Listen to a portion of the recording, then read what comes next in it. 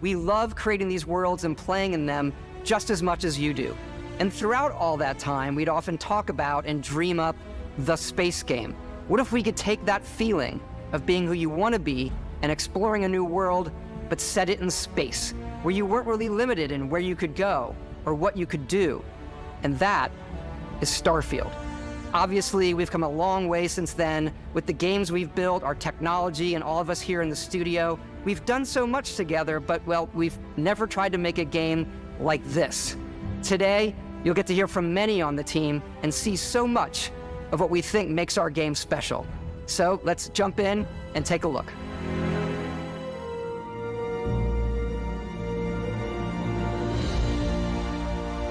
Starfield is our first new universe in over 25 years, but it's still a Bethesda RPG through and through, where you step into a new world and you get that feeling of unlimited possibilities. But this time, it's not just one world. It's over 1,000 worlds. Because the choice of where to go, it's not ours, it's yours. And it wasn't until now that we had the technology to create it. From the rocks at your feet, to the mountains in the distance, to the people and creatures that live in these worlds.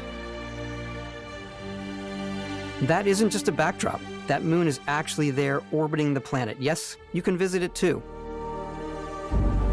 We realistically simulate the galaxy around you. Our next-generation lighting model uses real-time global illumination to light the world based on the type of star and the makeup of the planet's atmosphere. We also have an all-new animation system. And of course, you can play it in third person,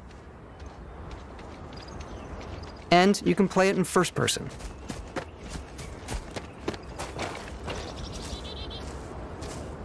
We love exploration and rewarding it, but you do explore differently in this game given its scale. That usually involves exploring an area you've landed in. You can collect resources, do a mission, and maybe even stumble upon something unexpected.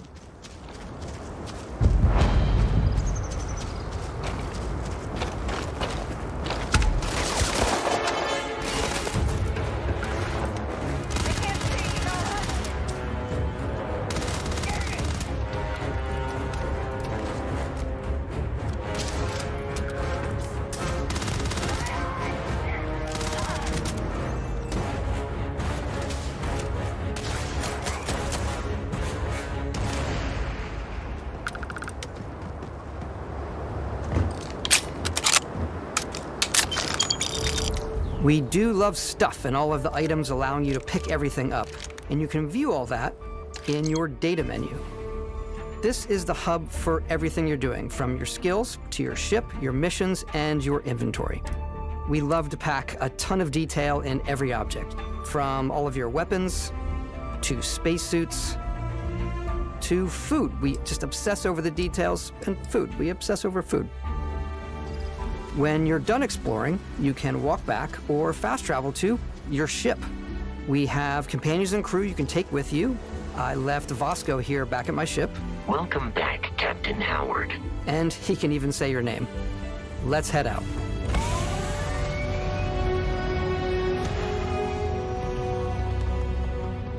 Our mission was to convey the wonder and majesty of space exploration, to evoke the romance of the golden age of early spaceflight. And we've been referring to this approach as NASA Punk. This means a design language where the tech is advanced, yet still looks grounded and relatable. For us, it's that contrast. That's where the visual interest is. Obviously the NASA, which is the rigid, hard function over style, and then Punk, which is all about style. You can see that visual style coming through in your ship. Your ship is your home for you and your crew. And like many of the spaces in our game, it has a slightly retro and analog touch, a bit of lo-fi rather than sci-fi, where everything is well used, worn, and lived in. Alrighty, what's the plan, Captain? This is your star map. It starts with the planet you're currently on. You can see all of its info and resources. You can choose a landing spot or fast travel to known locations. Backing out further, you can view all the planets in the system. Obviously, the game is big, and it's here you can see planets that have key locations, missions, or life on them, versus the many planets that are barren but resource-heavy. Zoom out even further to see all the systems in this part of the galaxy. Here, you can plot a course to ones that are light years away. This uses your ship's grav drive to fold space and jump to these systems. And you will need to upgrade your ship and skills if you want to jump to the most distant ones. But for now, we'll plot a course to the Alpha Centauri system, where we can find the city of New Atlantis.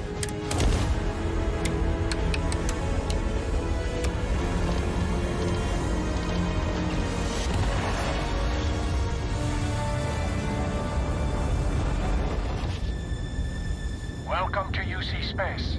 Maintain your current course while we scan your ship's cargo. Scan complete. You are cleared for landing at New Atlantis.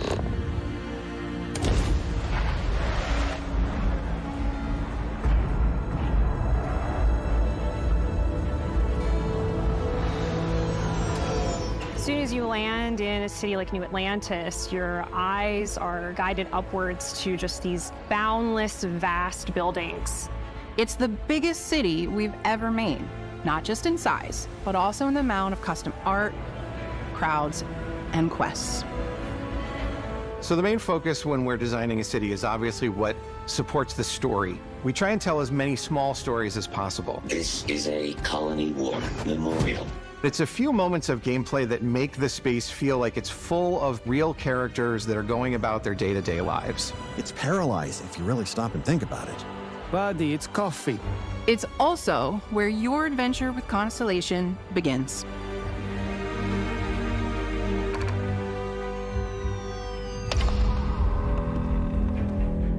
Welcome to Constellation.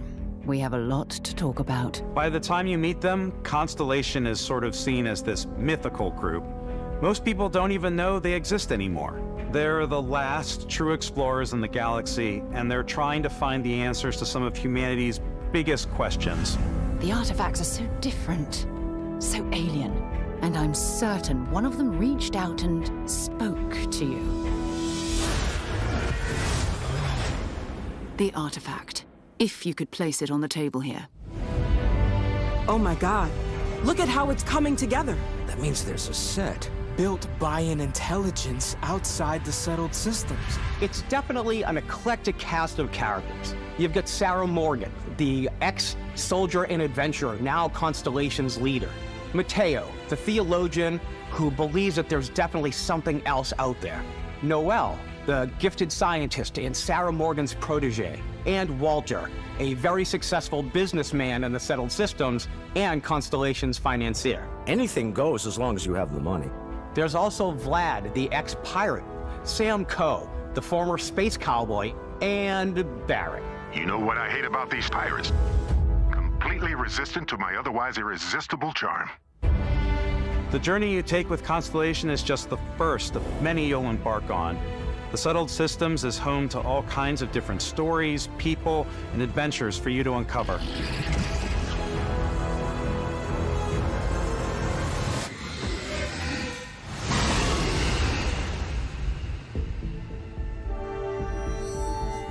The United Colonies is where you'll find New Atlantis, the first major human settlement in space. The people who live here value law, discipline, and the legacy of humanity. They consider themselves the true children of Earth. You ever think of joining up with the Vanguard? Help the United Colonies, even get your UC citizenship? New Atlantis isn't the only city within the United Colonies. The city of Cydonia on Mars to this day serves as the largest mining facility for the United Colonies.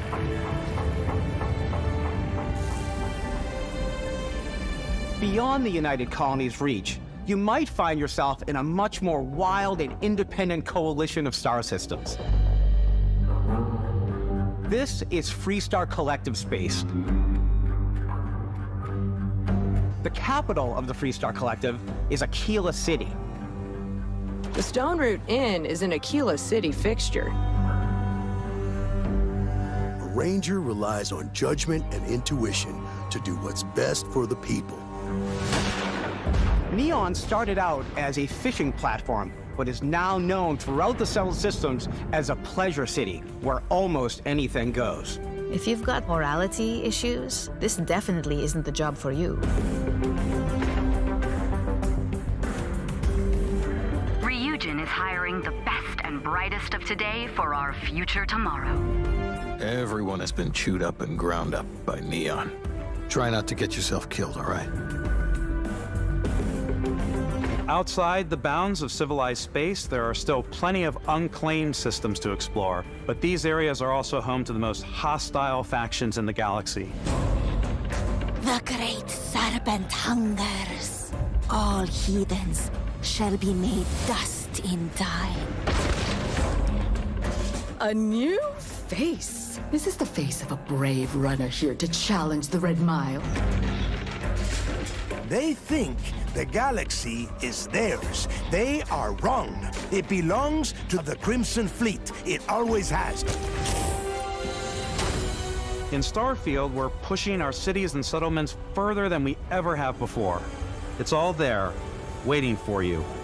A slice of humanity's future. So, ready to get out there? Throughout the galaxy, there are so many things to see and stories to experience. But the most important story is the one that you tell. I'm the type of person who spends hours in character creation, and I think people are going to be really excited when they see all of the improvements we've made. One of the biggest overhauls was done through our character generation system. We scanned a wide range of faces from different age groups and ethnicities, and by mixing and matching all that data, we were able to create highly detailed and diverse characters. We use that exact system to create all of the characters and NPCs you're going to see in the game. So any character you see almost always is a character you could make yourself. Snap out of it! Hey, come on, come on. Okay, take it easy. You were out cold.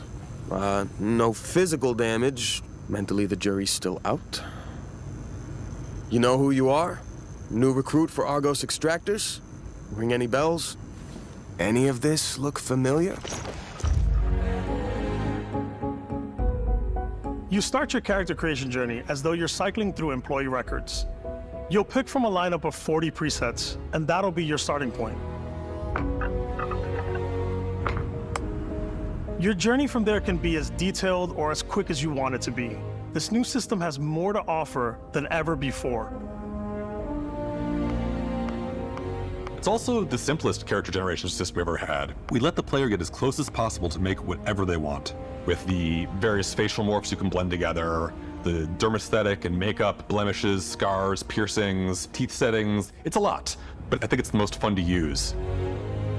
Character creation is more than just how you look. This is also where you start to decide who you want to be. That's where backgrounds come in. Backgrounds give you a bit of backstory and start you out with 3 basic skills. From chef to Dusty. You know, the crew still has a betting pool about which restaurant critic you must have crossed to wind up here. What's great about backgrounds is you never know when yours is going to come in handy. You could be in the middle of a fancy restaurant talking to some guy, and suddenly you learn he needs a beast hunter to help track down a monster. Fine. I probably should stick to professionals anyway, given what happened the last time. We're also giving you the option to customize your build even further by letting you pick up to 3 traits. Traits are completely optional, and they come with their own advantages and disadvantages. You could choose to meet your biggest fan. Vectera, by Vectera, by Vectera! Is it really, really you? He'll join your crew, and he'll give you gifts if you're willing to put up with his constant commentary. I can't believe I get to stand near you, breathing the same air. I've got to have every molecule. My favorite trait is kid stuff. You have to pay some credits to support your parents, but they're very sweet, and it's really fun to go visit them. Honey, we got ourselves a visitor. Oh my God! I came across some hostile zealots in space, but because I had chosen a trait that made me the same religion as them, I was able to get by without any issues. There's another great one that gives you a damage buff when your health is low, but mercenaries will randomly show up and try to kill you. No matter what you choose, there will be plenty of ways for you to tell your story. And if you want to remove a trait, there are ways to do that too. What a view! It's a feast for the eyes. Off we go to another adventure. We'll let you discover that on your own.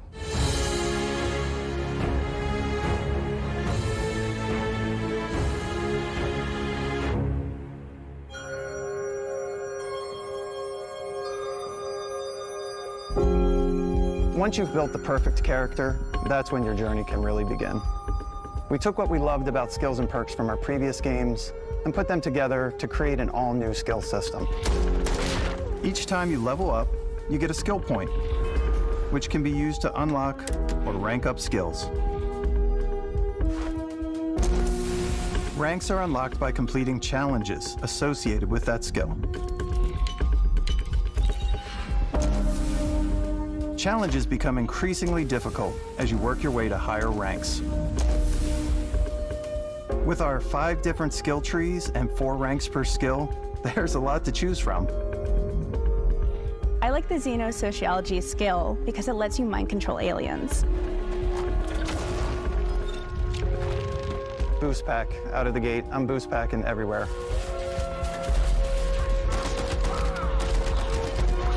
I like maxing out my physical tree so I can get neuro strikes and just punch my way through combat.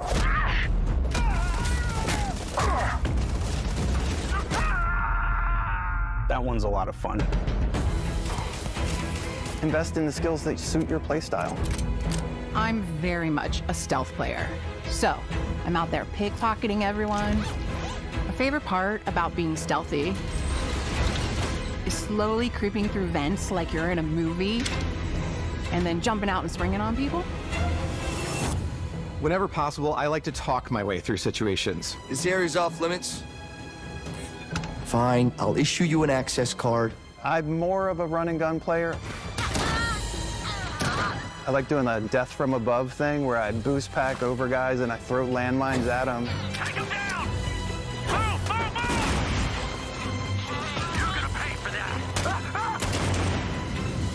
I like blowing stuff up.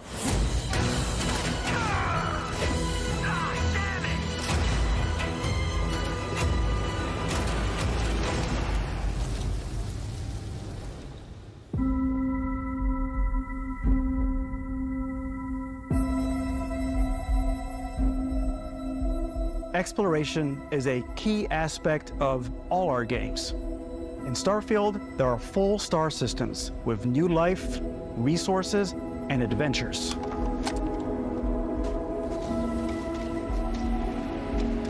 Our team worked hard to strike a balance between fun and realism. We studied data from NASA and a multitude of other sources to help us make the world feel believable. From the way we approached planetary atmospheres to the way we placed biomes based on the planet's distance from the sun. Once we had created a grounded world, we could start looking at all the things that make that world fun. When you leave a planet and head into space, you'll be navigating asteroid fields, having chance meetings with interesting strangers, dogfighting in space, and exploring derelict ships.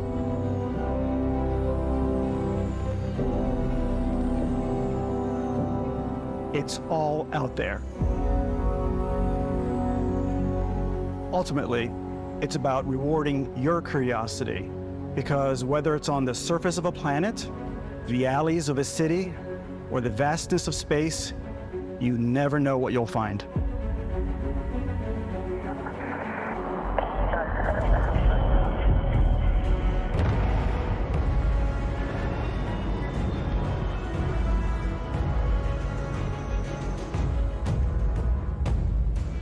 Space exploration is possible thanks to your ship. Your ship is almost like having another character or home you can make all your own. I think you'll be blown away by the amount of stuff you can do. You can buy a ship. I'm sure you can find something you like. Customize and upgrade that ship. And hire a crew to keep it up and running. And it all starts in spaceports. Every spaceport has a ship technician where you can purchase, sell, and modify ships. Anything I can help you with? Maybe you start off with a speedy fighter that's perfect for bounty hunting. Then you might round out your ship roster with a hulking space freighter to run cargo missions, or even do a little smuggling. For now, though, we're going to take our starting ship, the Frontier, and make some changes. You can customize and upgrade everything you see here, and you have two ways to do that. You can quickly upgrade individual systems like your weapons or shields, or you can deep dive and enter the shipbuilder mode. Here you can change anything from the systems to the look and layout. Adding a new habitat module can give you more room for crew. Adding cowling can change your ship's overall silhouette. An improved grav drive allows for longer distance space jumps. You can even fully customize your paint job to get the exact look you want. The parts you choose to build with don't just affect your ship's stats. They'll also affect what you can do inside your ship. You can have modules for crafting or for storing and displaying your weapons. Starfield's in-game ship manufacturers bring their own look and feel to every piece of your ship. From living quarters to cargo holds, mess halls, and control rooms.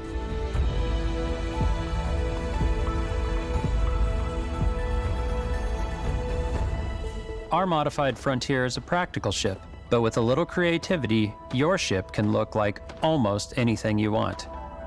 It's a bit odd, but one of my favorite ways of customizing ships is I make them look like animals. The HMS Platypus, as I called it, where it had a giant tail to it. And we've done spiders, we've done mechs. So it's really whatever your imagination is. And while you can build your home among the stars the way you want to, you're probably not the only person who will call your ship home. Ready to lift off when you are, Captain. Engines ready. The Frontier is fueled and ready, Captain. Some of the members of Constellation can join you on your journey. These companions can serve on your crew, and they'll always be there when you travel. We'll be traveling together until we either find an artifact or this lead runs dry. Each companion comes with their own valuable skills for your ships and outposts, as well as unique quest lines. Eventually, some friendships might blossom into romance. I don't know that I've ever really loved anyone except you. And if you're looking for a little extra help on your ship, you can always hire additional crew at spaceports. Got any room on your ship for someone like me? You'll also meet potential crew members out in the world. Still think there might be a spot for me on your ship? I gotta get off this rock. Assign crew to your ship or outposts, and their unique skills will affect how they run. And just like companions, most crew members can lend a hand in the field. Take Bosco, for instance. He's designed around the core basics of a NASA machine. Please avoid getting shot. You might die. I still wanted to give it almost a humanoid personality, so I elongated the limbs. This tends to make him feel more human-like and give him a little personality. It is a shame exploration requires so much bloodshed. Using the shipbuilding tools and crew selection features in Starfield, you'll be able to build and captain the ship of your dreams. And now, let's take to the sky.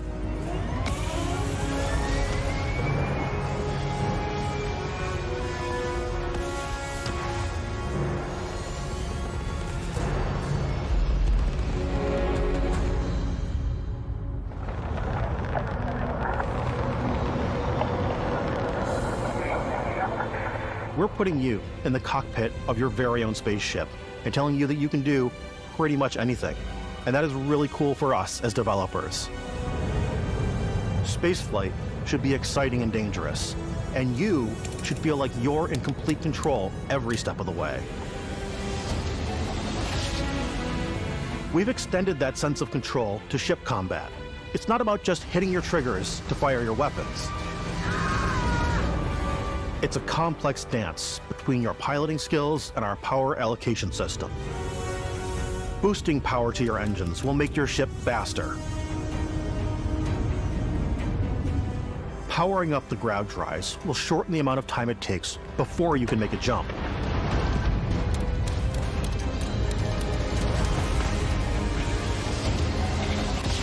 And moving your power to your weapons and shields means you're ready for a fight. You should always be on your toes because you're not alone out there.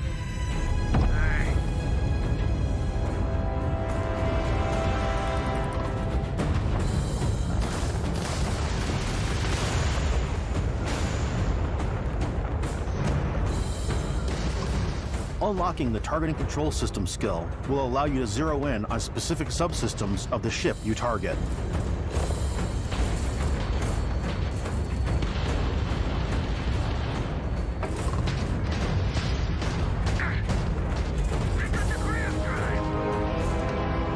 After destroying an enemy ship, you can loot the remains from your cockpit.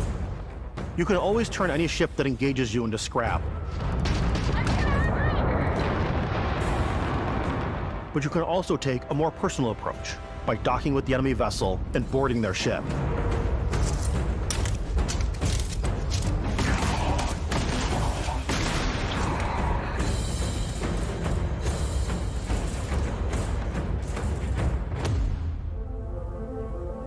Once you've taken control of an enemy ship, it's yours. Add it to your fleet and retrieve it at any spaceport. But space is way more than fighting for your life. Just like when you're planetside, there are plenty of sights to see and stops to make on the way to your next adventure. Like these massive star yards. Walk the halls, talk to the crew, maybe get talked into buying a whole new ship. A civilian in my star yard. Let's see about getting you a proper ship, one worthy of you. Maybe you'll dock with a gigantic battleship, like the UC Vigilance.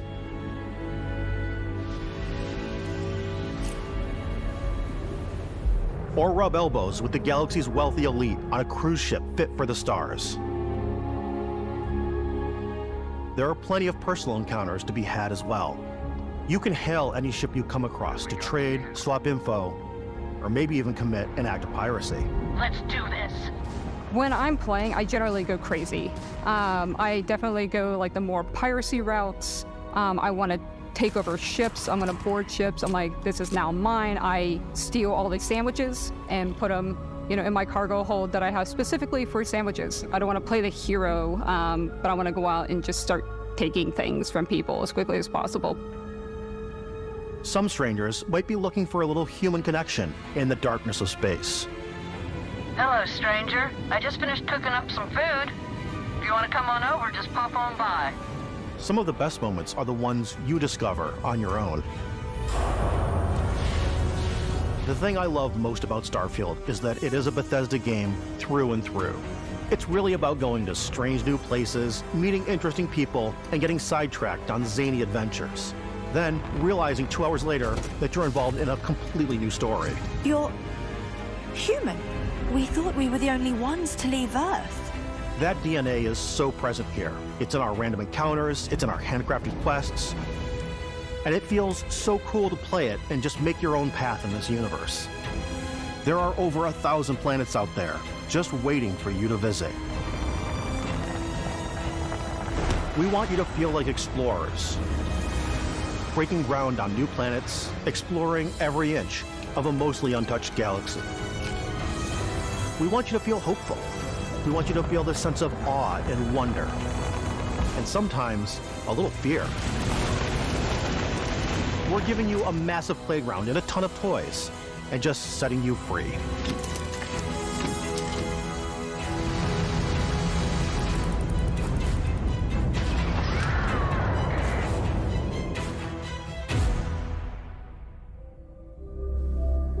Hey everybody, we've shown you so much stuff, but we thought we'd just take a little break and show you something a little bit different.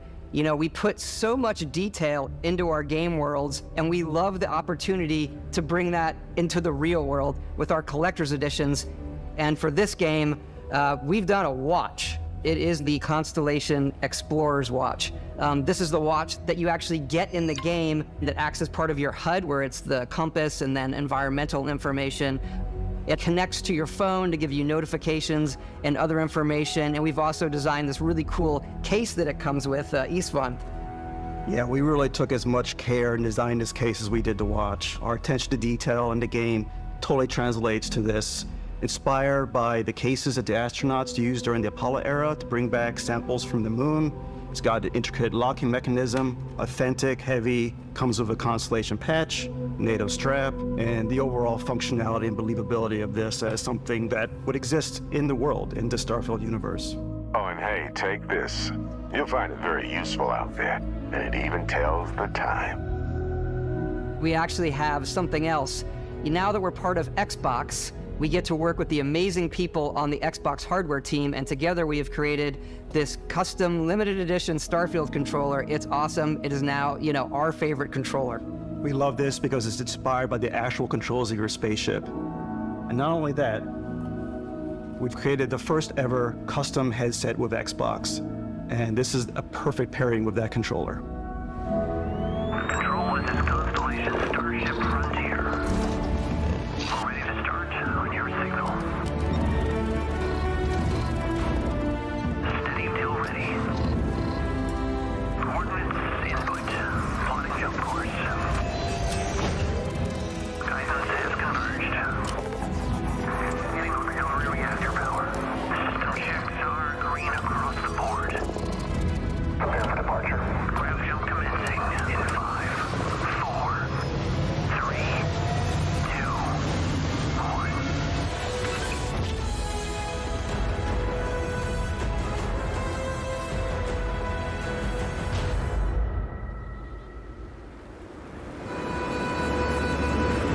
In every one of our games, we always put so much care into all those little details that breathe life into our worlds. But Starfield isn't just a Bethesda Game Studios world, it's a Bethesda Game Studios galaxy. So why go this big with Starfield? Because we want to give you freedom on a galactic level. The freedom to experience both the exciting planets and the quiet ones. Scanning a planet before you land is a great way to get a sneak peek at the available resources you can use for crafting, building, and customizing.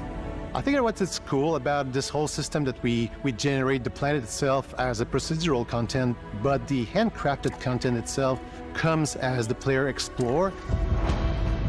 Our system builds the planet as the player approaches it. We stitch together a block of terrain.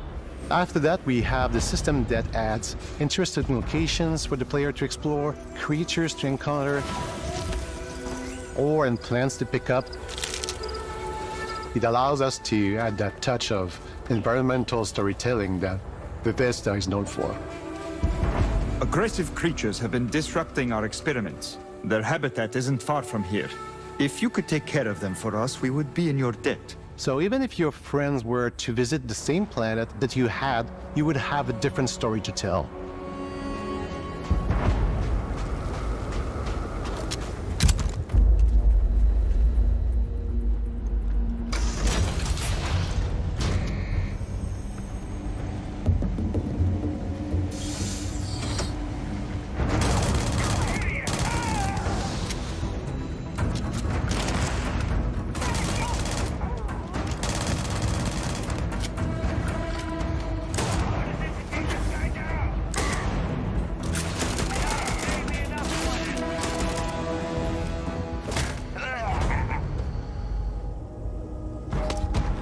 It's completely up to you how you want to interact with each planet, whether you want to explore and see what you can find, harvest resources and be on your way, or simply take in the views. With the help of your scanner, you'll chart the uncharted and discover exotic wildlife. If you have the skills, you can even figure out that certain creatures and plants, you can build an outpost and produce resources from those plants and animals. You can get experience and rewards for fully surveying planets and fully surveying a whole system. When we were concepting these creatures, we really wanted to think of them as natural to the environment. We didn't want alien monsters, we wanted native wildlife. Something you've never seen before. When it comes to our exteriors, when the sun moves, all that light is calculated in real time through the atmosphere. Our biggest goal for lighting with Starfield was to make the game feel more filmic, to use lighting and color to really make it feel more cinematic.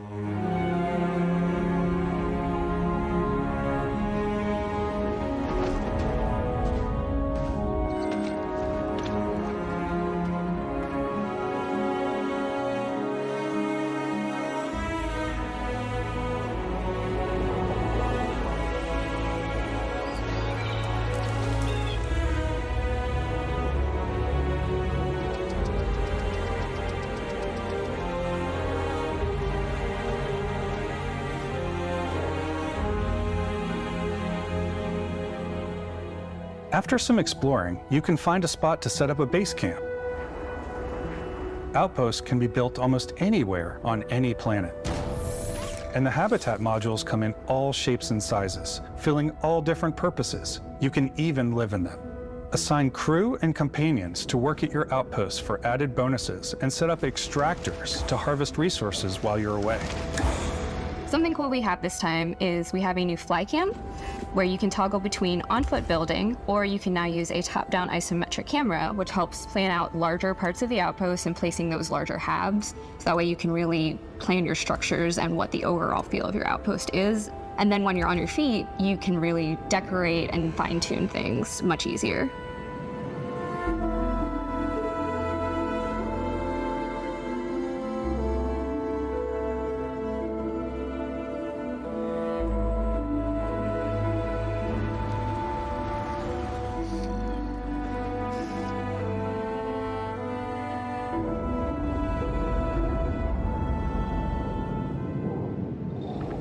Add crafting and research stations in your outpost to utilize any resources you find or already have. Mod your weapons to adapt them to your playstyle. Different weapon sights and scopes, larger magazines, a selection of grips and barrels, different ammunition like explosive rounds. All you stealth players out there will surely need a suppressor. You can also choose to go hands-on with melee weapons. I think it's always a delicate balance between like what's realistic, what's sim, and what's Hollywood. And I think we sort of err on the side of like what's fun for the player. With Starfield, we've completely overhauled our combat. It's more dynamic, the animations are more fluid. It just feels great. We probably have more mods and more weapons in this game than I want to say any other game we've done before. There's a lot of variety. Upgraded gear is just one of the many factors to pay attention to when engaging in combat. You may need to switch things up based on your environment. Gravity is different for each planet, and boost packs are excellent for getting around.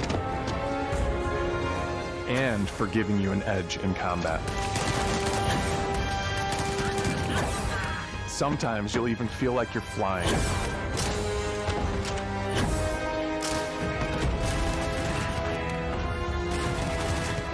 Zero-gravity environments pose a different challenge.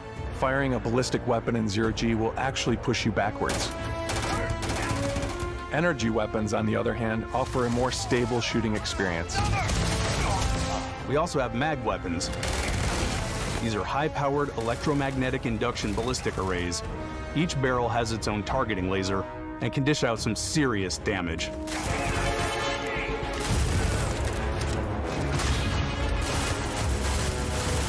Whether you want to get up close and personal with your own two fists, or you like more compact weapons like pistols and submachine guns, or maybe you prefer something bigger.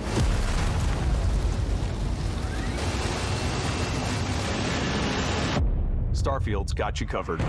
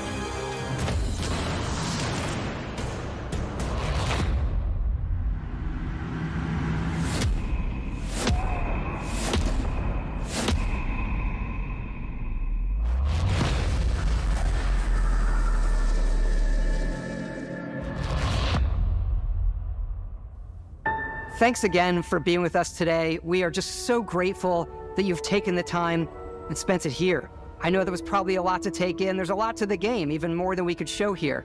You know, as we play it, we're always sharing these unique and special moments that only a game like this can bring. When I think about what makes it special, it really is the people here. This game is a reflection of the incredible and passionate team that made it. All of them putting something special of themselves into it. So let's hear some of their favorite moments. I love the way that our final combination of all the new tech has come together to create some of the most beautiful sunsets and sunrises we've ever had in any of our games. I love the creatures, the exploration, every biome is different. The word that comes to mind is vast. I like to use our photo mode to take rock star photos. I just love that constant feel of discovery and, wow, I can't believe that there's more here. I'm most excited about our outpost building systems. My favorite part is every time you step out on a planet, it's a unique experience. You spend all this time building your ship, and you see it on the landing pad. These things are gigantic. It's the kind of thing that you just can't get anywhere else. There's something about seeing a tower over in the distance and going, I know the gravity's low here. I think I can make that jump. My favorite part is biomes, spaceships, audio design, planets, the day-night cycle. Those details matter to me. Diplomacy, exploration, freedom, the ending. Vasco, obviously. I love the robots so much. The incredible amount of worlds we created. Sniper rifles, come on. Lever action, rocket launcher. Brain sprout. I love, but some people might find creepy. I don't know. I know it's right, Ben. The thing that I enjoy most about the game is the freedom to be who you want to be, do what you want to do. It's what you've come to expect from a Bethesda title, but on a much bigger scale.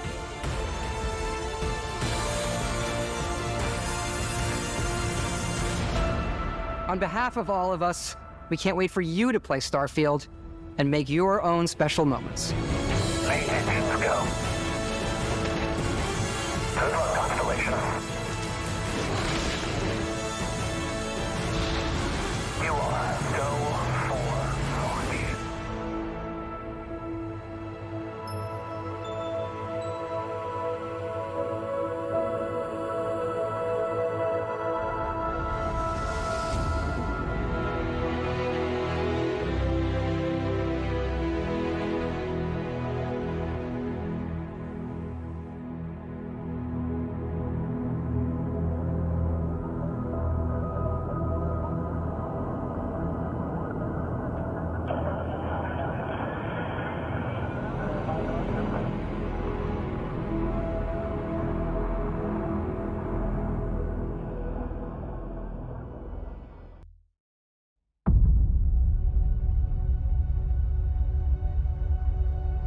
Humanity has always hunted for knowledge in the unknown. The wonder is, not that the field of stars is so vast, but that we have measured it.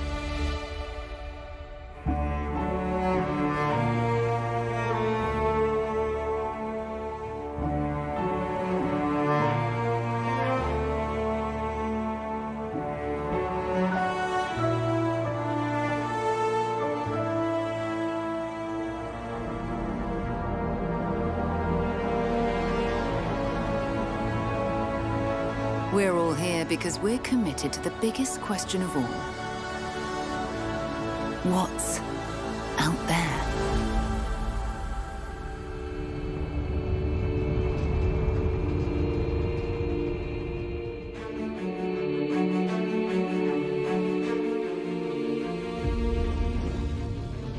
You're part of Constellation now. Part of our family.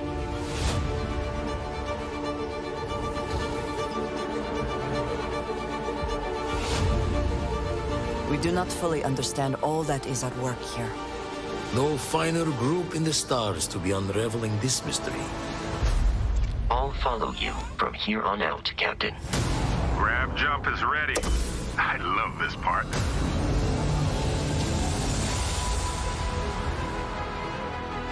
These artifacts could be everything we've been looking for. Another great secret the universe is asking us to unravel. Human settlements throughout the galaxy could be at risk.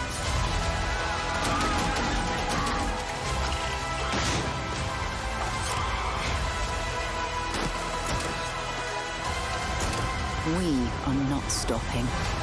Whatever lies at the end of this road will change humanity forever.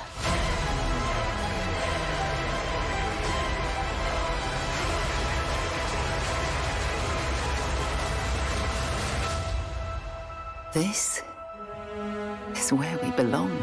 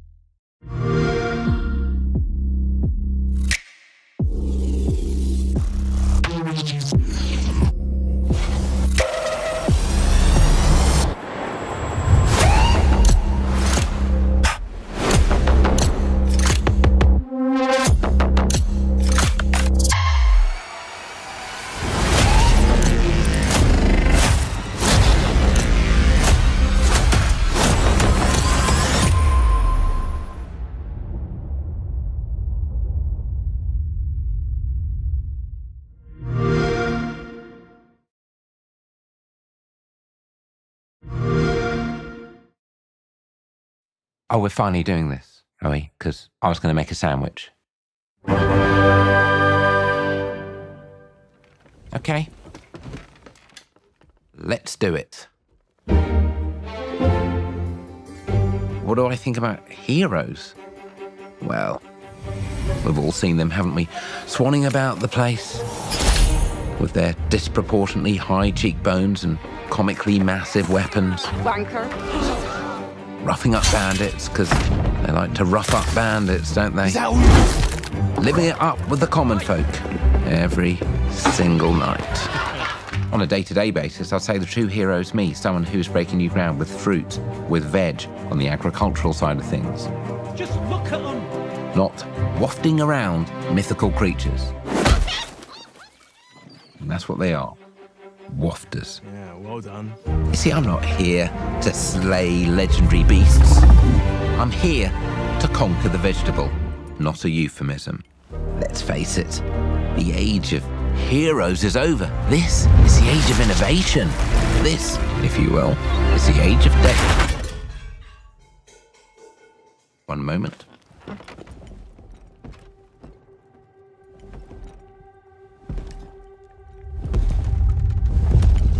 This is awkward. Yeah.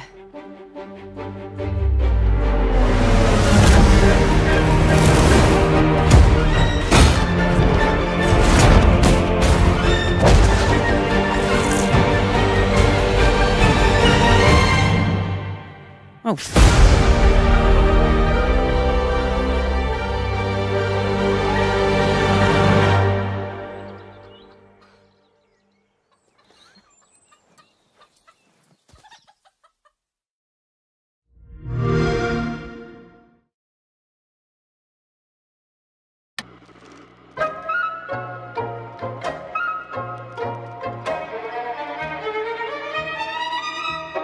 Appalachia! What a sight! A verdant wonderland of promise plucked from post-atomic blight. The fruit of years of prudent progress and determined reclamation, and 15 million dwellers worth of keen imagination. From the heart of West Virginia to the depths of the pit. Well, we owe it all to Vault 76. No matter if you roam alone or spend your time with friends, you'll find a home in Appalachia where the good times never end. There are relics to uncover from a time before the war, along with loads of friendly folks to meet and enemies galore. Gadzooks, you're a natural kid. Let's get you back to looking dapper and get back on the grid. When you need a place to be yourself, well, that we can fix. Answer the call of Vault 76. Express yourself with clothing, muster arms and expertise. Here you're free to live your life in any manner you please. And where, pray tell, will you store all that loot? Why, in a camp of your design. Let your dream home take root. Our world is always changing. Greater foes are overthrown as we embark on expeditions into thrilling new unknowns. Yes, from Appalachian settlements to Nuka World on tour. You're never short on things to do or places to explore. Think you've seen it all, eh? Well, how about this? Pack your bags for an escape of Epicurean bliss. Put your rad shield on and fix your hair up pretty, because we're headed for the boardwalk of Atlantic City. Press your luck at the casinos. Let the good times roll. There's no telling what new treasures this beach haven will hold. So there you have it.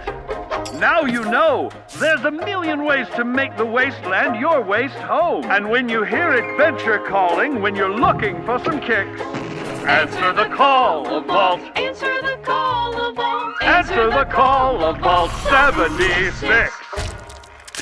Play it now with Xbox Game Pass.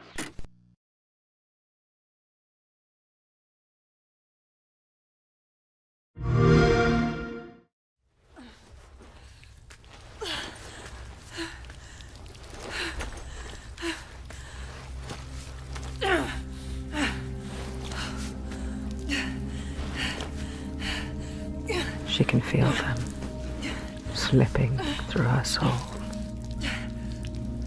following the threads of her mind. She's here to find them, the ones who hide. She needs their help with a promise, a question.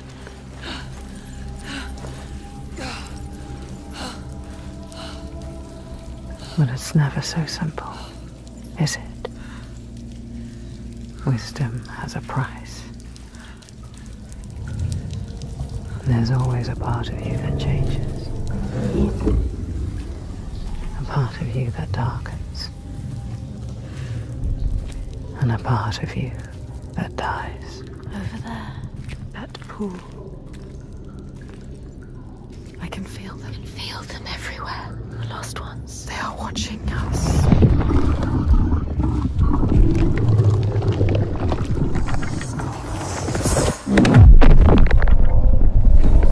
You should never have come here. They can see us. What is going to happen? It's time to find out. How can we make it happen? It's time to find out. Why are they watching? It's time to find out. What are they waiting for? Senua, what are you waiting for? I'm here. Senua. Watching. More than one. I know you. Where are they? Where are you? What do they want? I don't like it. I'm scared. This is too Mad woman. Their eyes everywhere. Can feel them boring into her. Witch. What is she supposed to do? Do something. Ask them. What do you want me to do?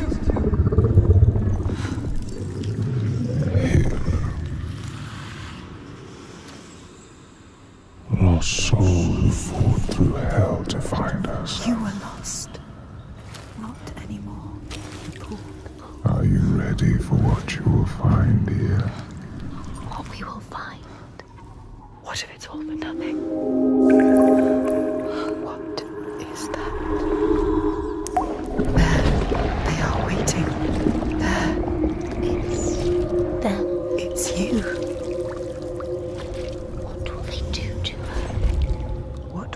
do to us. Touch it.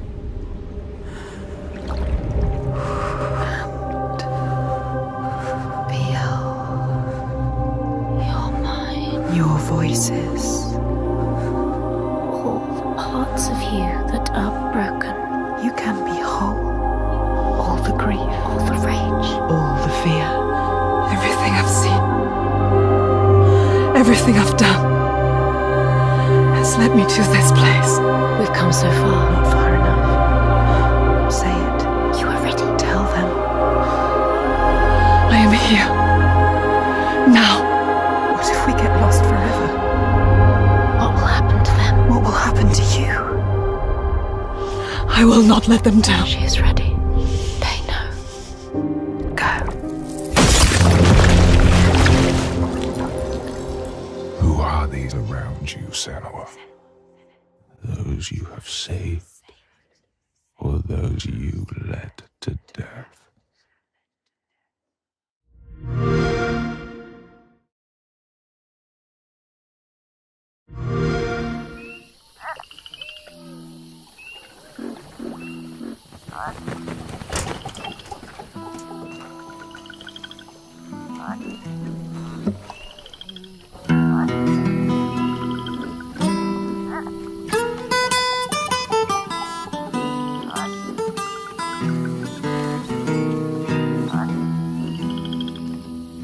Death don't have no mercy in this land.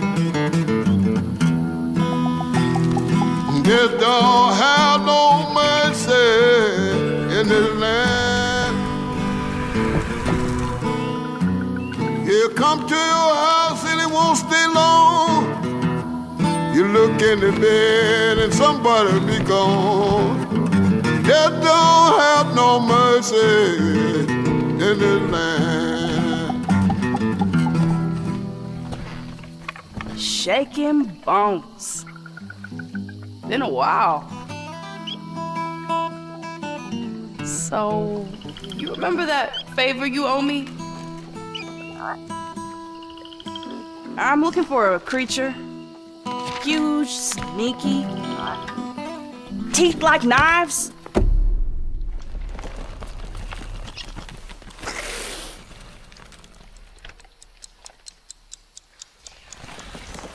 No? Well, hey, how about you guys? No? Nobody? Not helpful.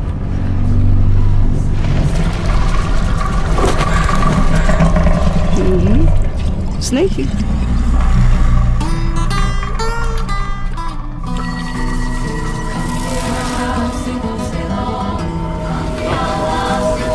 Well, they come to your house and they won't stay long. Well, you look in the bed and somebody'll be gone.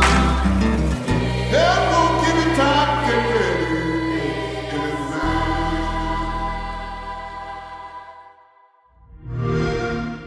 Play it day one with Game Pass.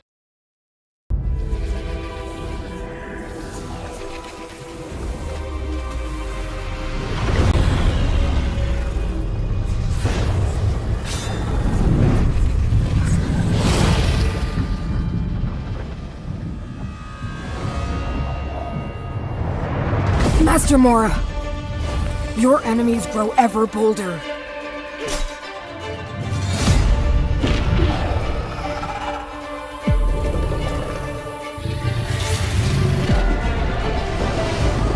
And these allies you have chosen,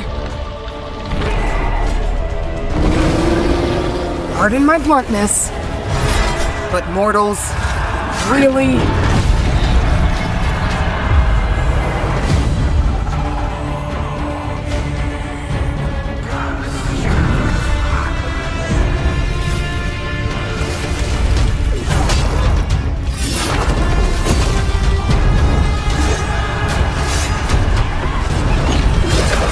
Then again,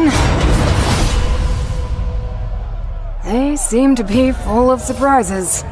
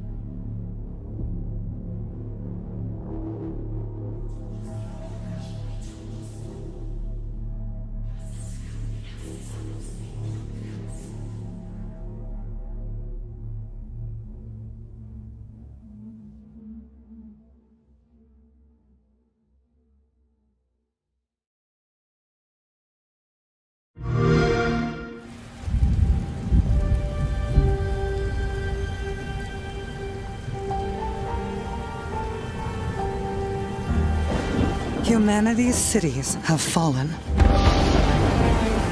Our people's only means of survival is to seek sanctuary here, in the Belfry. You must explore this world to find the origins of this evil.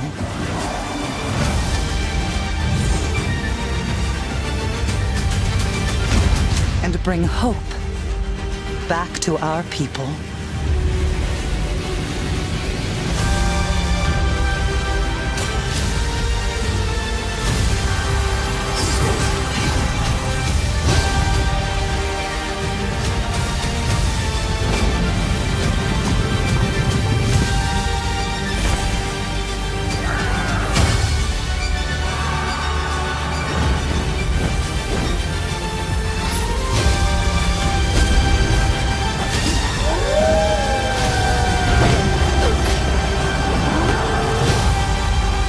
Together, you can save humanity.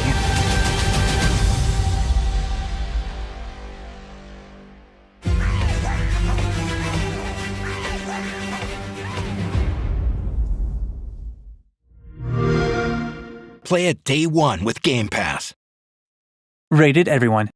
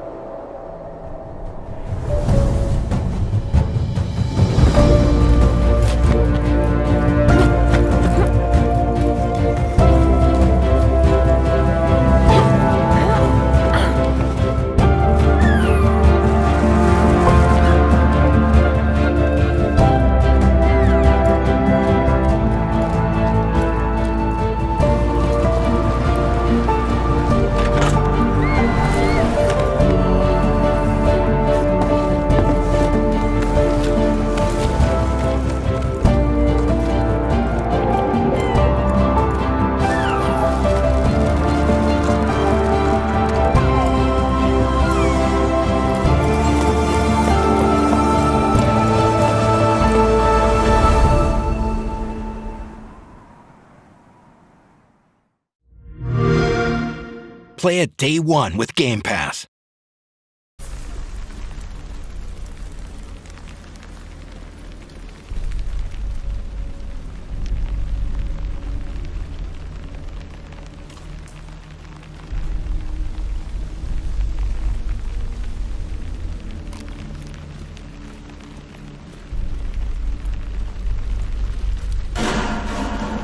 Sounds like somebody's home.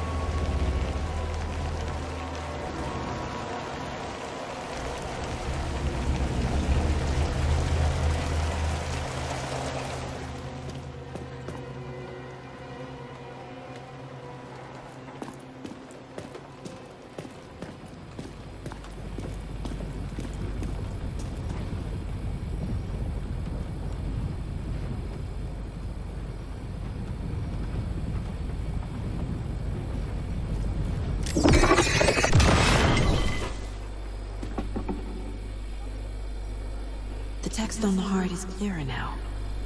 Legible. I knew it would be here. Like I saw it in a dream.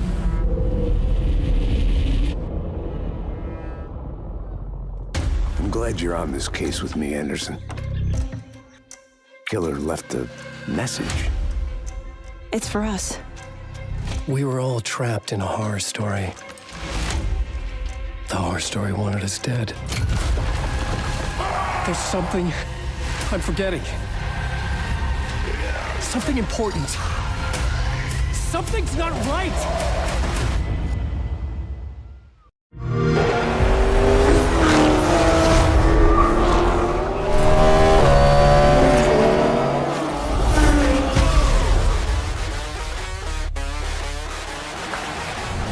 I know you're ready. You've got this.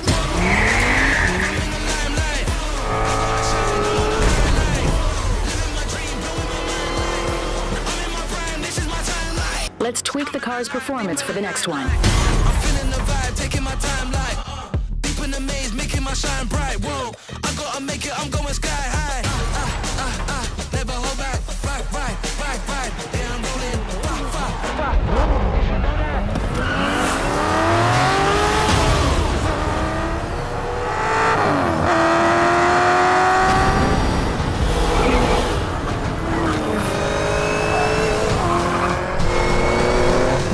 Was your best lap yet.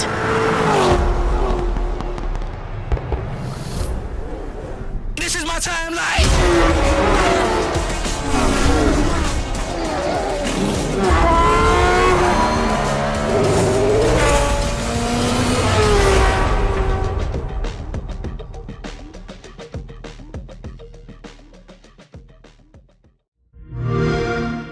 Play it day one with Game Pass.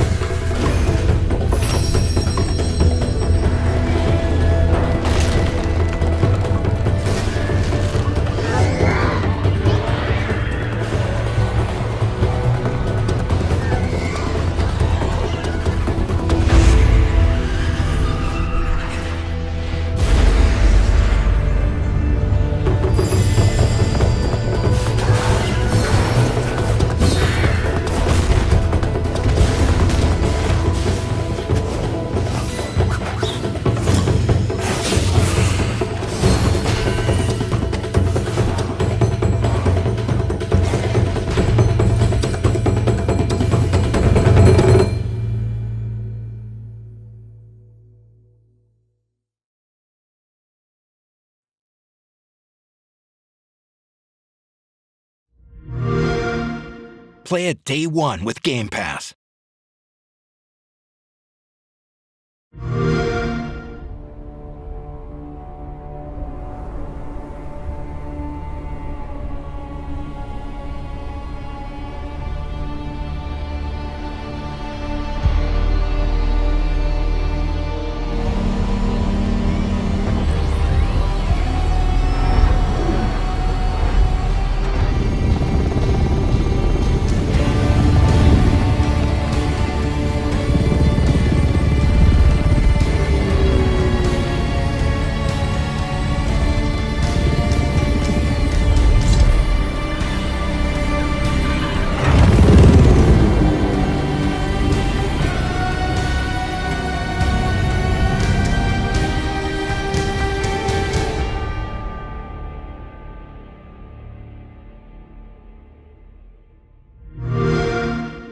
Play it day one with Game Pass.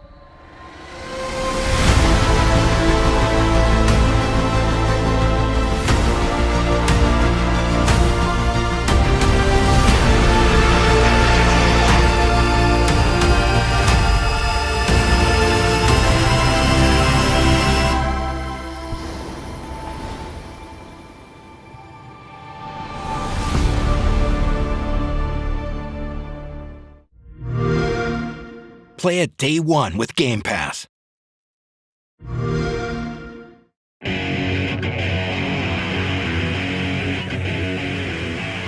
What is this place? It looks like we're in a palace. What the hell is going on? Who are these people? No idea. But if they're attacking us, our only choice is fighting back. Hey, look over there! Can you get us out of here? So you're telling me you're thieves who steal hearts, and you just happened to stumble into this world? The Rebel Corps will always help the Phantom Thieves, just as the Phantom Thieves have helped the Rebel Corps. Never forget that we're a united force who can rely on each other. You should be grateful to have been made my subjects, but you're just mannerless little brats. Unfortunately, returning will be no easy feat. Somewhere deep inside, I know you realize things can't go on like this. So, will you take a stand beside us? Yeah! Let's show them what we got!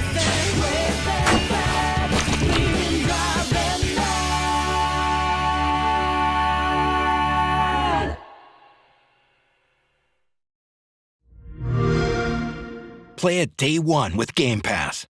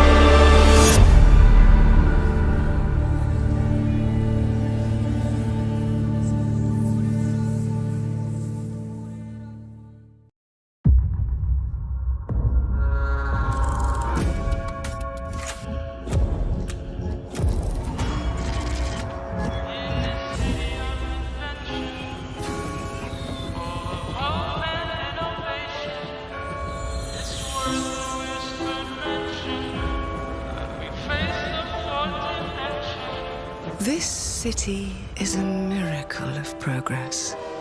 A finely tuned, delicately balanced machine.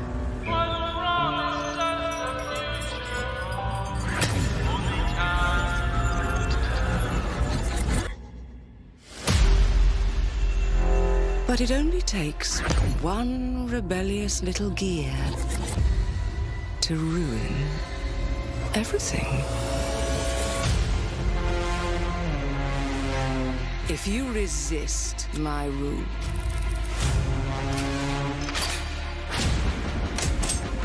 if you alter our past, if you threaten what I have built, there is nowhere in space or time where I will not destroy you.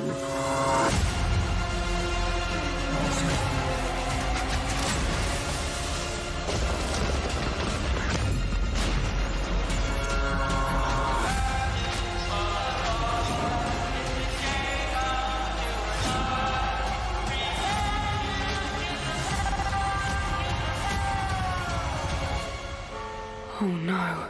What did I do? Any last words before my friend puts one in your skull?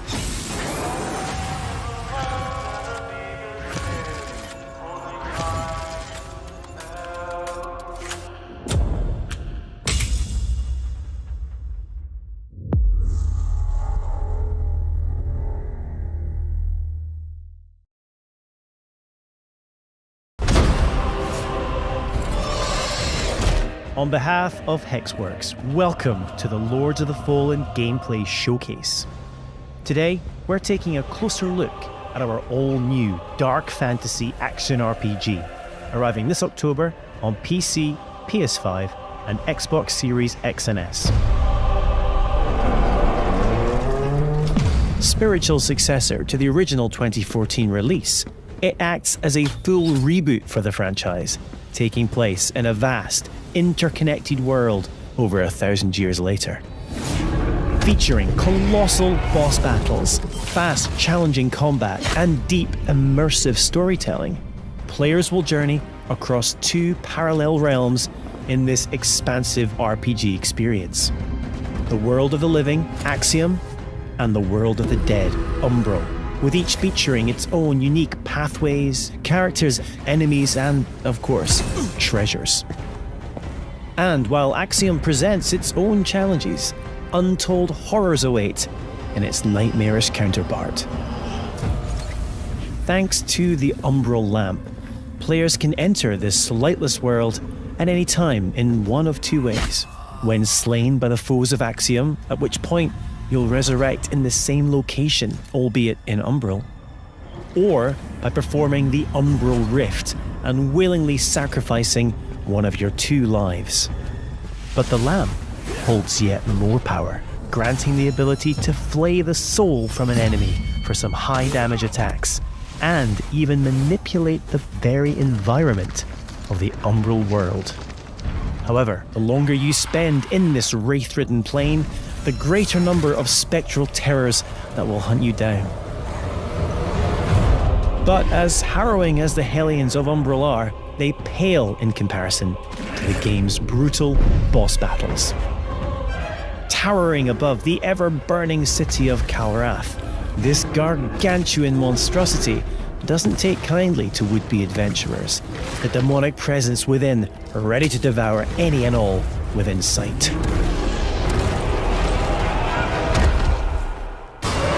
A merciless torturer, prepared to carry out any atrocity in the name of his faith.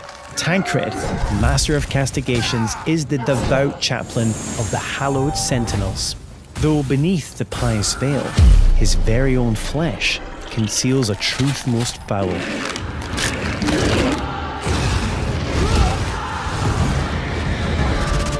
When Harrower Dervla ventured into the deepest depths of this world to thwart the undead rising, what she discovered was so utterly horrific that she renounced her former life in commitment to a far darker oath. Pre-order Lords of the Fallen now, and prepare to unleash the darkness on Friday the 13th of October.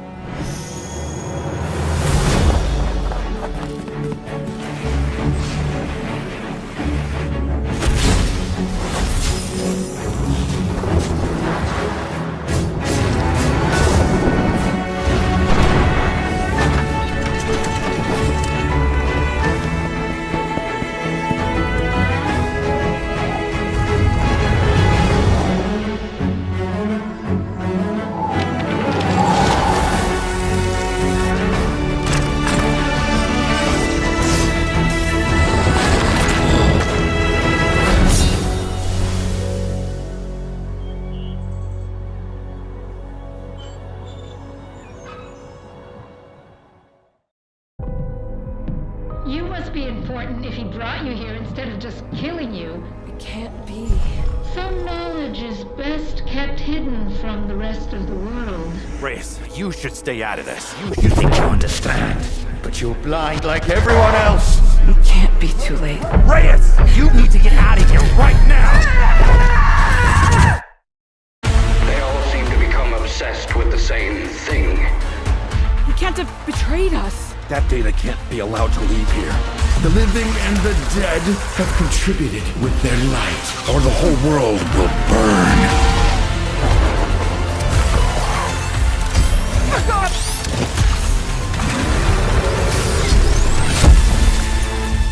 I'm going to finish this. Forever. Rest now.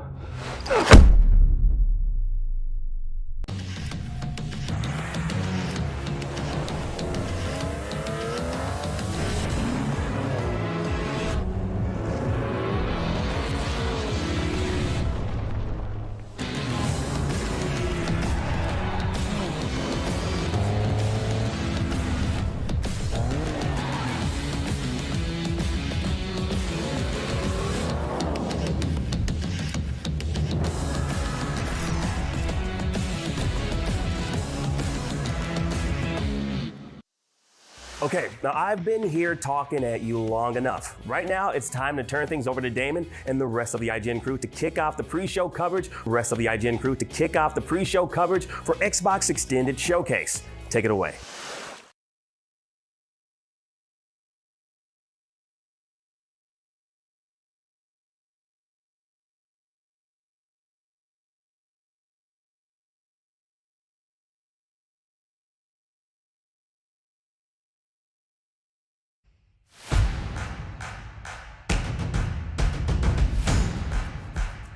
This is IGN's Summer of Gaming.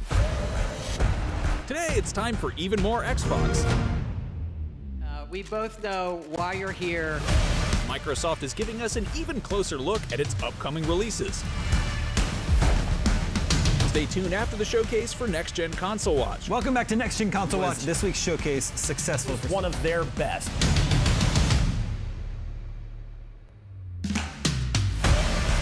Xbox Extended Showcase pre-show starts right now.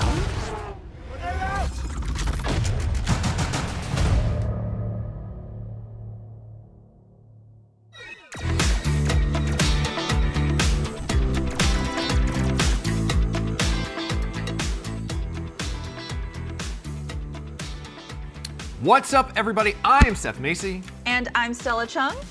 The past few days have been jam-packed with big video game announcements and reveals, and hopefully, that continues today during the Xbox Extended Showcase. Yeah, I have my fingers crossed for that one. But that's not all that's happening today. We have a very special Summer of Gaming edition of GameScoop coming out to the countdown of the showcase. And before that, we'll take a closer look at some of the games from yesterday's Ubisoft Forward presentation. Right now, the developers of Hyperlight Breaker dropped by to give us a Hyperlight breakdown. That's good. Of the upcoming sequel. But first, let's get you up to Hyperlight speed. I'm sorry, I can't help myself. Here is the newest trailer.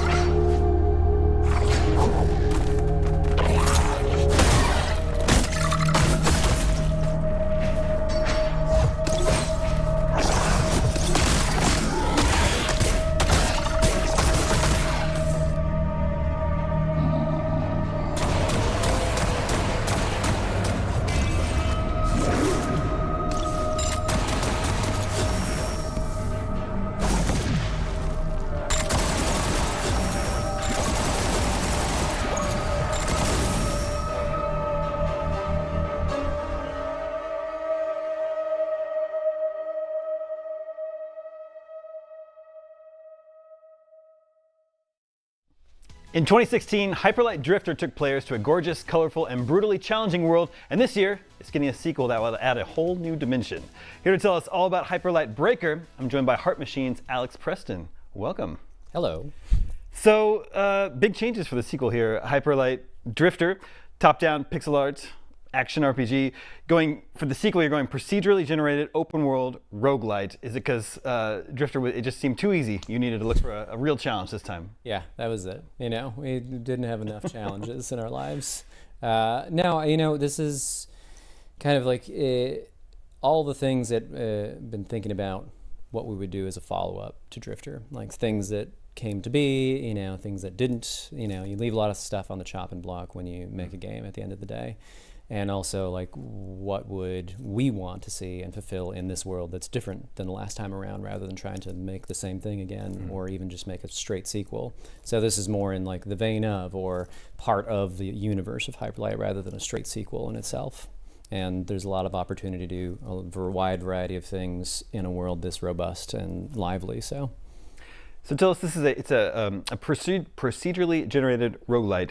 Tell us what a typical run in Breaker is like. Does it begin here in this hub world that we're seeing? Yeah, you go back to your hub world. You know, you'll have this cool hotel lobby, and you can change out your characters. You'll unlock new characters, new gear, upgrade your new gear, and ultimately, you'll go out on these runs. And every time you go out on a run, it's a brand new open world. So think about the idea of like, well, what if I only had one chance at this open world and then I never saw it again? And that's the whole idea behind like an infinite amount of open worlds, is that you will never see that world again once you're done with it / die in it. So that's kind of the big, bold twist to the formula of like a traditional roguelike, which is very room by room typically, or whatever else. And procedural generation can mean a lot of different things. And we've done a lot of work to make sure that our procedural generation has a lot of handcrafted elements in it, and like good level design to go with it. And it's not what you would think of typically from like a roguelike and procedural generation. It feels like a robust, lived-in open world. What would you say is sort of the overall goal that players are trying to reach? And then what's the moment-to-moment gameplay on the road to that? Killing stuff. Cool. That's pretty much it. No, it's a blend of exploration and killing stuff. Because of the open world format and structure, there's a lot of different things to think about here. Specifically with like, where do I go next and how do I get there? And what types of things am I finding and discovering that are mysterious, that are secret, that are like lending to the story in some way or another? That's an important factor of this game. And you'll continue to discover more about the story, more about this world, more about what's happened here, more about the curse of the land and all that stuff. And you'll fight stuff along the way because there are clusters of enemies around that respawn, and there's a big giant angry skeleton man called the Abyss King that hangs out. I don't like him. Tries to murder you all the time. So ultimately, you're trying to make your way through, defeat all the bosses until you can get to the Abyss itself and go defeat the Abyss King. I think here we're seeing some of the open world, and you have a day-night cycle. Yeah, it's progressing right, and things become more difficult, more challenging at night. Yes, just like real life. Just like real life, like if you don't have glasses that can see at night, goggles, those cool specs that you used to get in that Modern Warfare extra kit, back in the day. That was very cool. They're like really fancy night goggles. No, it definitely gets more challenging over time. The world is actively against you. We have this low-grade pressure that starts to build, and parts of the world start to change and become more on fire, figuratively and literally.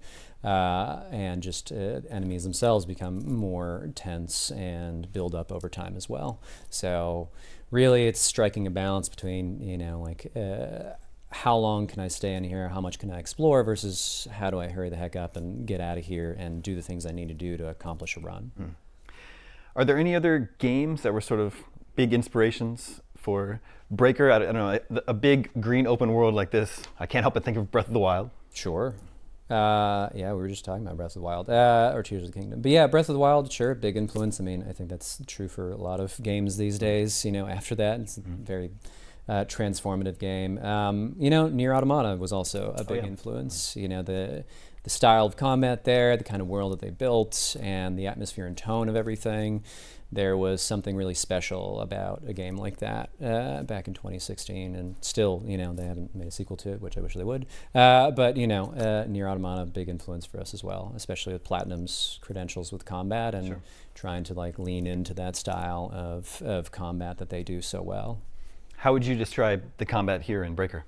Well, I mean, it's a blend of what we had done in Drifter, where it's deceptively simple or deceptively complicated and challenging while still seemingly simple. It's easy to understand. There's combinations and whatever else. We have 40 different pieces of gear. So this time around, there's a lot of different stuff that you can play around with as far as weaponry and everything else goes.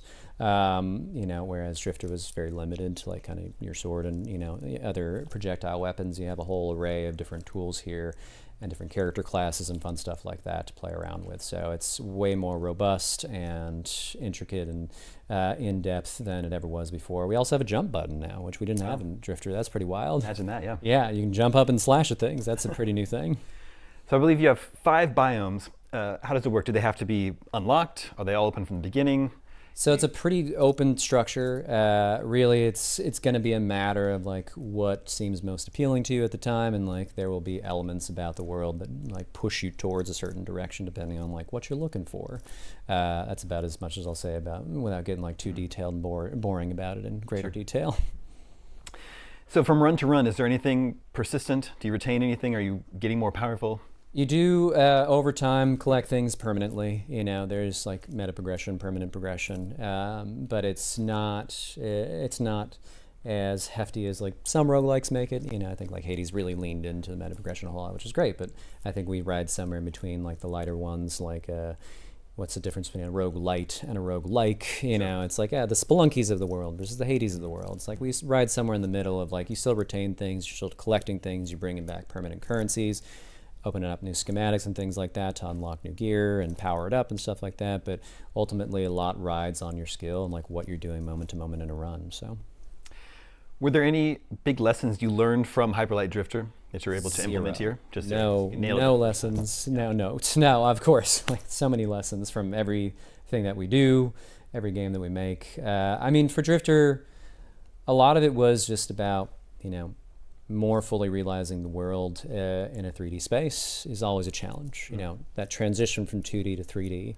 and what we want to retain, like what is the essence of a Hyperlight game, regardless if it's a sequel or follow-up or in the franchise or anything like that. It's like, what does it mean to be a game in the world of Hyperlight? And ultimately, there are aesthetic elements to that. I think there's like game feel elements to it, and some of the core lessons from Drifter that stuck with us, I think, through that development and Solar and this one, is that we really like to build a certain ambience and vibe for our games. You know, I think we're very clear and specific about like what a Heart Machine game looks like, what it feels like, what it sounds like, and you know, we've sort of honed in on that stuff better and better each time around. And there's still callbacks to stuff from Drifter, of course, but this not being a direct sequel, but instead being like in the world of, you know, you'll see elements of that, but you'll also see evolutions. You'll see evolutions of things that we wanted to do differently, or we just didn't get a chance to do in Drifter back in the day because of limitations of tech or otherwise. Well, Hyperlight Breaker is looking very cool. I can't wait to check it out when it's out later this year. Alex, thank you so much for coming by the IGN Summer of Gaming set. Sure, thanks for having me.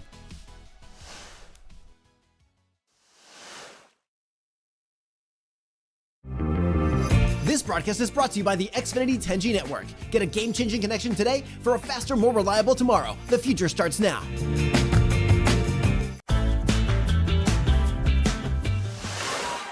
Tune into IGN1 on your smart TVs for the latest news on your favorite releases, gameplay exclusives, and all the entertainment you can handle. Cinefix on IGN1, your friendly Friday night home for film fanaticism. You're watching The Weekly Fix, ready to fill you in on anything you may have missed in the world of gaming and entertainment. Welcome to Should I Play This? This is what to watch here on IGN1. Find it all in one place for free on IGN1. They turned into a network. Who knew? The Cinefix Top 100. A list so secretive even we don't know what movies are on it or where they rank. What do you mean you don't know? Each episode will reveal one of the movies. Did I rush it? Felt like I rushed it. That was good. I liked it. Talk about why it belongs and finally find out where it ranks. Are you not entertained? Are any of the movies we've shown here even on the list? I have no idea, and it drives me crazy. Join us as we find out on the Cinefix Top 100, Mondays starting July 3rd. Why so serious?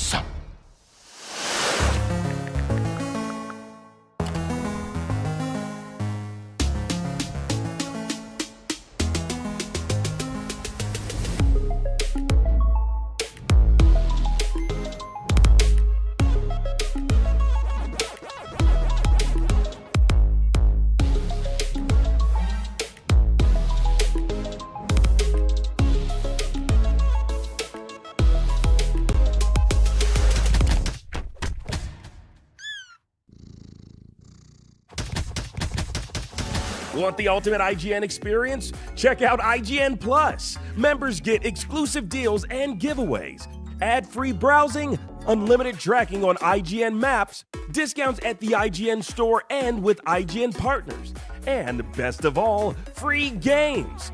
Get 30 days of IGN Plus for just $1. Head to plus.ign.com.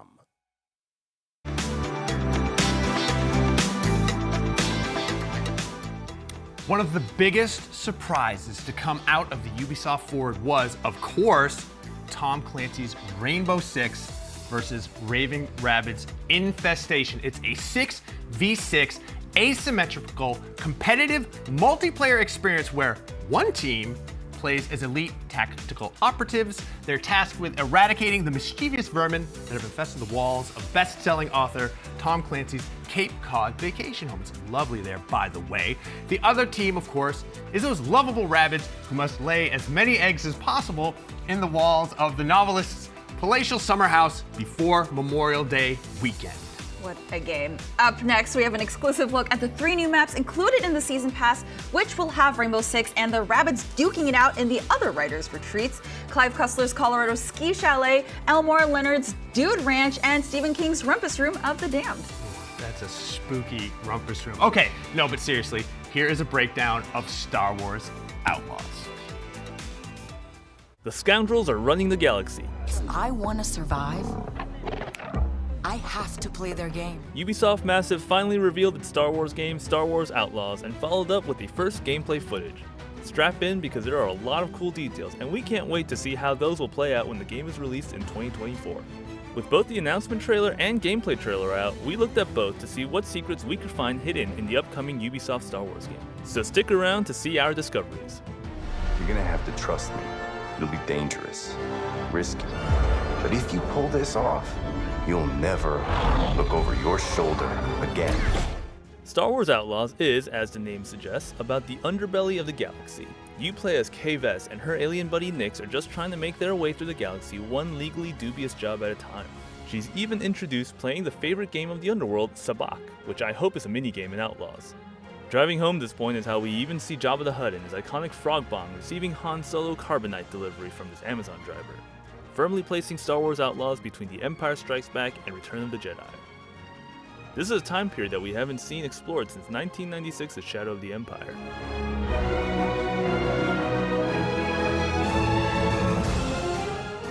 We learn that there are several crime syndicates vying for power in this era of the Empire, including the Hutts, Pikes, and the new Yoshida clan.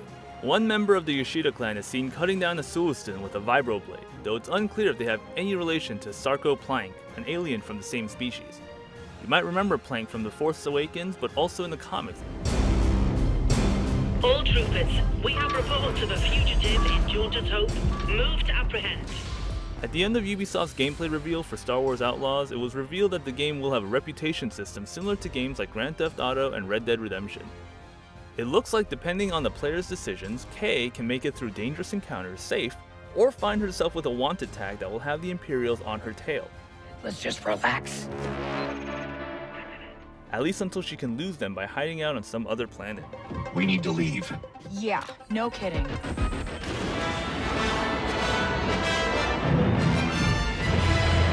In terms of combat, Star Wars Outlaws is keeping it familiar with an open-world third-person perspective. Kay is able to approach situations in a myriad of different ways, whether that's by sneaking up on bad guys, Hang on tight, little buddy. creating diversions thanks to her helpful alien sidekick,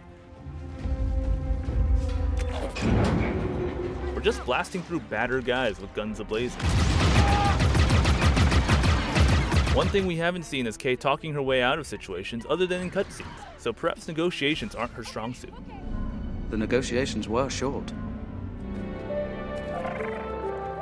Hey. Looking a little closely, Nyx isn't just a fuzzy companion. During combat, Nyx can either create distractions, perform tasks like push buttons, or straight up attack guards if need be. Hey, Nick! Catch! Nyx is like a cross between Cal Kestis' droid BD-1 and the drones in Watch Dogs. Get off my ship, Jalen. Give me a chance. In the announcement trailer, Kay meets up with Jalen, who sounds like he has a job for our heroine, a heist job. Along with Jalen is a modified commando droid similar to the ones you may have sliced through in Jedi Survivor. Separatist gear seems to have a tendency of finding their way into criminal hands post-Clone Wars. This particular droid is named ND5 and is apparently more friendly with Kay, warning her about going into negotiations with the broker. She can't be trusted. Who can out here? It seems like Kay will be primarily spending her time in dangerous planets, which makes sense given her line of work. The beginning planet looks like an arid mining zone crawling with baddies, but we got some glimpses of some other not-so-friendly planets in the sizzle.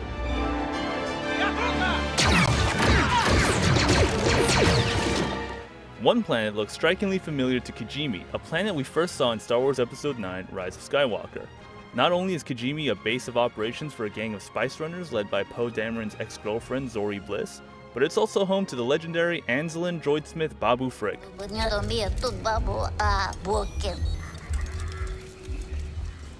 Another planet we got a glimpse of is likely Canto Bight, the extravagant casino city on planet Cantonica.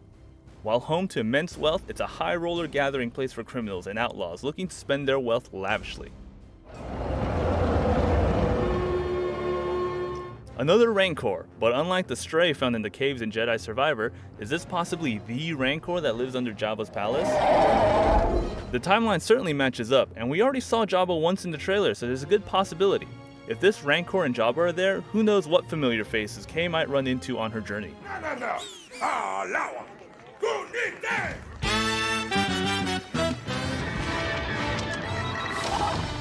Let's jump! The reputation system isn't the only thing similar to other open-world games. Kay will be able to ride a variety of vehicles in Star Wars Outlaws. When she's making her escape from the mines of Ashkaha, she's speeding away on a chopper bike-looking speeder as seen in Shadows of the Empire. And of course she'll have her own ship, as we see when she makes her escape off-world. In the announcement trailer, she's even seen running by some pod racer engines, which I sincerely hope are pilotable.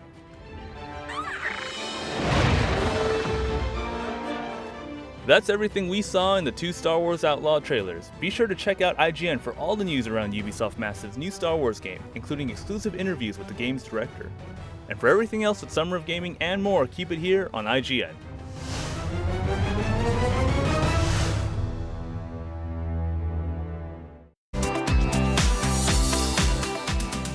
That looked kind of awesome, actually. I think somebody should probably use that like to make 8 feature films, like 12 animated series, maybe 4 live-action original shows set in that specific universe.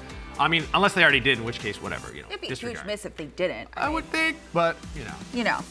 Coming up, the GameScoop crew is taking over to run down the clock until the Xbox showcase kicks off. But don't forget to stick around afterwards for a new episode of Next Gen Console Watch, which I'll be on.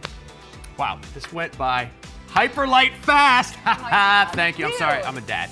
Thanks for hanging out with us in galaxies near and far, far away. You'll find me on Nintendo Voice Chat each week on Thursdays. We welcome all of our Super Nintendos. That's really cute. Thank you. Summer of Gaming, we'll be right back. We'll see you on the flip side.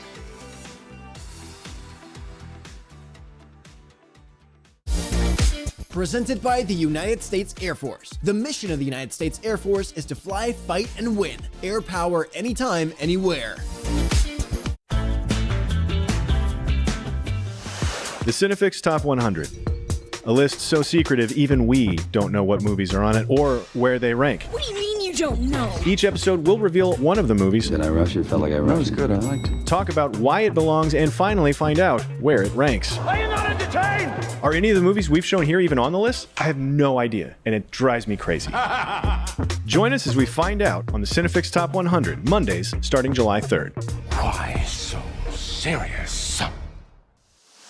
Welcome to Super Debatable. When you got big takes on superheroes as hot as ours, well, you need a place to vent them. And that's exactly what we'll be doing week after week on Super Debatable, arguing over the most divisive topics facing fans. The MCU, that multiversal mess peaked years ago. It's all downhill from here.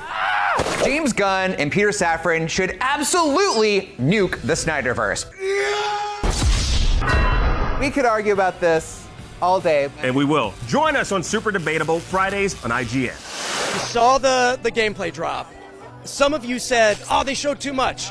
I assure you, you have seen nothing yet. It is... we've just scratched the surface. It is just the thwip of the Spider-Berg. If I may coin that. You may.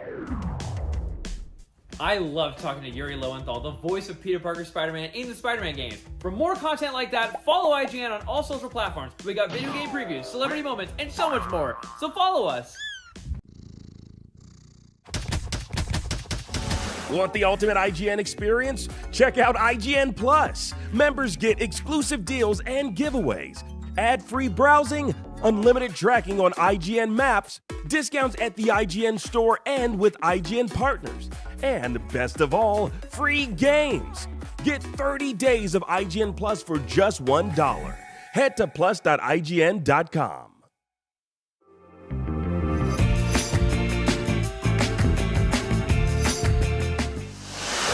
Black Desert Online is an MMORPG played by 20 million adventurers worldwide on PC. And now, the latest free expansion, Land of the Morning Light, invites you to explore a brand new region with all new boss fights, quests inspired by Korean folklore, architecture inspired by the Joseon Dynasty period, and tons more. Let's take a look.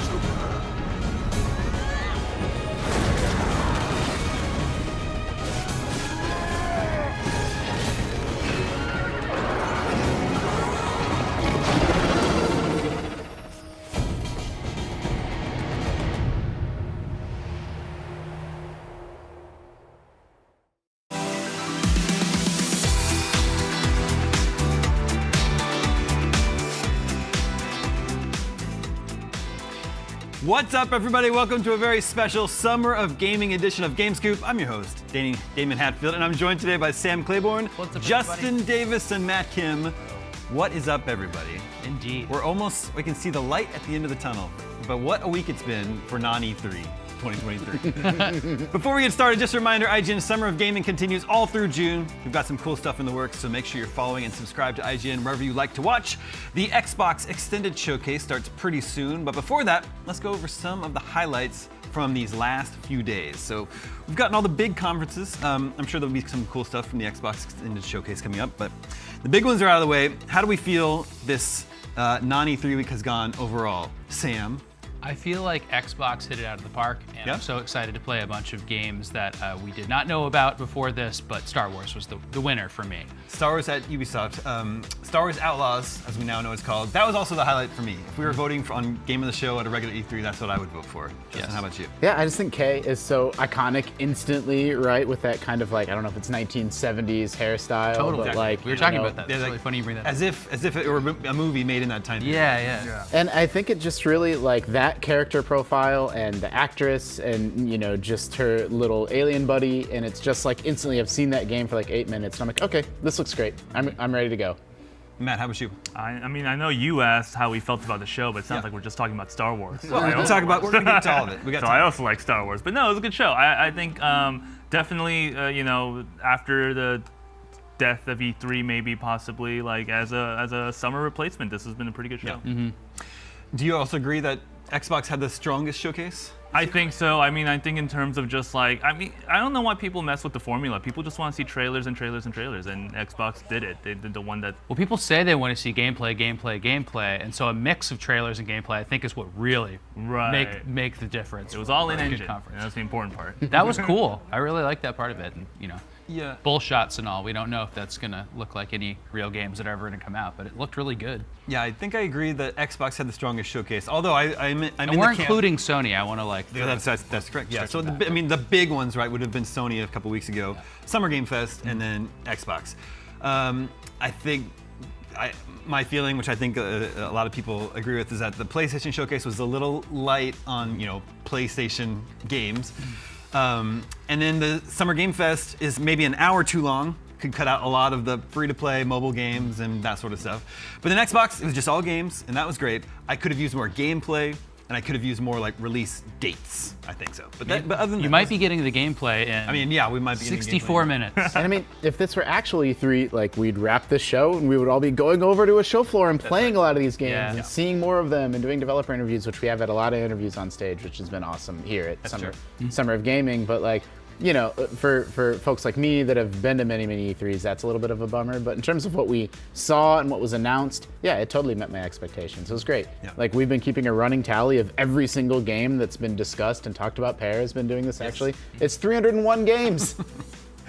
Yeah, we have a very handy IGN playlist that tracks everything that's been revealed over this past week. I recommend you check that out. Add it to your wish list. Yep, add it to your wish list. It also does that thing that summer game announcements are really good at, which it shows what our fall is going to be like and our kind of our winter next year, which is really exciting. Like October and September are completely stacked with games. Yeah. And then there's games in November and December as well. I mean, like we couldn't have said that 3 weeks ago. Yeah, I mean that's kind of what always happens, right? The back half of the year is a question mark until we get to this week. Yeah. And then we know.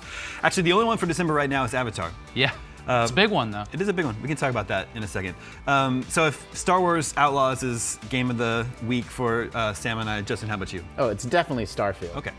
I think the game looks incredible. Like, Todd Howard described it 3 or 4 years ago. It's like, oh, it's basically Skyrim in space. Like, not in a pejorative way, but just to expect, like, it's a very Bethesda game. But people didn't take him at face value. They're like, well, it seems kind of like No Man's Sky. It seems kind of like Mass Effect. But then this deeper dive, I just thought was just the perfect presentation gave us just the right amount of sort of teases and hints, and we really they showed us a lot of the game, but we still actually don't know that much about the storyline or who. It's sort of, they've only shown us humans, so it sort of seems like, this is my speculation, but maybe this is a First Contact story, and that's the plot of the game, and so we don't know the factions. They did a perfect job of showing us so much, but then still leaving a lot unsaid. And if there was one thing we didn't get from Starfield that we did get from Ubi or others, I was a little bit disappointed we didn't get like a long, unbroken chunk of gameplay of like, show us emissions, show us landing somewhere, doing something, taking off. Like, so they're still kind of playing it close to the vest, but that's really the sort of the only criticism I could levy at them is like, I wish we would have gotten 5, 8, 10 minutes of you know, one long, unbroken chunk of gameplay. But the game looks incredible. Yeah, I've been kind of on the fence about Starfield, but now I finally feel excited for it. I feel like, okay, that's definitely something I'll play on day one. But it's interesting comparing that to Star Wars Outlaws, because, you know, I mean, first of all, I'm a big Star Wars fan, so there's a bias there, but like, I know they're different types of games. But when you look at them like side by side, Starfield seems a bit more generic because it doesn't have all the character and creatures of Star Wars. But of course, Star Wars is going to be an action-adventure game, and Starfield will be a very deep RPG where you're role-playing a character. Right? I mean, Starfield has this sort of NASA punk aesthetic where like it's trying to be, I forget the exact phrase that they used in their presentation, but they're trying to be like 1 or 2 notches more realistic while still being fantastical in video games. Yeah. Matt, how are you feeling about Starfield? I'm feeling great about Starfield. I'm kind of like you, you know, I'm excited for a new Bethesda RPG, same as anyone, but you know, up until this point, we hadn't seen this good of a look at it, and it's one of those things where it was like the not main stuff that they showed off that I got really excited about, like the full ship customization. Like, I know I'm gonna spend hours on just building ships and collecting ship parts. The fact that you can be a space pirate if you wanted to be, like, that was hugely exciting. Yeah, like, the hostile takeover of the ship was one of the coolest things they showed. Like, I don't know if I'm going to be stealing sandwiches from other people's ships like they showed an example, but the fact that I could, you know, dock ships, invade them if I wanted to be, and just, you know, maybe add them to my arsenal for shipbuilding. Yeah. It's my favorite thing. Well, and that's like a Metal Gear type of thing, right? Where it's like, well, you can claim all these resources and then use them. Like, you can add that ship to a fleet, and I was like, well, I would love that. When there's a reason to go out and loot that like builds some other aspect of your stuff. And I wanted to call out too, there's some humor in this game. And I think there's some key funny parts to Fallout and Skyrim, which I really like, or Elder Scrolls games. I've only played Skyrim, but they showed like the traits, and the traits were goofy. Yeah. Some of them were really funny, and my favorite one was the one where you like visit your parents a lot, and they like show the parents, and it's just like that's the Bethesda RPG style. And to see that come through, that's the first time I've seen it. Yeah, that's one thing that I think that's been missing from what had been shown of Starfield up until this point. Yeah. So does this seem like something you'll want to play? Oh, absolutely. Yeah. I think, you know, I have to finish Zelda by then, so we'll see what happens. Don't make any promises with a game like Zelda. So, Matt, is Starfield also your game of the week? I think so, yeah. I think in terms of just the game that I'm really can't wait to play this year, you know, I mean, it's coming out this year, which helps, but I think beyond everything, like Starfield really knocked it out of the park with their 45-minute Starfield deep dive. Like, as someone who was mildly interested to, you know, to now I can't wait for September, like, it's got to be. Yeah, it definitely delivered. So then sticking with Microsoft for a second, they opened up with Fable, which a lot of people were excited about. It didn't do much for me just because we already knew Fable was happening. We didn't get any gameplay, and we didn't get even a release window. So it's like there wasn't any new information. It was just sort of a reminder that Fable is coming at some point. But Sam, you're a little bit more positive on it than me. Well, I was positive on it because I love the actor. I mean, I also love the actor. Yeah, so that was great. And then I think that it doesn't show me what the game is at all, but it shows that its like sense of humor, again, just like kind of Starfield, is there. And you know, a lot of games take themselves really seriously these days. Sure. And I don't mind a break from that, and especially if it's going to be some kind of open world fantasy game. I just think it's going to match really well for the style of Fable.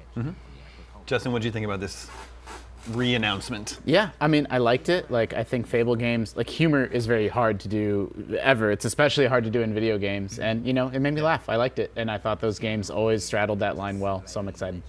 Was this enough for you, Matt? Yeah, I mean, no, I think, I'm not entirely sure what the thing that they showed us was. Like, is that going to be an actual part of the game, or was it just like a little slice of cinematic that they made to, like, as a tone piece? Like, are we actually going to see Richard Ayoade in Fable when it comes out eventually in a couple of years? I'm not really sure. Yeah. And this is like Jack and the Beanstalk, right? Yeah, Just to yeah. be clear, it's like he's a giant. Not like I watched that trailer, I was like, what am I even seeing? Like, what is this? That reveal where he pops up with his it's so glasses good. in front of the hero is really funny and a good comedic timed twist to it, just like showing a game. I just like rarely are games like this effective and just showing like maybe just the vibe of the game. And maybe some of this is what the gameplay is going to be like. You know, we don't know, but it seems very cinematic at this point. I have high hopes for him. Oh, Fable is pretty good too. What's up? She goes, oh, Fable, and then it cuts to Fable. No. She doesn't say Fable. Yeah. Well, speaking of what super serious, overly serious games, I wonder if that's what Avatar: Frontiers of Pandora will end up feeling like. A much more serious Far Cry. We finally got sort of a big gameplay reveal for that. Now I know there's a big audience for Avatar out there. I wouldn't. Those movies are fabulously successful, right? So I know there's an audience waiting for this. And I love Far Cry. I just don't love Avatar. So I don't know if this is for me. I don't know how else are we feeling about this. They had to like, and to be, you know, I know the Avatar lore nerds are gonna come down on me for this, but like the way that they had to kind of torture the lore for like, well, we want you playing as a Na'vi, but we want you being able to use rocket launchers and guns too, and so like the storyline of like you work for the humans, then we're putting cryos. Oh, and also we need to introduce the world to you and all the factions. So it's like, oh no, you've been in hibernation for 15 years, like. And you know, and I think, I mean, I'm teasing it a little bit, but I actually think it kind of pulls it off. It's like, okay, like that makes sense, and it's the only game of like, you know, Damon, we've talked a lot on GameScoop over the years of like, you see an outpost and you mark all the enemies and figure out how to take it out, and that sort of gameplay style has gone a little bit out of favor. It's just a little bit less common than it was, you know, 4 or 5 years ago, and so, you know, that kind of like big open world outpost clearing style of game, like. Yeah, like I'm on board. Seems cool. I also don't care about Avatar lore though, so. Yeah, it's like, you know, if the gameplay is like strong enough, sure, I'll give it a go. Because I do love Far Cry and I do love taking down outposts. Matt, how about you? Yeah, I mean, like you said, the box office numbers don't lie. There is an audience for Avatar. Am I in it? Maybe not, but it's one of those things where I was watching this gameplay trailer and you kind of get reminded, oh, this is a James Cameron joint, you know, in terms of the world that he created for Ubisoft to then adapt into a video game. You know, like the sci-fi military stuff is all like peak James Cameron, and you're just that's exciting as a huge Alien fan, you know, Aliens fan. Yeah. So that in that regard, I guess I'm excited for elements of it, but I'm not bought into Avatar already, so we'll see what happens. Yeah. Well, it's interesting that Ubisoft has not one but 2 giant licensed games. Man, how far have licensed games come over the years? Well, that's true. I mean, I'm just happy for Avatar fans to be getting like probably the best version of a video game that Avatar could get. Like if you like Avatar and you see this is probably what you want, right? It's probably going to be better than the former Ubisoft Avatar. Yes, exactly. Whatever, 2009. But then let's jump back to what we liked so much about Star Wars Outlaws. Like, I'm like Justin pointed out, I'm really liking the main character and her little alien sidekick. It seems to be like, what do you think is going to set it apart from Star Wars Jedi? You think it's going to be similar but just no force powers? I think that's what it is. I think it's no lightsabers and then a focus on shooting and running around and carjacking and stuff like that. I mean, yeah, there's some Grand Theft Auto elements in there with a wanted level. Space combat. From the Empire. They also showed, you know, just seamlessly getting in your ship, blasting off from the planet, flying into outer space, getting into a space battle. Yeah. That's where that Grand Theft Auto comparison comes from. It's like shooting and driving. And if you like set that as a model for your game and set that in the Star Wars universe, well, it's actually really perfect for that because that Star Wars is about shooting and driving. So it looks like it could fit really well. And you don't have to take quests from blue people. That's exactly right. Well, you might. There might be some, but not exclusively. Not exclusively. There's blue Twi'leks, I think. Yeah, totally. That's true. Yeah. Let's talk about the time period that this is set in. This is between Empire and Jedi, correct? And that we see some familiar sights and scenes from Jedi. Isn't that right?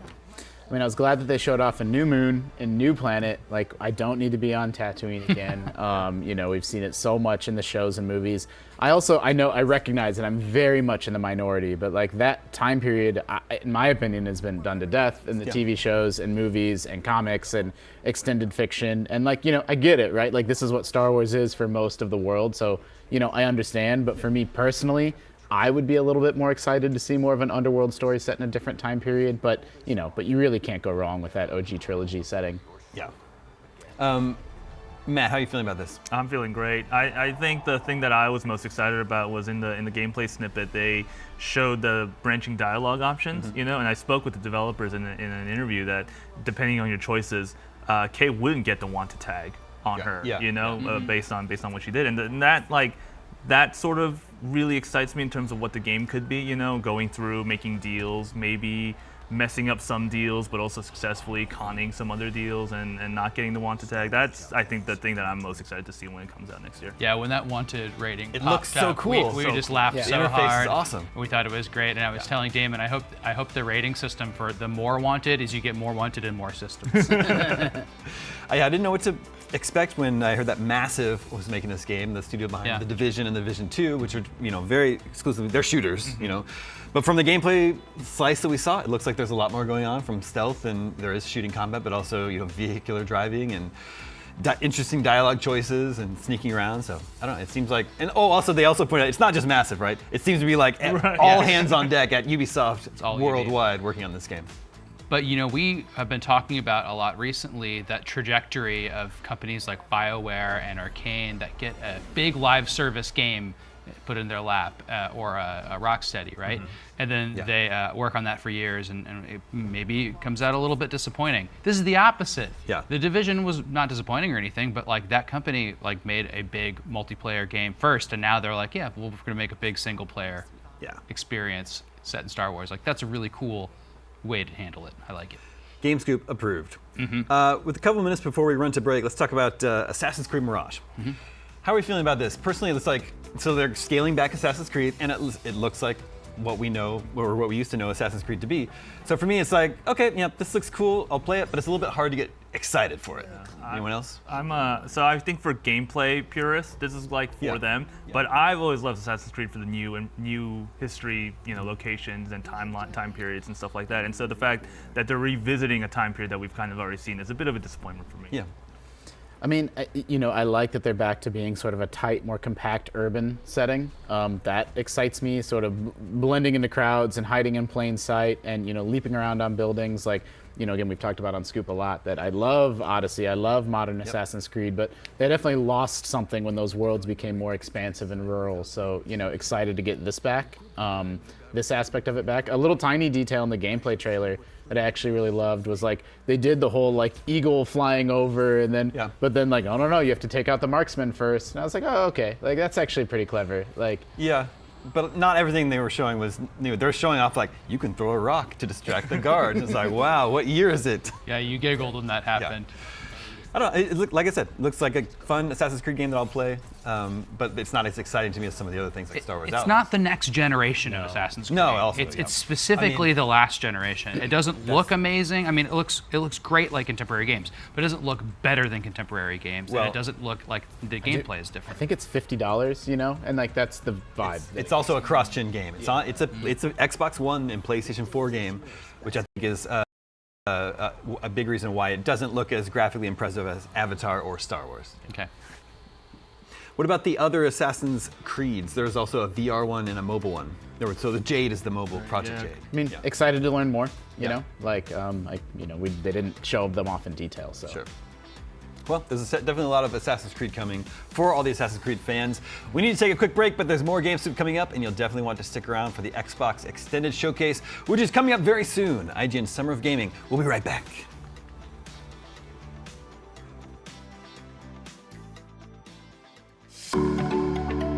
IGN Summer of Gaming is presented by Lenovo Legion with 13th Gen Intel Core processors. Beyond performance. So you like IGN, huh? The news, the videos, the guides, and wikis, it's all in your wheelhouse. But do you ever wish there was more? Introducing IGN Plus, a brand new program that's loaded with tons of cool perks and benefits. Sign up for IGN Plus today and you'll unlock free games and in-game content every month, a free subscription to Map Genie Plus, huge discounts for stuff like Dream Gear, Power A, Humble Bundle, the IGN Store, and tons more. IGN Plus is just $29.99 a year for a limited time. You deserve a little extra. Behind every game, movie, and TV show you love is a wild, crazy, and sometimes unbelievable story. No one is just black and white. From revealing the secrets behind your favorite franchises to solving a legendary video game mystery, I'm coming for you. IGN Inside Stories gives you a peek behind the curtain. If people come to the game now and see what's going on there, I think they'll be surprised. Join us as we dive into hyper-dedicated fan bases, worldwide phenomenons, and the most incredible untold tales in games and entertainment. I said, wait a minute, that doesn't sound so good. It was definitely not what I expected in the best way. Inside Stories, available now only on IGN. And I was like, holy shit, we're gonna do this.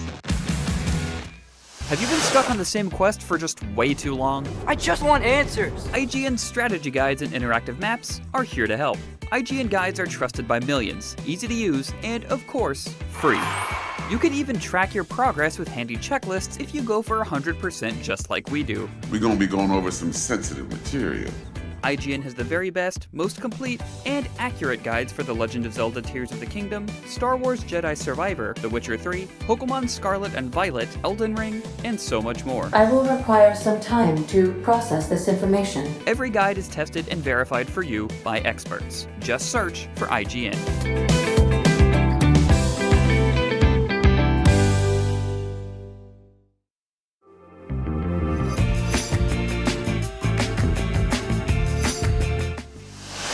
Survive a brutal island filled with fearsome enemies while designing your dream shop in Sailblazers, a new multiplayer open world survival shopkeeping game from Airstrafe Interactive. Let's take a look.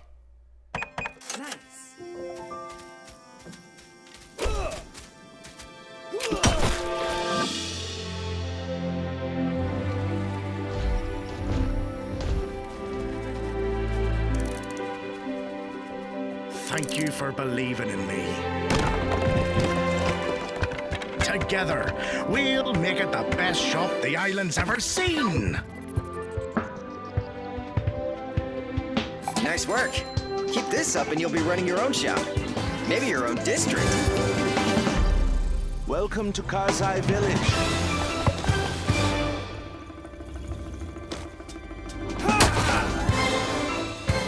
Who sent you? You will regret working for the Outposts. Take this!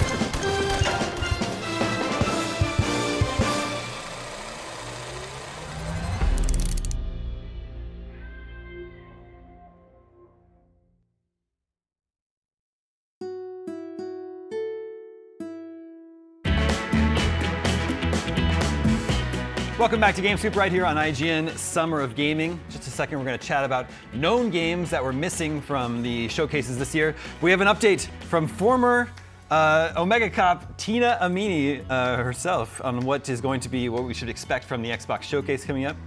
Thought it was going to be added to the dock, but I do not see it here. I'm going to pull out my trusty cellular device. What we can expect on the Xbox showcase coming up is more looks from Avowed, Towerborne, Senua Saga, Hellblade 2, The Elder Scrolls Online, Necrom, and Microsoft Flight Simulator Dune expansion. Who's excited to fly around a desert? That's like the Venn diagram of who that's interested in is Seth Macy. That's right directly in the middle of it. Yeah. Avowed is an interesting one from the Xbox showcase. Finally got a look at that. That was announced years ago from Obsidian, next big RPG from them. I don't know, I saw some mixed reactions to that, but... I was surprised people were mixed to it. Maybe this panel will be mixed on it, but like to me, it's like, well, if we can't get a big Elder Scrolls, I already saw them do a really good Fallout, or basically a space sci-fi RPG. Why couldn't they do a great, Are you, well, you're talking about Outer Worlds? Yeah. Mm-hmm. Yeah. Yeah, they said that Avowed is like a little bit more Outer Worlds in its size and scope. So like the sort of, I don't know if this came from an interview, so I apologize that I don't have the source, but they were talking about how they originally talked about the game as being like Obsidian's Skyrim, right? Like we're gonna make a big open world game, and then they're like, well, let's play to our strengths and let's really lean on companion interactions and like a little bit smaller and a little bit tighter and a little bit more story focused experience. I'm like, that sounds perfect. That sounds great. And and like you said, Skyrim is 12 years old or more. Yeah. And like that game, if you never played Pillars of Eternity, it's set in that Pillars of Eternity world. And I just think the lore and world building and magic and characters of that game is like it's perfect, and it's ripe to sort of learn more about and hopefully reach a little bit of a broader audience than those sort of isometric RPGs did.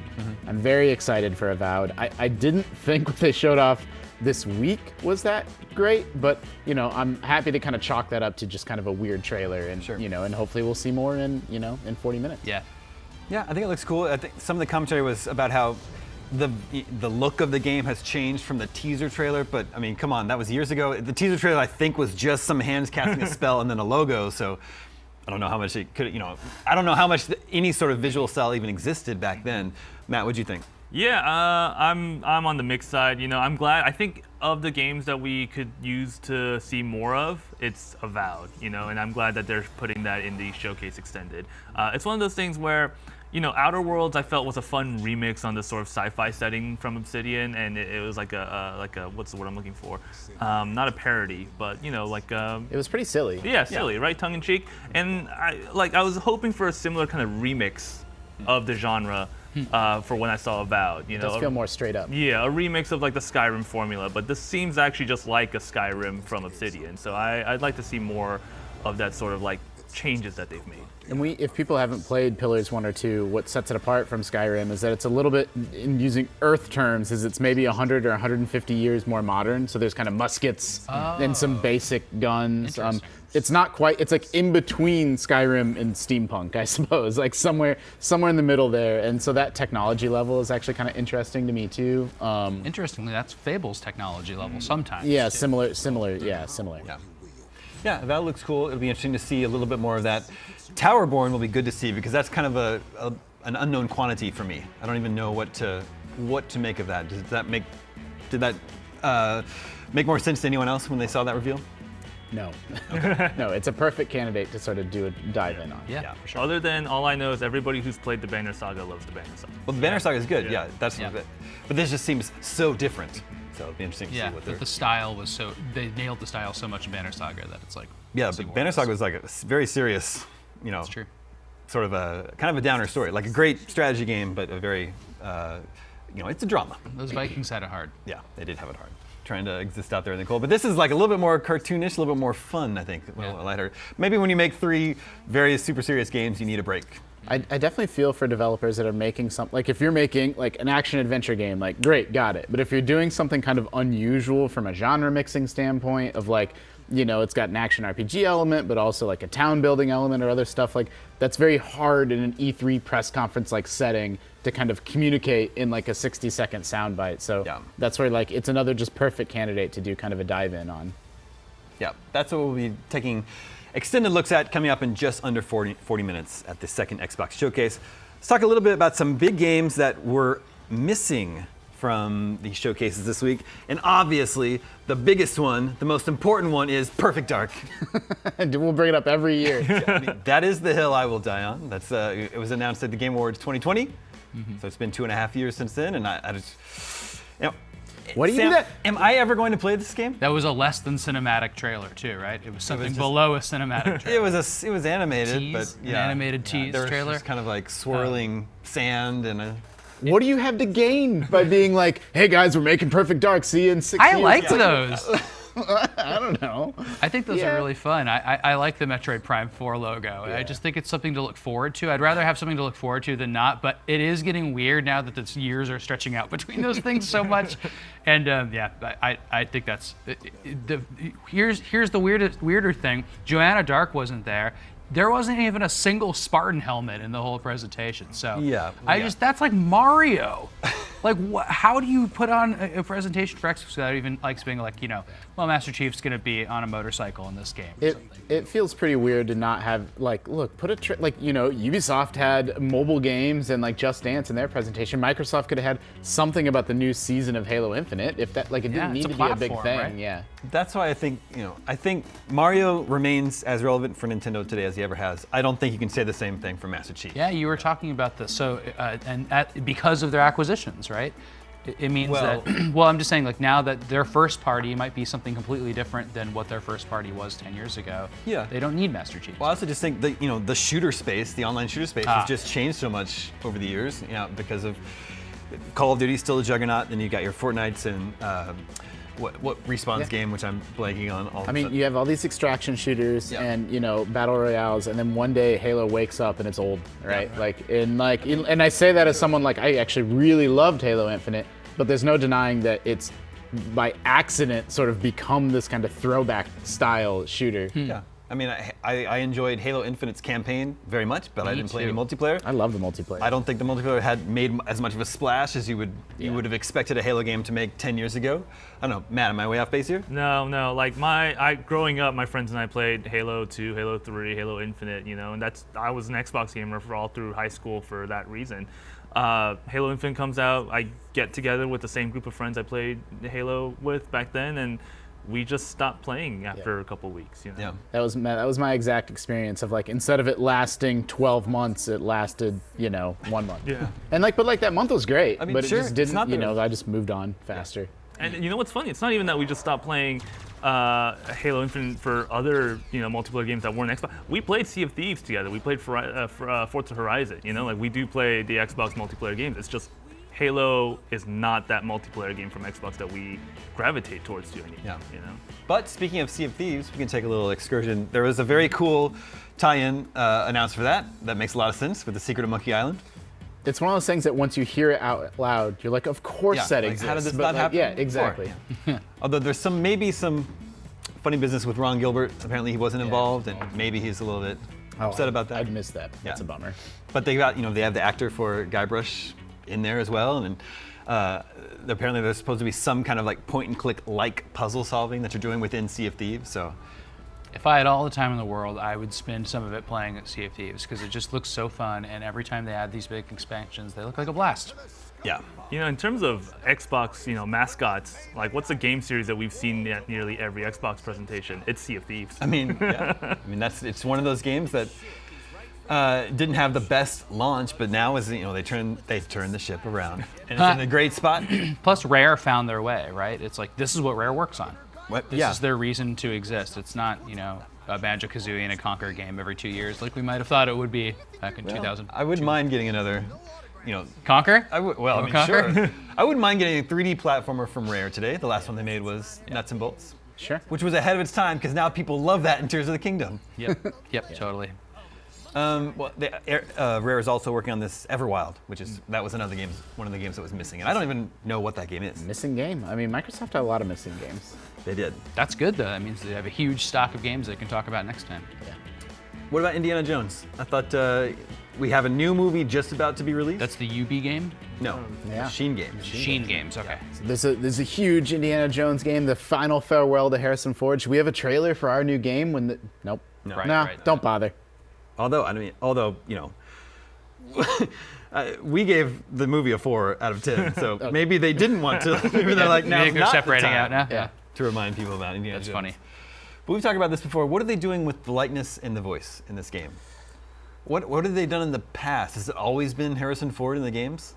I think good question. I mean, I've played some of these games, but now I can't even remember. I think it must be sound-alikes. Yeah.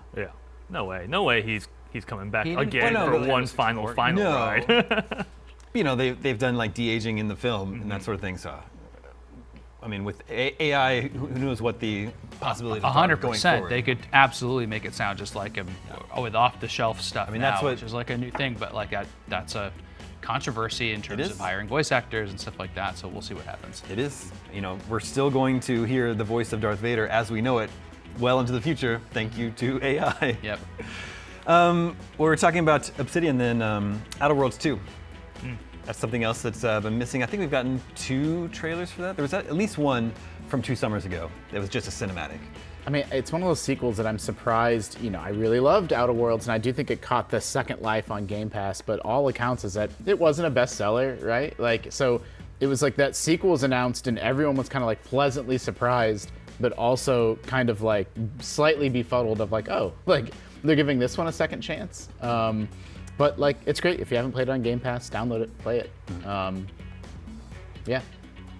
It's cool that I think Obsidian gets to work on the games that they seem to want to work on, right? Like of the big studios or the Xbox studios, Obsidian's worked on that game where they fight giant insects, you know, Grounded, right? And now they get to make a sequel to a game that they clearly really loved making. Yeah. And then they've got Avowed also, so it's at the very least it's cool that they have the freedom to pursue their projects, you know. Yeah, on the left here, that's the original cinematic trailer that we've got for Outer Worlds. And on the right, you see the official countdown to the Xbox games. Showcase Extended has begun, just over 30 minutes to go until we hand you over to Xbox and see more on games like Avowed and Towerborne and Microsoft Flight Simulator Dune 2024. Now, one thing that's a little bit surprising out of this week is that there's supposedly a big Call of Duty something coming this year, even if it's not the Modern Warfare 3. It's supposed to be a big enough, release to a follow-on to Modern Warfare 2. Warfare Is 2. what we reported on. And now we're in midway through June, and we haven't seen anything about it. Nothing from this week. I thought Summer Game Fest would be the place for that. Or Sony, right? Because Sony, I think, has had That's true. Call of Duty announcements before. Yeah, I mean, Activision is one of those companies kind of like Take-Two that obviously this is not E3, but like they would sometimes show up and have a presence at those sort of bigger times of year, and then sometimes they wouldn't, and they would choose to wait and do their own thing. So, they're clearly working on a different timetable this year, but they were never like a sure thing. Like a Ubisoft, it's like they're going to be here and have stuff at that same time every single year, whereas Activision is one of those ones that kind of would come and go. Yeah.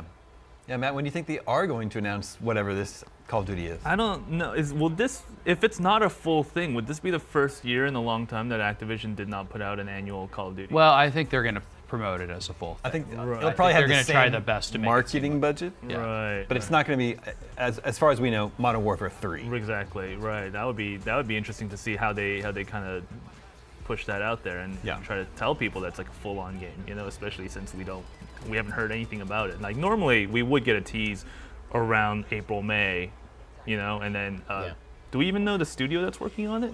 Like they have that rotating studio cycle between No, Raven, I don't. Sledgehammer. Yeah, I meant to look into that because I'm a little confused about who's going to be working on it. It kind of reminds me of what was the Halo Between game, like Orbital Shock, ODST.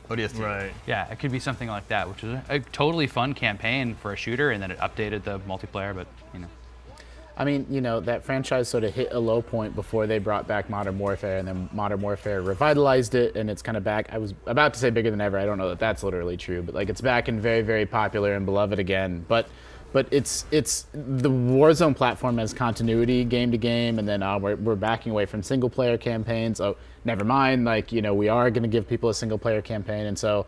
Like I can respect Activision and those sort of rotating Call of Duty studios for kind of taking a breath and taking a beat and like figuring out. Like I have to imagine that they're kind of laying out like the next 5+ years of Call of Duty kind of right now. But like Warzone is very, very popular. Then it's also a little bit of a victim of its own success. Of it makes it slightly weird and challenging for them to sort of sell a $70 Call of Duty game to consumers every year. Yeah, especially with Warzone still existing, and that just carries on regardless of what Call of Duty is out that year. Yeah, it's just interesting. If they have to announce it at some point, and if it's going to be out in October or November, you think it'd be about time that they want to start getting the word out about that.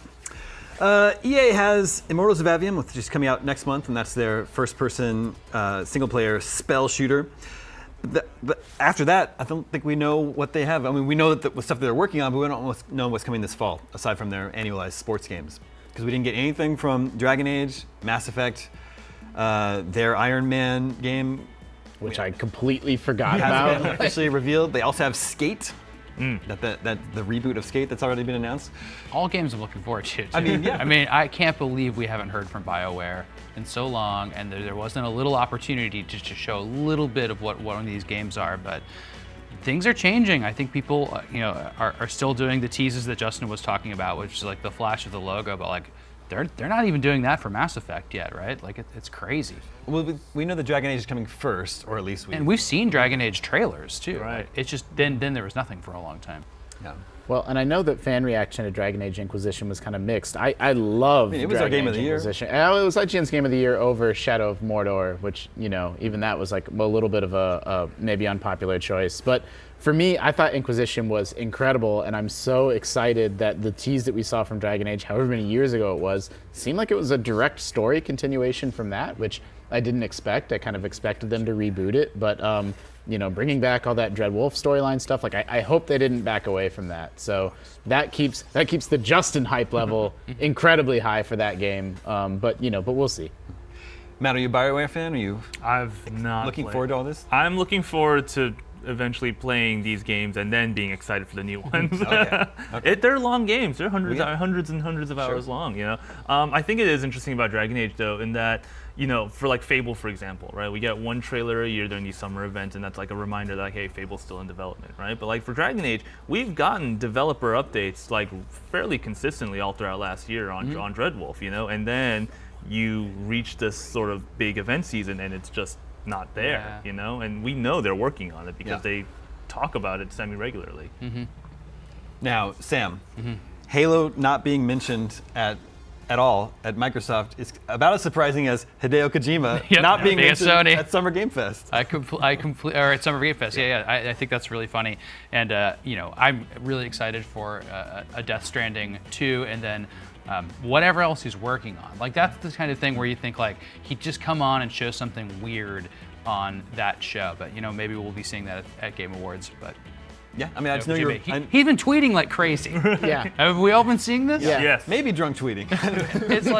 it's like he's revealing all of this semi-obvious stuff about Metal Gear and some stuff that's like kind of behind the scenes and interesting. So while this Metal Gear stuff is clearly spinning out of his control in the realm of publishing games, he's still owning the creative, you know, control over that's true. us talking about Metal Gear. I know you're also a big fan of Death Stranding. So were you disappointed you didn't get anything else about Death Stranding? I mean, I was hoping. See, Death Stranding, you know, had the longest tease of weird stuff that any game's ever had, and I didn't care at all. But Metal Gear fans loved it, and Kojima fans loved it, and they really ate it up. So I thought, like, there'd at least be that campaign again. Yeah. You know, that was like the craziest couple of years of breakdowns, and everybody was wrong in the end, and that's great.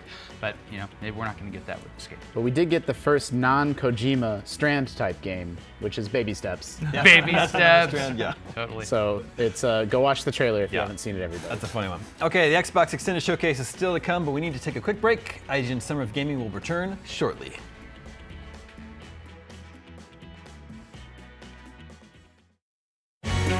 IGN Summer of Gaming is presented by Immortals of Aveum, available July 20th on PC, PS5, and Xbox Series X and S.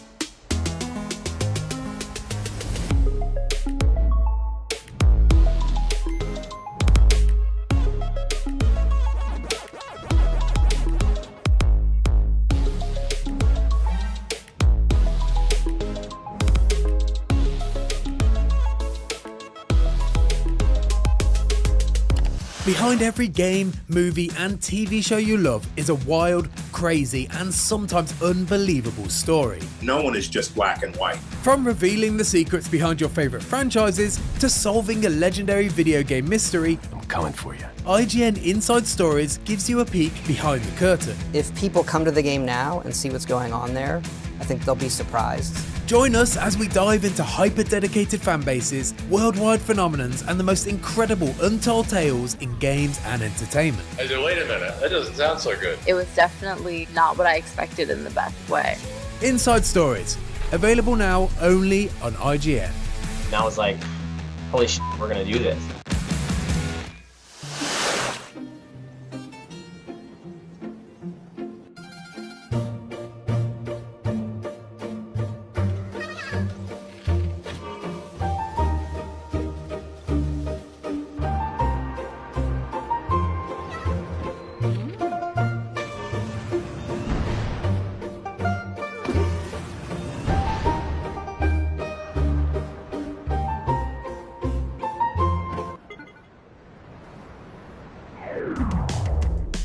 Why are people so mean to Koroks in Tears of the Kingdom? We may never know, but what I do know is you should follow IGN on all of our social media platforms. We got video game previews, celebrity moments, and so much more. Follow us. Or don't.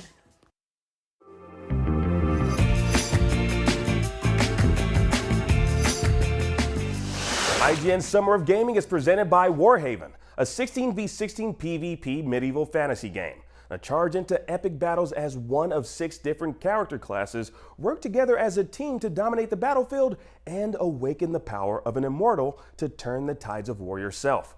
Now wishlist the game on Steam and play the game for free during Steam Next Fest on June 19th. Well, let's take a look.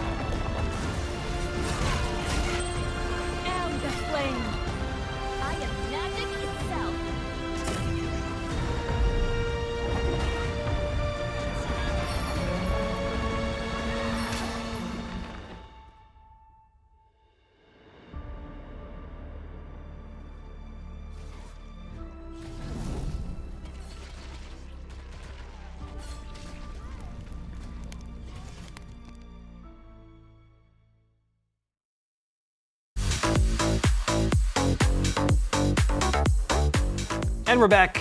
We were waiting for Xbox's extended showcase. In just a moment, we'll talk about who's had the best showcase of the week so far here on Summer of Gaming. But first, let's talk about Nintendo and how quiet Nintendo has been. Not only did they not have their own sort of direct event this week, they didn't show up at Summer Game Fest, whereas they have in the past. They didn't have anything to show. I don't know, Sam, you think it's just because they're riding high. They've got Tears of the Kingdom out there. Quite possibly Game of the Year, remains to be seen, but definitely the early favorite right now.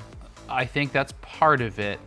They have announced some sort of fan fest this fall in September, yeah. And I think they're putting all their eggs in one basket. We also know they're going to be at Gamescom in August. Mm-hmm. And I would hope that as part of that fest, there's some kind of direct alignment with that. The Nintendo Direct alignment. Nintendo Directs, they do them in September usually to kind of talk about these are the games you'll be playing this fall. That used to be a June thing. And so that's why it's just like a little bit disappointing. But between now and then we have Pikmin, and then nothing. That's so it. We don't know. Yeah. We have to know what's coming out. And believe me, if it was just Tears of the Kingdom DLC, we would all eat that up and enjoy it, right? Yeah. So that would be really cool too. And I think before the end of the year, there's a good chance that we might get that. So that's going to be announced at some point.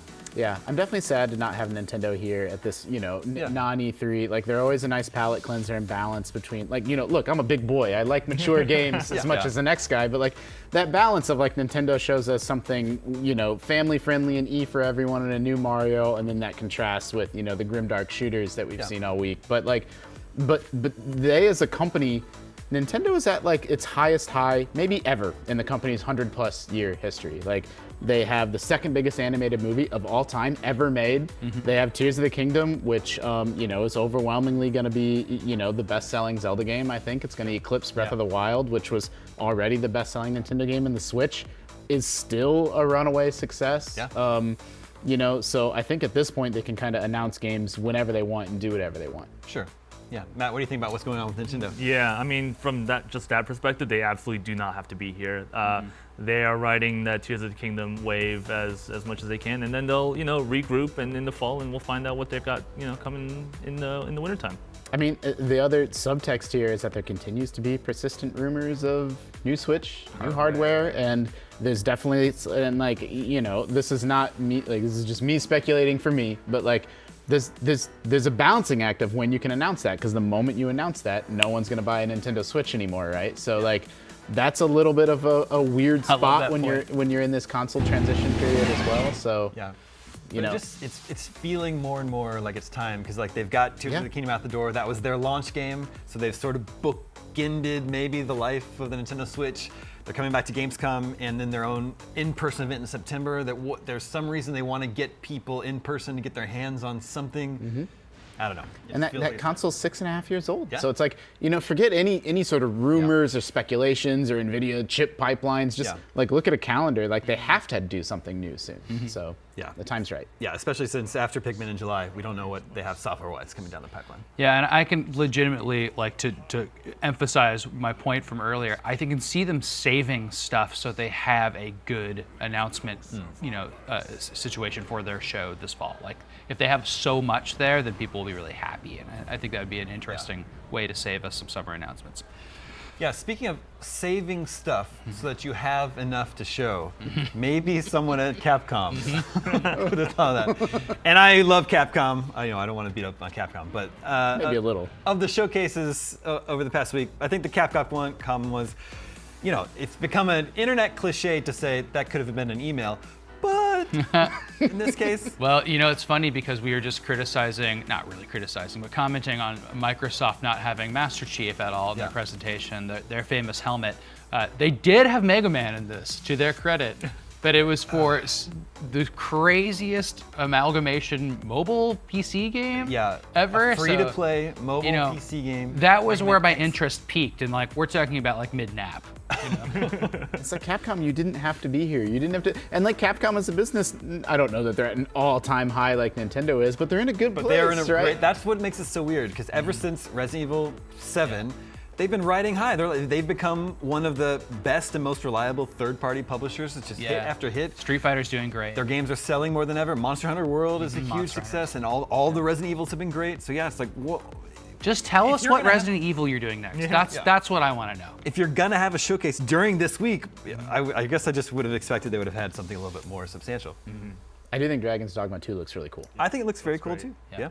I don't know if it's enough to carry it. Exo Primal, they're trying. They're really trying. It was weird. At Summer Game Fest, they showed that the Street Fighter characters are going to be in there. But then in their own showcase, they didn't even mention that, even though they had a deep dive on Exo Primal. Yeah. They showed a very long roadmap for what they have planned for that game. So they're hoping the game's going to have legs. I don't know if that will prove to be true. It might have little tiny arms. It has all the T-Rexes have very tiny arms. I didn't know the dinosaurs just poured out of a mysterious portal into their world to invade them, and it looks absolutely and it looks ridiculous. And it's one of those things where once I saw that, I'm like, well, okay, actually I will try this out. Yeah, it really works. Yeah, it kind of does work. It's a powerful image. It's like their Earth Defense Force. Yeah. Instead of swarms of giant bugs, it's swarms of dinosaurs, which isn't a bad idea. It's just a strange idea for Capcom. Yeah. And what else did they have? They had a new Ace Attorney collection. Which I am excited for. I love this. Yeah, which I'm excited for, except I just bought all those games once the eShop shut down. And it's like, I think they timed that on purpose. It's like I either tracked them down on the eShop, them in Layton, or I bought them on eBay in some instances. And it's, should have waited. I would add Resident Evil to our missing list. There's either a numbered game coming out or there's a remake coming out. And this is the instance which I know this drives people crazy and we make fun of it a lot, but if they just showed me the logo, I would at least know how to plan the next couple years of my life around a Resident Evil, because I get so excited for those games, especially after 4. Can you believe that game came out this year and it was so amazing, and now it's just been an amazing year for games for us to not be talking about that every day still, because it's incredible. It is. It took a Zelda to make us stop talking about that game. It totally did. What do you think is going to be next for Resident Evil then? Do you think they do Code Veronica? Do you think they do Resident Evil 5? I think it's 1. But they've already remade it. Yeah, but who cares? remake games in the over RE, again. Remake it in the RE engine. Yeah, it needs to have the full 2, 3. So you could play the whole series up through 4, and they all sort of. Yes, and behind the shoulder is really important. Shooting is important. The remake did not have any of that. It was same camera angles with basically an extended version. And if you look at that game now, it's low res and looks weird. I don't want that game again. I want the story told with just a lot of cool third person zombie shooting. Justin, you agree? You think they're going to do 1 again? Yeah, I think Sam just convinced me in real time here. I was like, oh no, I don't think so. But then it's like, oh well, you did make several good points. So yeah. Well, I always like the mansion as being a system of interconnecting rooms and puzzles, which I think they did really well with 2 and 3 a little bit. Also, I love that type of Resident Evil, and 4 is not that, right? 4 is like you get that in the castle, Yeah. and then you do a bunch of other stuff. Then you're in, it's like, but the rest of it is kind of around that. Yeah, there's the whole lake, huge open area. Yeah, They could do- and if it's like military shooter stuff, Yeah. love it. I've always had a soft spot for Zero, which feels like it's kind of forgotten. That's a good point too. And so maybe bringing that one back could be fun. Yeah, I never even played that one actually, so that'd be a good opportunity to do that. Okay, so it seems like we're all generally in agreement that Xbox had the best showing this week. It seemed we really like Star Wars Outlaws and Starfield. So looking ahead now that we know some release dates and we know some big games that are coming up next year and the year after that. Sam, what would you say are the most exciting things you're looking forward to playing over the next year or so?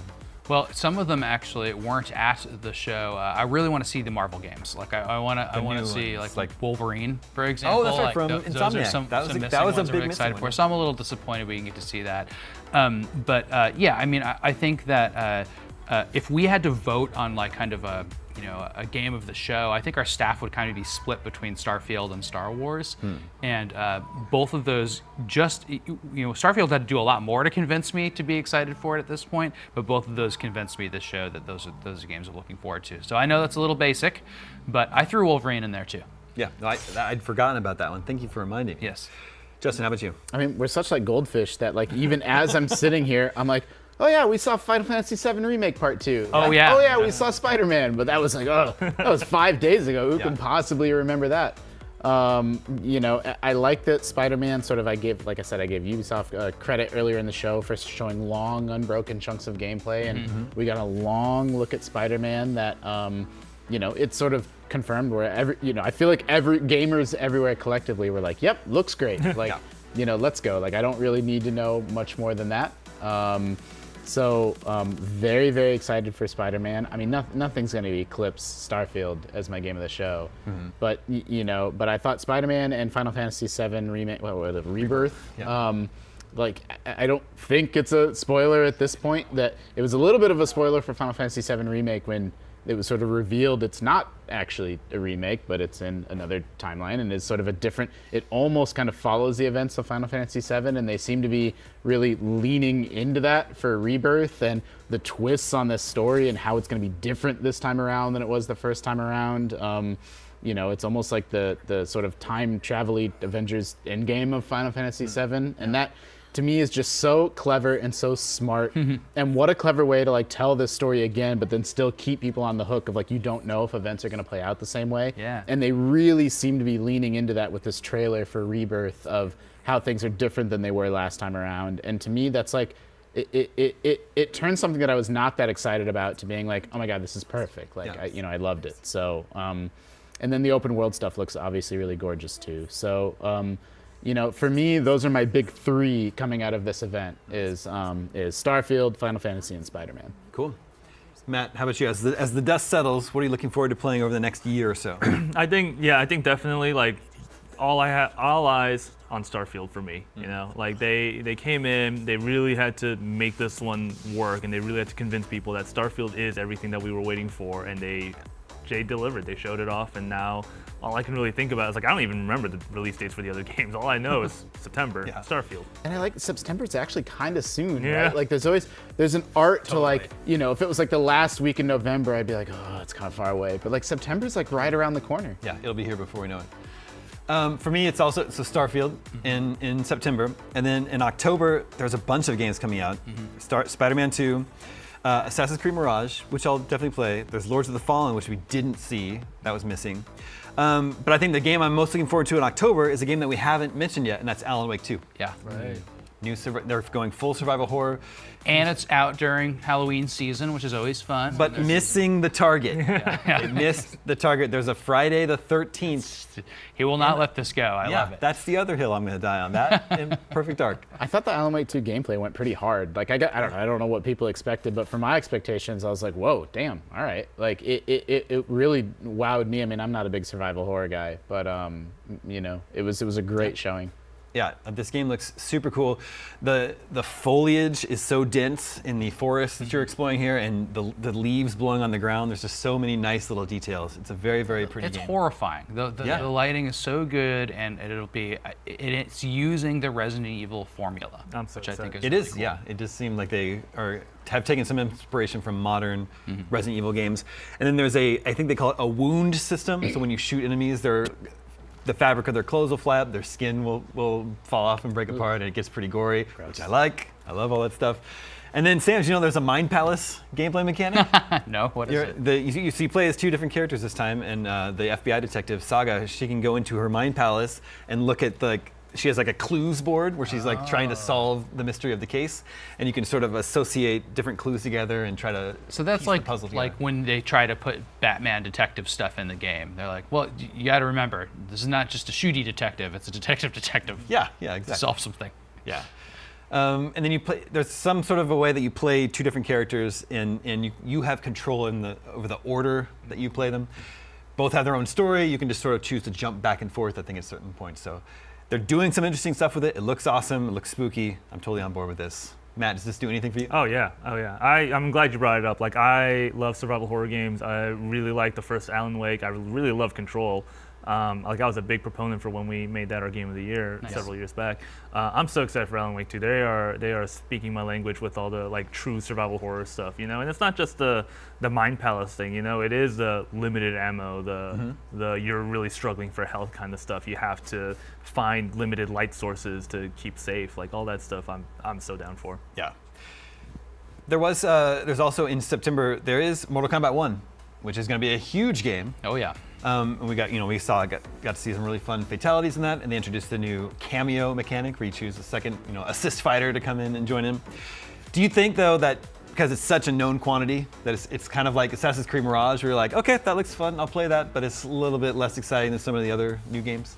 I mean, I like that it's a reboot, and I like that and not that I'm deeply invested in Mortal Kombat lore, but how many times can we see Sub-Zero and Scorpion, they're mortal enemies, and they've told that story 10 times now, and then these twists of characters that were enemies are now brothers, and it actually seems to be doing a reboot in an interesting way of remixing, and I'm only talking about the story because I'm not a fighting game guy, so I can't speak to the gameplay details that we saw, but it felt like the right way to do a reboot to me and sort of freshen up a franchise that's been around, 30 years.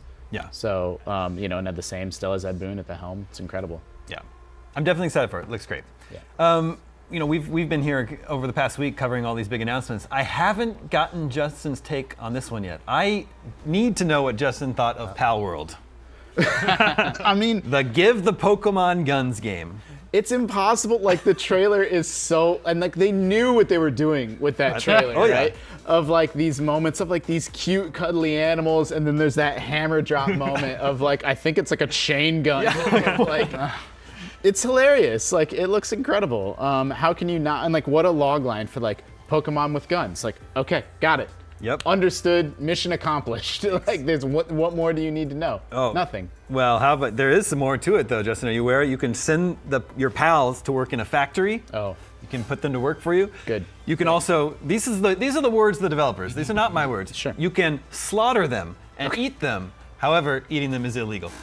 You always have to, You can do it. We got a little bit, I always think it's really charming at E3 or settings like this where sometimes you have stuff translated from Japanese, and then there's always a little bit of stiltedness of sometimes you're not sure if the translation's coming through literally, but it's I have to take them at face value. Yep. Yes, you can slaughter them. There they are. The guns are just coming out the factory line right there. Well, and then I'm and I'm sure there's some kind of moral conundrum of yes, you could send them to work in the factory, but it's nah, I have no problem with no. That's what you I'm in charge of this land. And so in some respects, it is good that Nintendo didn't make it to the summer game announcement season because they didn't see this, so now it'll still come out.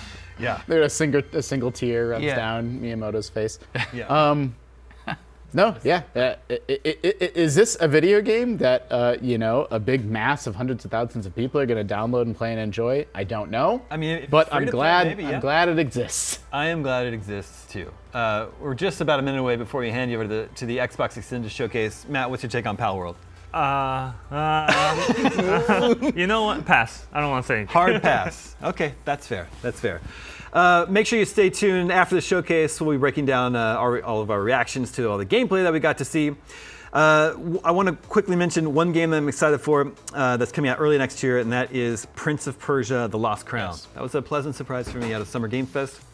Prince of Persia going Metroidvania. Justin, does that seem like it's something you want to play? Yeah, I mean, I went from skeptical, I went on a full arc of like, I don't know, but then they showed the extended gameplay and that really sold me on it at Ubisoft. I thought it was awesome. I thought it did a really good job of bringing the time manipulation back in, which has become a part of Prince of Persia lore. So really clever, really well done. Yeah, I'm excited for that, and it has a release date in, I want to say it's January 18th, early next year. All right, the showcase is starting in about a minute now, but don't forget, we've got a new episode of Next Gen Console Watch immediately afterwards to weigh in on which console's lineup is looking the most promising. And hey, if you haven't yet, check out IGN Rewards. It's where you can get access to exclusive giveaways, discounts, beta invites, game codes, in-game items, and more. Join today and get a one-time 10% discount code for almost everything in the IGN store. Justin, does that include GameScoop gear? Yes. Yes. Head to IGN.com/IGN Rewards and become a part of the IGN community. All right, it looks like the showcase is about to start. Everybody enjoy the show, and we'll see you on the other side.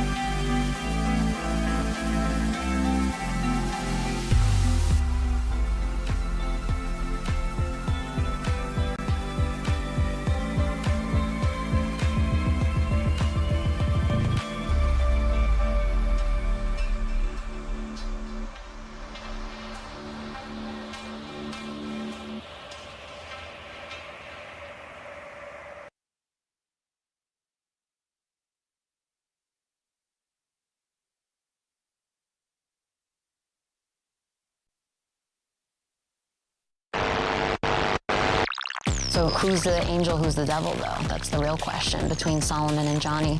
I'd like to think I'm always an angel.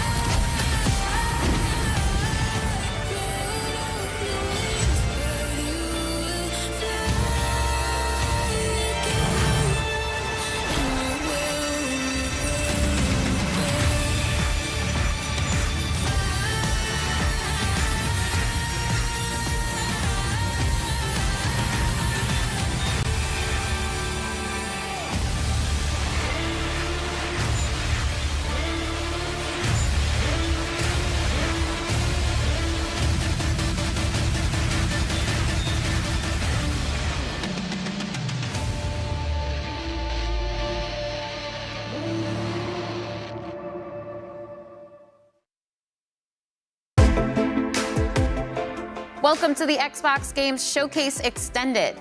My name is Tina Amini, and I'm here to dive a little bit more into the games you saw at our recent Xbox Games Showcase.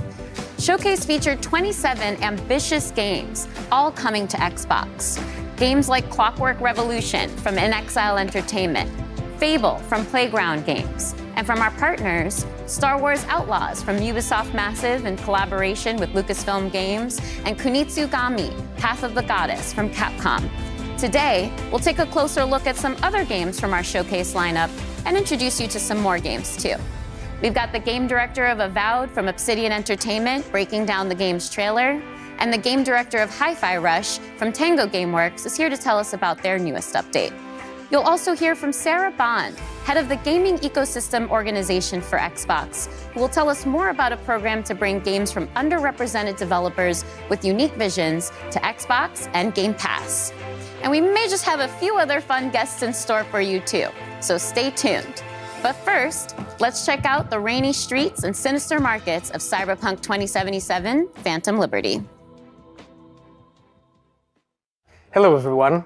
I'm really excited to welcome you to this exclusive Xbox store over Black Market, one of the locations in Dogtown that you are going to be able to explore in Cyberpunk 2077: Phantom Liberty. As you can see, Dogtown welcomes you with open arms. Too tame? This is Black Market, a location where you as a player, as a mercenary, you can obtain unique cyberware and weapons, things that you cannot find anywhere in this world. Dogtown is a part of Night City, but has its own very distinct look and vibe. It's outside of the jurisdiction of NCPD, attracting all kinds of eccentrics and dangerous characters. Radical mods, June. Never seen anything like that on a non-maelstromer. You mean this? Ain't seen nothing yet. Check this out. Or this shit here. We have put a lot of work into making the world feel more alive. Small scenes, secrets to find, Easter eggs, make this place feel more vibrant and more believable. Maintenance accessories. But what's inescapable in Dogtown is Kurt Hansen. Kurt is a leader of Borges militia who rules Dogtown with an iron fist. You've come to the right place. NCPD, gang wars, not in Dogtown. Taxes, who the needs them? In Dogtown, I keep your business safe as long as you abide by my rules. A really nice guy, as you can see. The Black Market also is a place where you can find new illegal weapons and goods.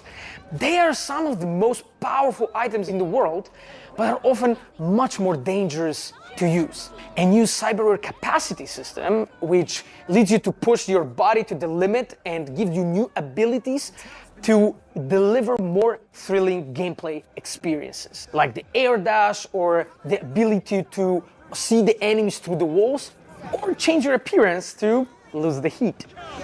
The Borges is the authorities of Dogtown, and they are more dangerous than NCPD. When you as a player commit crimes in Dogtown, they are the guys who are going to chase you.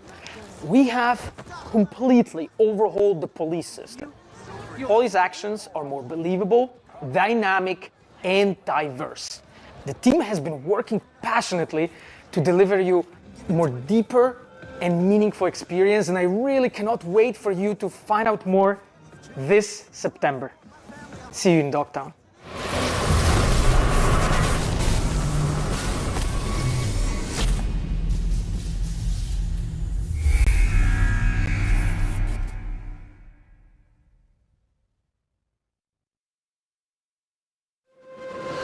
We're not done talking about CD Projekt Red's next dive into the story between V and Johnny just yet.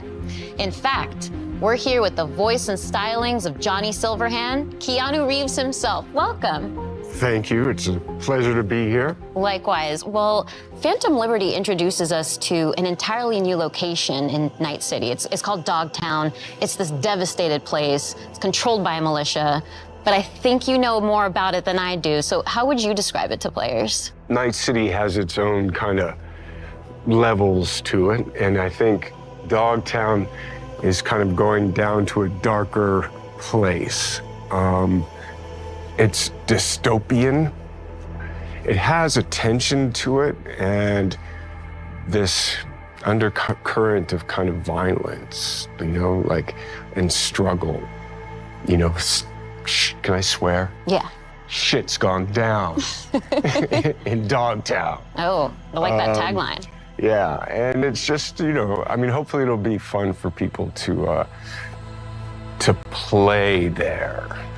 It's hard to believe that there's an underbelly to the underbelly that is Night City, right? Yeah, I'm a little scared, but in a good way. No, it's a good way. I mean, we're all kind of drawn to, we're all moths to the flame, aren't we? And there's a lot of flame in Dogtown. Well, if anyone can take it on, it's V, so that certainly gives me the confidence. Yeah, V's a survivor. Exactly. Oh, yeah. You know? And we just saw a tour of Dogtown, too, so we got a little bit of that ambiance, and we can see what the environment is like. People are getting beat up. It's not good. It's, yeah. It's not the friendliest place to be. You gotta be prepared for it, truly. Yeah. But in our tour, we also hear a recording from a Colonel Kurt Hansen. Who's this guy? Because he seems pretty dangerous, too. Yeah. That guy. No, I'm sorry, I can't say that. My inner Johnny came out. I think that's good. You know, we know the tone now. Yeah. Well, I mean, he's ex-military, military too, ruthless, power hungry, manipulative, and Johnny doesn't like him. I could see that. I mean, Night City in general is the kind of place that breeds that kind of character. Yeah. Let's take a step back. Let's talk about Johnny as a person instead of this horrible person known as Colonel Kurt Hansen. I don't know about this guy, but people like Johnny, and I think it's interesting because we know him to be opinionated. He's radical. We've seen that in Cyberpunk 2077 in the Man campaign, but as we get to know him, he's got a sensitive side too. He can actually be quite caring. That's what makes it so much fun. He is outspoken. He's a little grumpy. And he has a right to be. He's been used, he's been abused, he's been abandoned. And I think that through that kind of hardness of his outside, there is a vulnerability to him. And I think what's great about it is I get to play that character in so many different ways, and so the range of it is cool. And especially for the player, you get to see these moments in flashbacks. You start to understand he's a product of his upbringing, truly, of his surrounding. Well, let's not get carried away. I mean, we can start talking about nature and nurture. I'm sorry, I keep dropping into Johnny. But, yeah, I like his anger. I like his passion. I like what he stands for. He's really just looking for a fair shot. And I love that he's kind of going through music, that there's an artist side to him. And, you know, I got some great speeches. There's all these moments with Johnny where a tiny little thing, you know, elicits this really fun response. You can flip him off and he double birds you back. Like, I love those kind of moments. Or rock. I think another interesting lens of looking at him as we get into Phantom Liberty is his dynamic with Solomon Reed. So what can you tell me about Johnny's relationship with Idris Elba's character? I think Solomon has some things in common with Johnny in the sense of the military, the sense of being used, abused. You know, it's in the title, right? They're fighting for a liberty. You know, Solomon's kind of trying to reclaim his life, you know, and Johnny's doing the same thing. You know, it's Cyberpunk 2077, so it might start off as revenge, and it might end as revenge, but I think sometimes he feels like he's lashing out at the wind, you know? And I think Solomon has been living out in the kind of the desert of his life, right? Kind of hiding and harboring. Yeah. But I think he also has that kind of soft and hard side to him as well. So as somebody who's very familiar with thrillers, because you've starred in a few, what do you think about Phantom Liberty makes for a good spy thriller in particular? The quest to understand what's going on. So, and the kind of scavenger hunt of information, the mystery, the double crossing, what is true, what's fiction, what can you count on? You can't count on anything. That is really kind of amplified.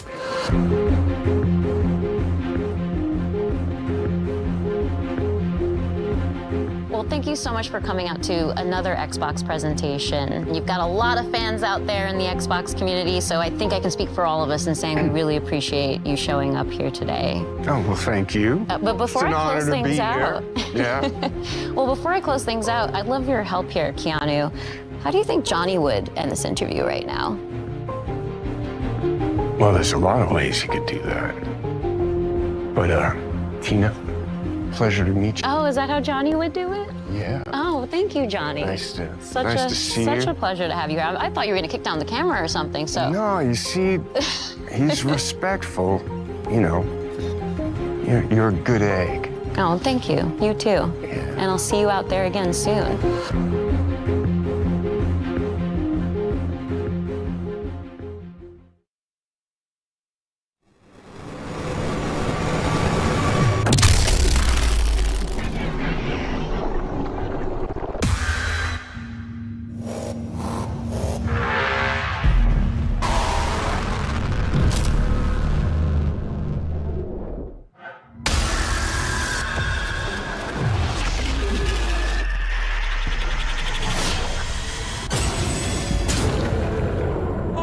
I'm so sorry for dragging you all into this.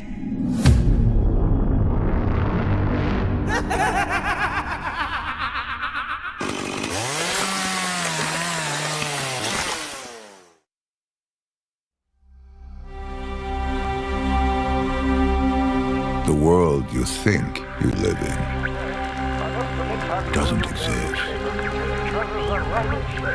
It's a pantomime. Theater. And if you get a glimpse behind the scenery, the stagecraft, you'll discover nothing but darkness. And once perceived, it will swallow you whole.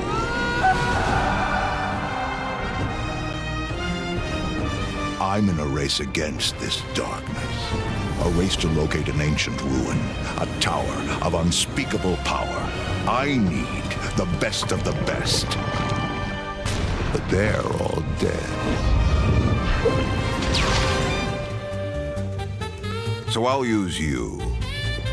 Scoundrels, thieves, cutthroats, the best of the worst.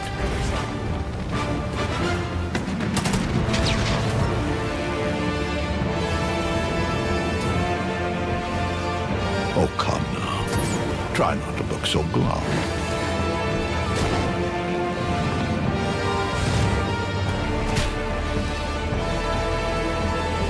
You're going to help me save the world.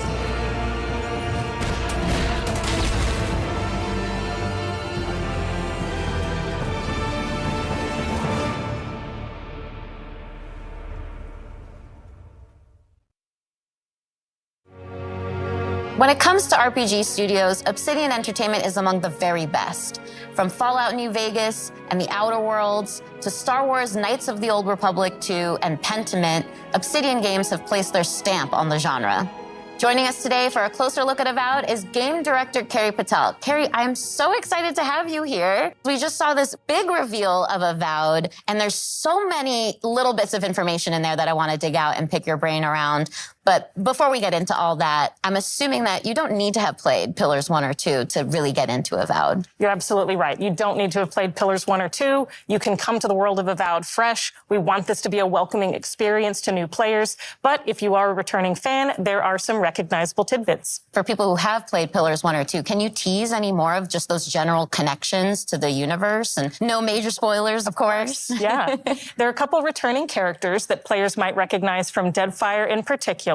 Players who have played the original games will recognize some of the parts of the world and some of the factions. The Adiran Empire plays pretty heavily into the world of Avowed, so all of that will be familiar to returning players. We do start to see some of that Pillars universe now in the Avowed setting, which is really exciting, and it's looking amazing so far, but can you confirm one thing for me? Are we still in Aora? We're still in Aora, and specifically we're in a region called the Living Lands. So again, returning Pillars fans will recognize the Living Lands as this otherworldly frontier. It's very remote. It's relatively unknown. It's this very dramatic landscape full of all of these different valleys with these unique biomes and creatures, just a really unique visual perspective. And it's a wonderful frontiersy spot that's set for adventure. There's a lot that's undiscovered, and so that's the part of Aora that we're introducing players to in Avowed. And we also see a character talking to us in the trailer. He seems like he might be a companion, because that would be a very Obsidian thing to do. So what's going on with that? Yes, this is Kai, and he is one of the first companions you meet in the game. He's an Aumaua. That's one of the unique species of the world of Aora. And Kai as a character brings a balance of this really battle-hardened perspective. He's seen a lot. He's served as a soldier and a mercenary, but he also has a really unique sense of humor. So he brings a spirit of levity and camaraderie to the party as well. And as he's talking to us, he's also kind of conveying, well, he's straight up saying that he's afraid of you and your abilities. But it's not like the heroes are the only powerful beings in this universe. So I'm curious what that means for who we are as the player character. Are we a watcher again, like in Pillars 1 and 2? Or maybe we have some connections to the spirit realm and beyond that gives us these terrifying abilities? So you're not a watcher this time, but you do have a unique soul connection to the world that gives you a connection to the Living Lands and to some of the more mysterious forces at work there. The player is also being sent as an envoy of the Adiran Empire, and so they come with both a very mysterious aura, but also a certain sense of political urgency. Kai also mentions a plague. That's another bit of detail that we get within the trailer. We see a very concerning growth on a lot of the creatures in the world. What can you tell us about this plague? I can't say too much just yet, except that it is a unique soul plague that is devouring the Living Lands, and part of the player's mission in being sent here is to investigate and try to stop it. We also saw a lot of combat in the trailer, and we see dual-wielding pistols, we see spells, we see swords, we see just a ton of abilities. A lot that actually is really reminiscent of the Pillars universe too, but those were isometric top-down view games, and Avowed is a first-person game. So how did the team approach that same kind of fantasy combat, but in the first person for Avowed? So we wanted to take that same depth and breadth of play styles and combat abilities and player fantasies, where you can play someone who's very magically attuned, more traditional fighter or ranger, and really invest in whatever play style is most appealing to you personally. We wanted to take that depth and breadth and translate it into a first-person experience, where you can feel the visceral nature of the attacks, feel the dynamism and the momentum of those attacks as you're executing them, and that means including a range of options like, as you noted, dual-wielding pistols, which is one of my favorites because you don't see that often in fantasy RPGs, but also traditional sword and board, a whole host of magical abilities, a lot of things that'll be both a little bit familiar but hopefully new to players as well.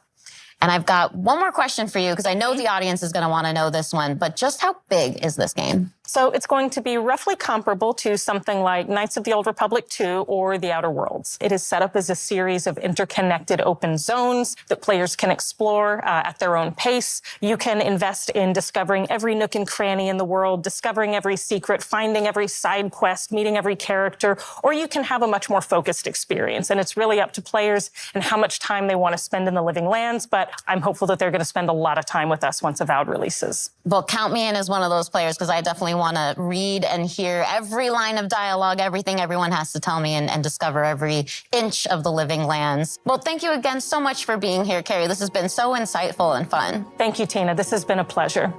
That was just a taste of what you can expect from Obsidian Entertainment when Avowed lands next year on Xbox, PC, and Game Pass.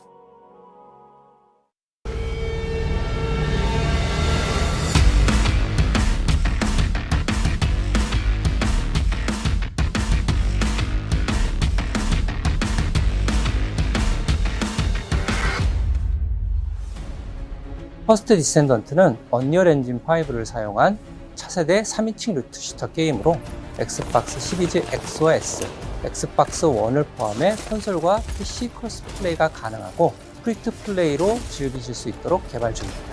퍼스트 디센던트에서 플레이어는 계승자가 되어 인류의 생존을 위해 침략자들에 맞서 싸우게 됩니다. 계승자는 플레이어의 캐릭터로서 다양하고 개성적인 컨셉과 전투 스타일을 가지고 있습니다. 플레이어는 계승자를 통해 잉그리스 대륙을 탐험하며 스토리를 체험하고 다양한 임무를 혼자서 혹은 협동 플레이로 수행하게 됩니다. 또한 최대 4인 협동 플레이로 거대 보스와의 레이드를 경험할 수 있습니다. 거대 보스별 다양한 기믹과 부위 파괴 등을 통해 밀도 높은 팀플레이를 체험하실 수 있습니다. 현재 개발팀은 작년 베타 테스트에서 플레이어분들에게 받은 피드백을 개선하는 작업과 신규 컨텐츠의 개발을 병행하고 있습니다. 지금 보시는 화면은 최초로 공개하는 엑스박스 시리즈 X의 실제 게임 플레이 영상입니다. 언리얼 엔진 5를 활용한 높은 퀄리티의 그래픽이 안정적으로 돌아가도록 열심히 개발 중에 있습니다. 신규 계승자 역시 개발 중에 있는데요. 이 계승자는 물을 이용한 독특한 컨셉의 플레이를 경험할 수 있도록 디자인되었습니다. 또한 자기장을 이용한 방어 능력과 비행 스킬을 지닌 새로운 캐릭터도 개발하고 있습니다. 플레이어분들이 더 많은 탐험을 하고 몰입감 넘치는 스토리를 경험할 수 있도록 다양한 환경의 신규 맵을 개발하고 있으며 새로운 타입의 보스 레이드 역시 지속적으로 개발하고 있습니다. 그리고 많은 분들이 요청하셨던 코스메틱 시스템도 도입 중에 있는데요. 캐릭터들마다 다양한 컨셉의 스킨을 제공할 예정이며 꾸미기 아이템을 통해 개성을 마음껏 뽐낼 수 있도록 지원할 예정입니다. 가장 많은 피드백을 받았던 그래플링 훅은 시스템을 완전히 변경하였습니다. 변경된 그래플링 훅은 조작에 따른 회전과 이동 시 가속 감속을 지원하여 조작의 재미를 훨씬 더 증대하였습니다. 이 밖에도 피드백을 반영하여 점프 모션, 총기 사운드, UI와 UX를 지속적으로 개선해 나가고 있으며 계승자 스킬을 개조할 수 있는 시스템도 개발 중에 있습니다. 게임 사운드 또한 글로벌 유명 게임 작곡가인 스티븐 바튼과 협업하여 보다 풍성한 청각적 경험을 제공하기 위해 준비 중에 있습니다. 마지막으로 여러분께서 가장 기다리실 소식을 전해드리겠습니다. 현재 저희는 연내 출시를 목표로 하고 있으며 그에 앞서 8월 엑스박스 시리즈 X와 S를 포함한 콘솔과 PC에서 크로스플레이 베타 테스트를 진행할 예정입니다. 베타 테스트는 8월 22일부터 8월 28일까지 일주일간 진행되며 오늘부터 공식 홈페이지를 통해 신청하실 수 있으니 플레이어분들의 많은 참여를 부탁드리겠습니다. Be the First Descendant.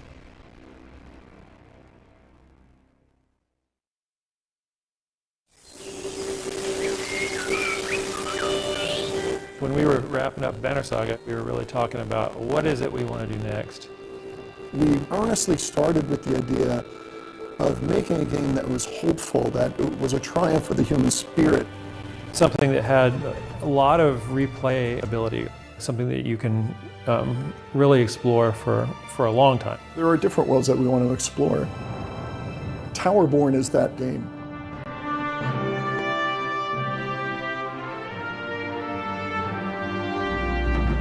Towerborne is a fast-paced action RPG. It's a co-op game. You can play it online. You can play it on a couch with your friends and family. Everybody's moving through the world map together. As the players move out, they start breadcrumbing the storyline that is being told here.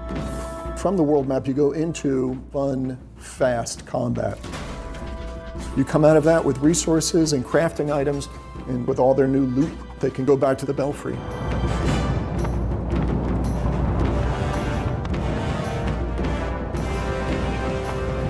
The Belfry is the player's safe haven and humanity's safe haven. The player can customize their appearance, their loadout, talk to all these different NPCs. The world itself is a mix of 3D and 2D. We definitely wanted to have that kind of beautiful background that you see in animated movies. Towerborne is all about humanity's last chance at survival. Humanity is clinging to hope and clinging to this tower. It is your mission to try to hold the forces of darkness at bay, to give humanity a chance at survival. The most important thing about the gameplay is it's just fun. And it kind of just amplified its fun the moment you added another player. All of the players can build their character in a way that's specific to them. It just turns into this back and forth exploration. Like, let's try to do this one combo, and then let's see if you can do a follow-up. From a couch co-op perspective, that's just really fun because there's not too many couch co-op games anymore. I'm hoping in 5 years from now, it's in a place that I never even would have thought of. It's a seasonal game, which is different for us. Players can expect a new storyline with new quests, new biomes. We'll be rolling out new gear, new monsters, new bosses. Expanding on the content in a continuous, organic way, so it just becomes a living world.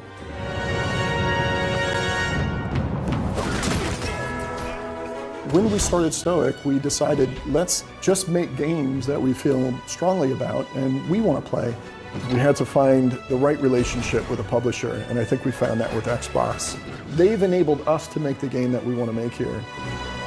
I earnestly cannot wait for the community to see the game that we're rolling out here. Towerborne is, I really believe, something unique.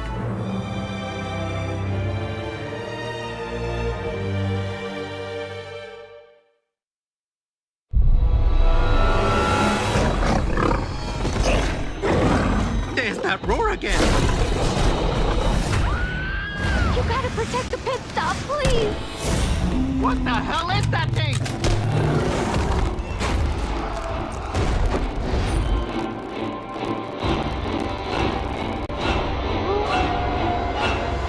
Invaders down!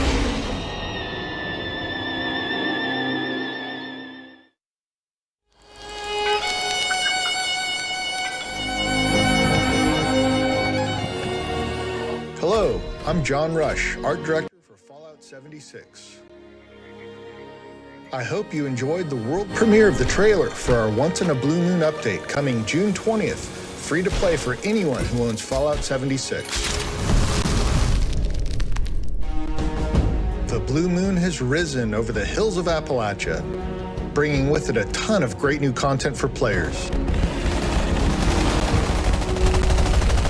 That includes new cryptids like the Blue Devil and Ogwa to threaten the progress of the Blue Ridge Caravan Company. We've also got 2 new public events, both of which give you a chance to earn caravan and cryptid-themed rewards. Defend the Middle Mountain pit stop from waves of monstrous creatures safe and sound. And thwart a horde of crazed cultists and beasts of burden.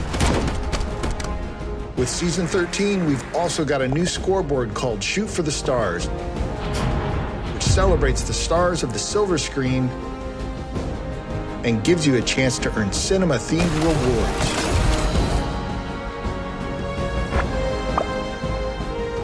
And we're not done yet. Next year, we're taking players to Atlantic City, where they'll gamble on the fates of new factions for the opportunity to win big. Do your part in helping the Blue Ridge Caravan Company and earn rewards along the way. Once in a Blue Moon is coming June 20th. Appalachia is coming at ya. We'll see you there.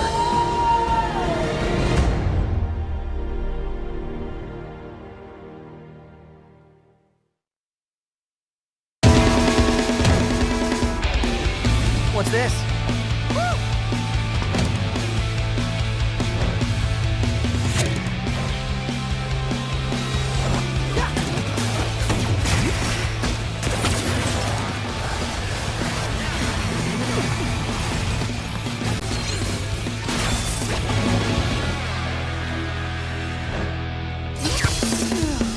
What happened now?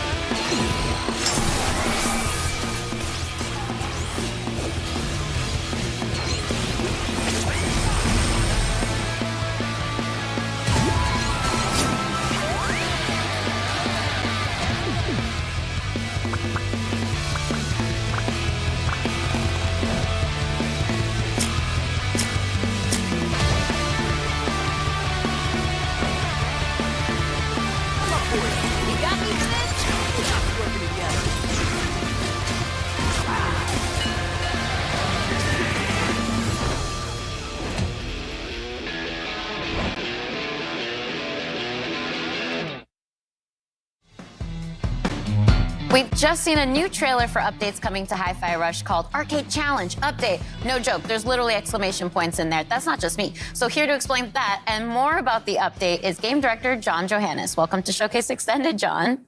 Really glad to be here. Exclamation points? They have to be in there. Yeah.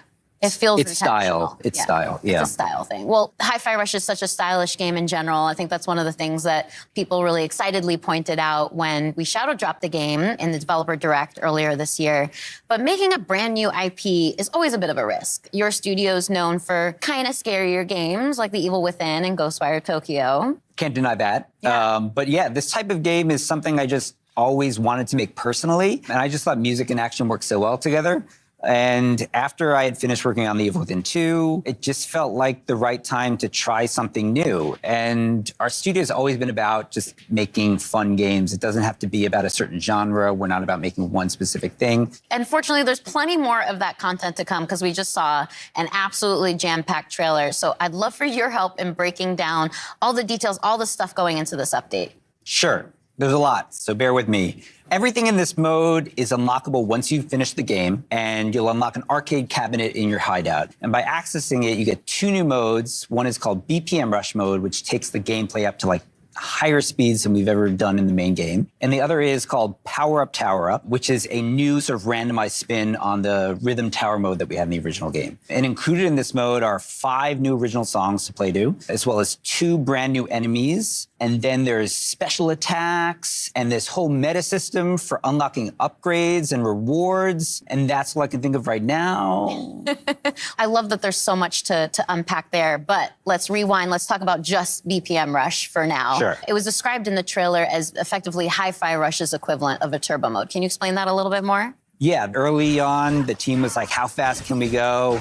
And in the game, we kind of settled at, about a max 160 BPM. But this mode really takes it up to 200 BPM. But we sort of ease you in there. It's a gradual upgrade until it eventually gets so fast, you just got to sort of think on your feet and naturally react to the rhythm in the combat of the game. I personally love that there's a lot of accessibility settings in the game, too. It makes it so that you can adjust the game to your own comfort level. But this is a post-game challenge. It's meant for when you've gotten into the rhythm of the game. So I'm curious if you have any pointers on as far as how to tackle that challenge. As an action game, I think a lot of people want that sort of next-level challenge, another way to use their abilities in a new type of environment. This mode does that by putting you at the high speed. But we also have multiple difficulties. We have an easy mode for people who want to experience what that's like, but maybe are not in tune with that sort of high difficulty that's accompanied with this stuff. But then we have a casual normal mode as well. And then we have, after beating those modes, we can unlock an EX mode, which takes up to a hard level where damage is multiplied and keeps you at that high BPM throughout the entire time. But there already was a post-game challenge when Hi-Fi Rush launched. It was the Rhythm Tower mode. You mentioned that briefly earlier. That's the one where you face just increasingly difficult combat. So how has that evolved with the Power Up, Tower Up mode? So the Rhythm Tower mode was kind of like a very curated experience. And while it was very challenging, you can prepare, go in and sort of customize your character, know what you're getting into. And in this mode, we flip it to the almost opposite end. Chai starts off downgraded. We actually remove all your abilities, and you have to earn them back by fighting waves of randomized enemy sets. And after every wave of enemies, you get to choose from a series of power-ups that can gradually increase your stats. But each of these upgrades comes with either bonus or negative modifiers as well to the gameplay, so you can take more risks or less risks depending on which upgrades you pick. And again, those upgrades are randomized each level, so you really kind of have to have an understanding of the systems and not quite master them, but have a good grasp if you want to go in and come out on top. Well, as I mentioned earlier, it was a really packed trailer. There was a lot of information in there. It's a chonky update. So what else have you got for us? Because I feel like there's more on the table there. Yeah, so by playing in the 2 modes, you unlock these rewards through these challenges that are connected to these 2 modes. And in those rewards are things like accessories for Chai and new costumes for Chai 808, and even as well as fan favorite Corsica. We have new modes for the photo mode as well. Things like new filters. We have new poses for the characters. We have stickers that you can place on the photos now. And then there are some extra hidden secrets that we don't want to give away right now, which, as you know from our game, we like to hide in there and we like people to find, which is always fun. And then in conjunction with this release, we're also releasing a separate costume pack, which is a kind of take on what the characters would look like if maybe this game took place in a different time period. Ooh, a little tease. I like that. And there's some really fun-looking stuff in there, so. Well, thank you again so much for coming out all the way from Japan to Showcase Extended, John. I'm super glad to be here. That's all we have to share about the new update for Tango Gameworks' Hi-Fi Rush coming soon. Now it's time for us to return to the second era of Tamriel and the Elder Scrolls Online. ZeniMax Online Studios debuted the trailer for their upcoming expansion at Showcase, and today they're here to break that trailer down for us. Let's hear what the team has to say about the Necrom expansion for Elder Scrolls Online.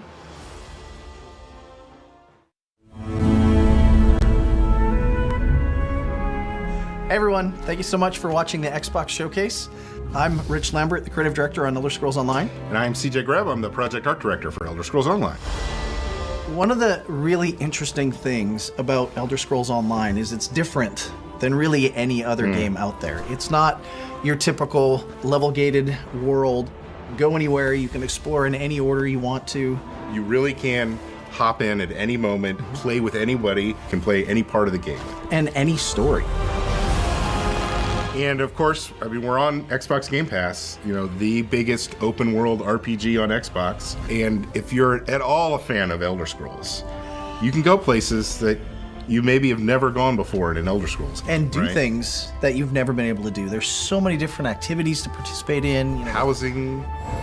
We've got lore hunting and antiquities, right? There's the dungeons and the trials. And you can, of course, always revisit lands that you've been to before. We've got Skyrim, Morrowind. Yeah, and they're different times. You know, we're almost 1,000 years in the past. Come in by yourself, come in with friends, but don't worry that you're ever not going to have something to do, because there are adventures everywhere you go. Everywhere. We had an awesome trailer during the showcase. Necrom, Hermaeus Mora. Yeah. What's it all about, Rich? Hermaeus Mora is this Daedric god of knowledge. He's not good, he's not evil. He is just focused on cataloging the world and collecting everything he possibly can to study. And what you kind of see in the trailer is Mora kind of always on guard, always looking over and watching what's kind of going on.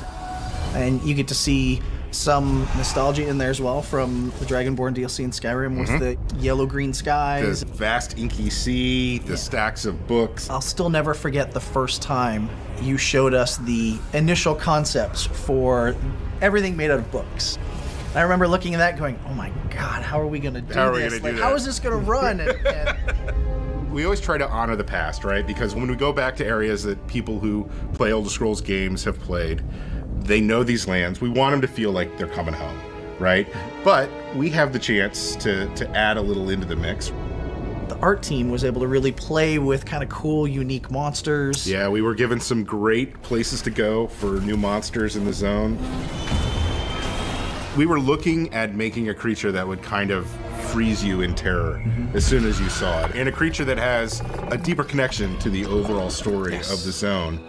We've also got the Tavani Peninsula, kind of the Morrowind vibe. It's always fun to go back to this part of Tamriel because it's one of the most imaginative and sort of like visually expressive things that has ever been created for an Elder Scrolls world. And then, of course, Necrom City itself. This ancient city that, you know, is rumored to have been built, you know, even before the Tribunal was even established. Right. Being able to play with that and look at that architecture and this ancient city of the dead. And you guys gave us a new class to do. The Arcanist draws their powers from Hermaeus Mora.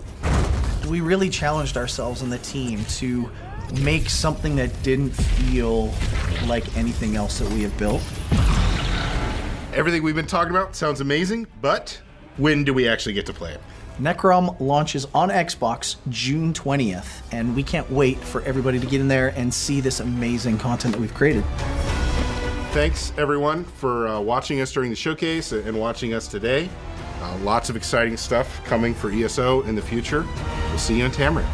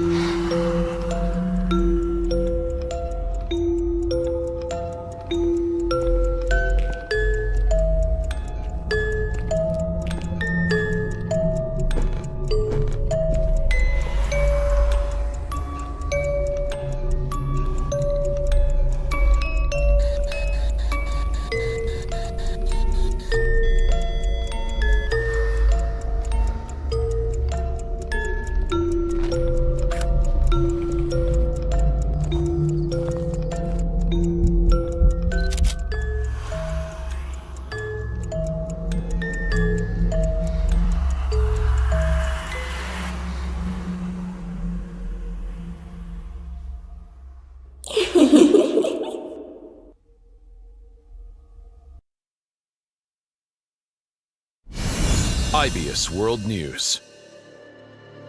番組をご覧の皆様、こんにちは。エグゾプライマルディレクターの平岡です。まずはじめに、3月に開催しました第1回オープンベータテストに多くのエグゾファイターの皆様にご参加いただきました。アンケートや SNS を通じてたくさんのフィードバックをいただいております。今後の開発に活用させていただきます。ご協力ありがとうございました。さて、カプコンショーケースはご覧いただけましたでしょうか。その中で発表しましたが、第2回オープンベータテストの開催が決定しました。詳しい日程や情報は公式サイトをご覧ください。それではここからは番組をご覧の皆様に新情報を紹介します。まずはサベージガントレットという新たなモードです。サベージガントレットは内容が毎週切り替わる特別なミッションに5人で挑み、世界中のファイターとクリアタイムを競うというモードになっています。ディノサバイバルとは違い、出現する恐竜やフィールドが遊ぶたびには変化せず、全世界のプレイヤーが同じ内容のミッションに挑みます。今回は恐竜が出現する位置にあらかじめトリプルスレッドを設置しています。出現してきたらこのようにスカイウェーブのグラビトンケージと合わせて起爆、一網打尽にできました。ミッションは画面上部に表示されている恐竜の討伐なのですが、サベージガントレットでは目標以外の恐竜が出現することが少なくありません。もちろん討伐せずに無視することもできますが、ミッション達成の妨げになる可能性があります。倒すか倒さないかはプレイヤーの作戦次第です。目標を達成したら次のミッションへ。ゲームの流れはディノサバイバルと同じなのですんなり遊べると思います。何やら次のミッションに備えてエグゾスーツを着替えているようですね。なるほど、スナイパーネオ層が離れた位置に多く出現するのでビジラントに着替えたようですね。フレームネオ層も出現するのでフロストロックで動きを止めて集中攻撃のチャンスも作り出せますね。また一列に並んだ恐竜もブレードで足止めしてから倒す作戦のようです。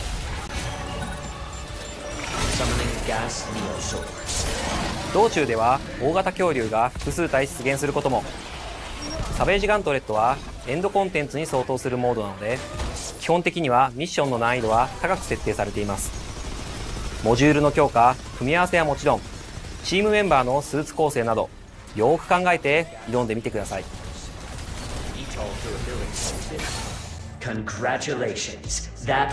サベージガントレットをクリアするとこのようにクリアタイムが表示されます。その後自分のクリアタイムがどの程度だったかランクによる評価がされます。次はバリアントスーツを紹介します。バリアントスーツはデフォルトのエグゾスーツとは異なる性質の武器を装備しており、戦い方が変化したスーツです。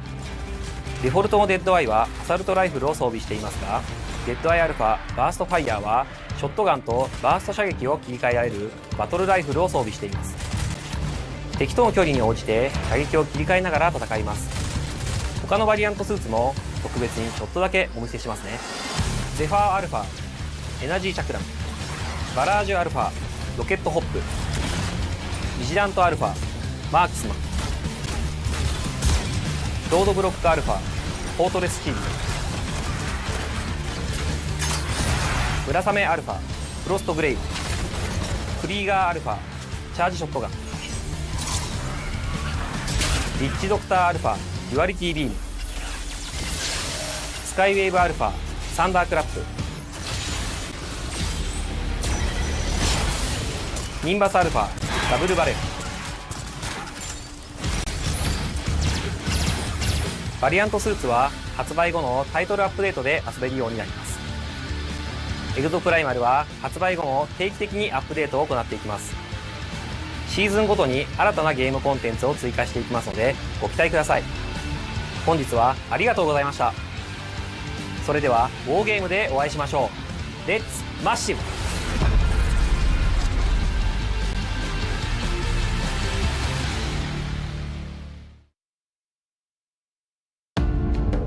It's great to see the dedication from the team at Capcom and how they're building Exoprimal in partnership with the community.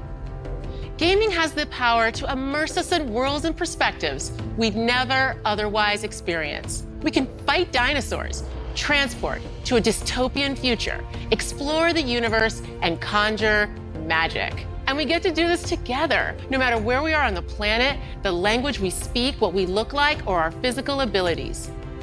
That is why it is both an absolute imperative and an incredible opportunity that games represent all of us. That is why we created the ID at Xbox Developer Acceleration Program, to help underrepresented creators and stories in the industry shine.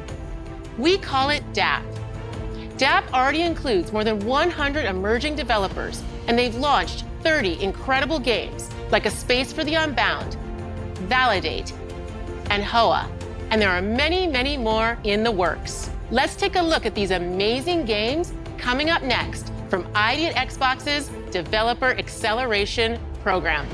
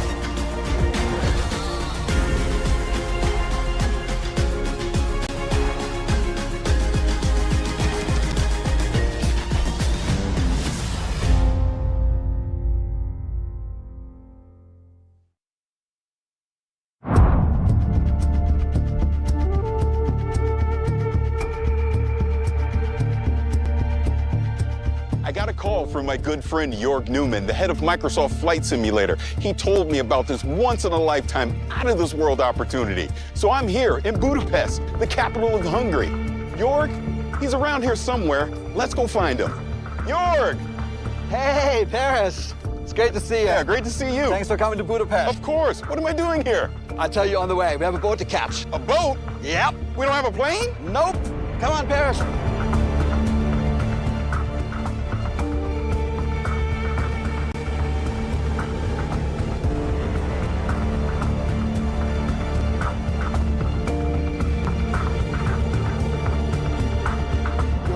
What is this place? What kind of aircraft are you storing in here?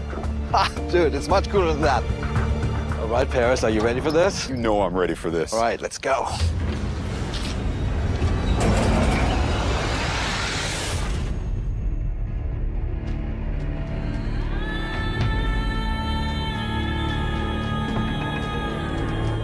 Welcome to the world of Dune. This is incredible. Come on, I want you to meet someone. Hey, how's it going? How are you, man? It's good to see you. Good to see you.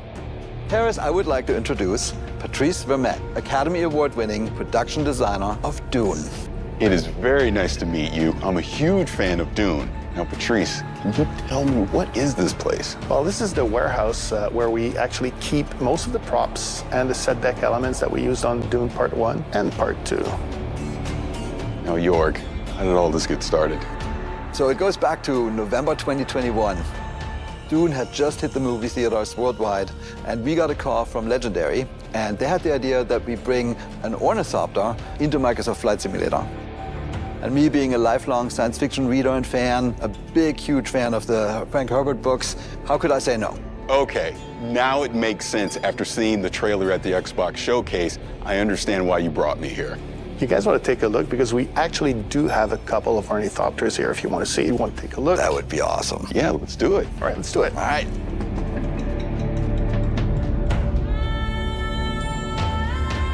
Look at this.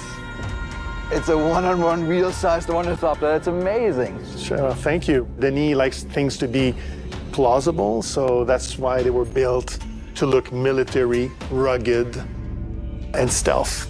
Now here's the most important question. Were they built to fly? Funny you mentioned, because I've been asked that question on a couple of occasions. No, they don't fly. They are heavy, they're 11 tons.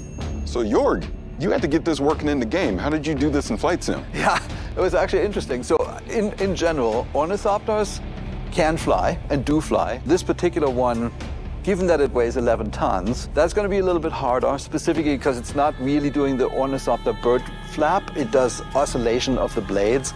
And we currently don't have the material science to get the thrust and the lift. But on Arrakis, I think this is absolutely possible. And in Flight Sim, we made it work. Patrice, we're here. Can we go in? Absolutely. All right, let's do it. Normally we'd go in through the climbing up the landing gear, but this will do. Yeah, so what's cool about this, Paris, is that all those buttons are actually realistically hooked up to the system. Master engine switch, what you're doing there above those, the red, are basically all the lights.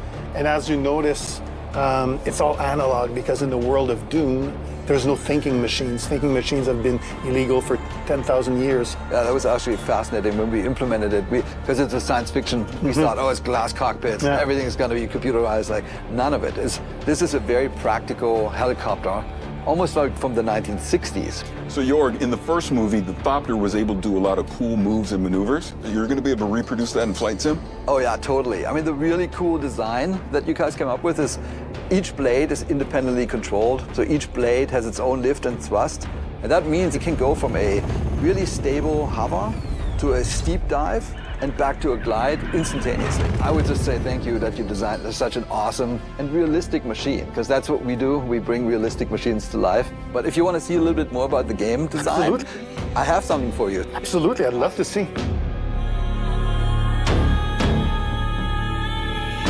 All right, so the setup for this expansion is that you are a Atreides pilot on Arrakis flying an ornithopter.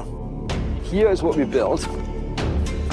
We basically built this section of Arrakis. Here's the capital city of Arkeen. Here's the botanical garden, we have that as well. And the first thing we do is we train you up. The fast takeoff, fast landing, and then the deep dive. And then we take you to some of the extreme locations, like the bow of the cliff, the hole in the rock, the red chasm. You really have to show your pilot skills. And then, towards the end, then there's a secret mission, which I can't talk about today, but that basically wraps up the experience. It's gonna be great. Super exciting. Hey. It was great to see you again. Paris, thank you for coming. Thank you so much for having me. All right, Jorg, where to next? Well, I don't know what they eat on Arrakis, but this is Budapest, and I hear they have excellent goulash. I know a place. Let's go.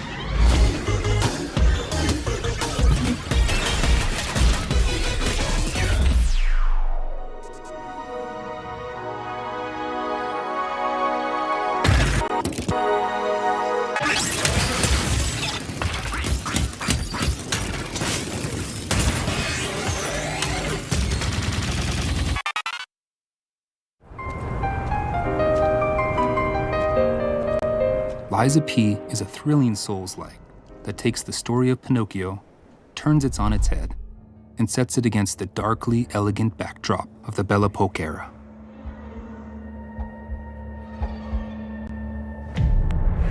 Finally, we meet. You are awakened by a mysterious voice. Can you hear me? You must adapt yourself and your weapons to face untold horrors, untangle the unfathomable secrets of the city's elites, and choose whether to confront predicaments with the truth or weave lies to overcome them on the journey to find yourself. You are able to create your own weapon through the combination of these blades and handles. Of the hundreds of possible combinations with different respective appearances, performances, attack motions, and patterns, each and every blade and handle has its distinctive Fable Arts. Fable Arts is a special combat skill that can be casted by consuming Fable slots. Fable slots can be charged again through combat. Select your own special skills to vanquish your enemies. The Legion Arm is a prosthetic on P's left arm. The Legion Arm can exhibit special abilities by consuming the Legion Gauge, providing you an eclectic combat experience. So, puppets are all there are? I highly doubt that. You'll have to face all sorts of monsters, puppets only being one of them. You're not quite done yet. Bone-chilling bosses await you.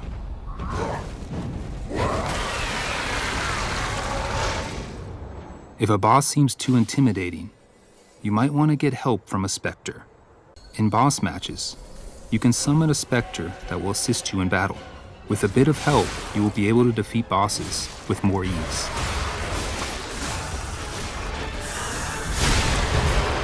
The P organ is a system that allows you to upgrade your character. Use quartz to optimize P to your liking. Within the P organ, you can select which slots to unlock depending on your preference. There will be times when you will be confronted with choices where you can give comfort to others in sorrow or despair by lying, or you can choose to tell the truth.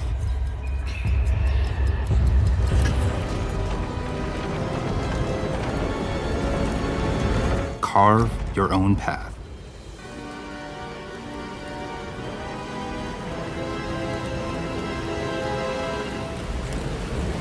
Meet Lies of P on Xbox One, Xbox Series, and Game Pass, coming to you this September 19th.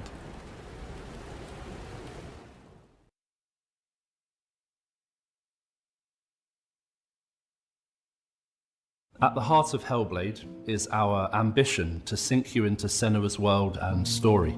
To do this, it's critical that we make it as easy as possible for you to suspend your disbelief. One key method of achieving this is our use of performance capture.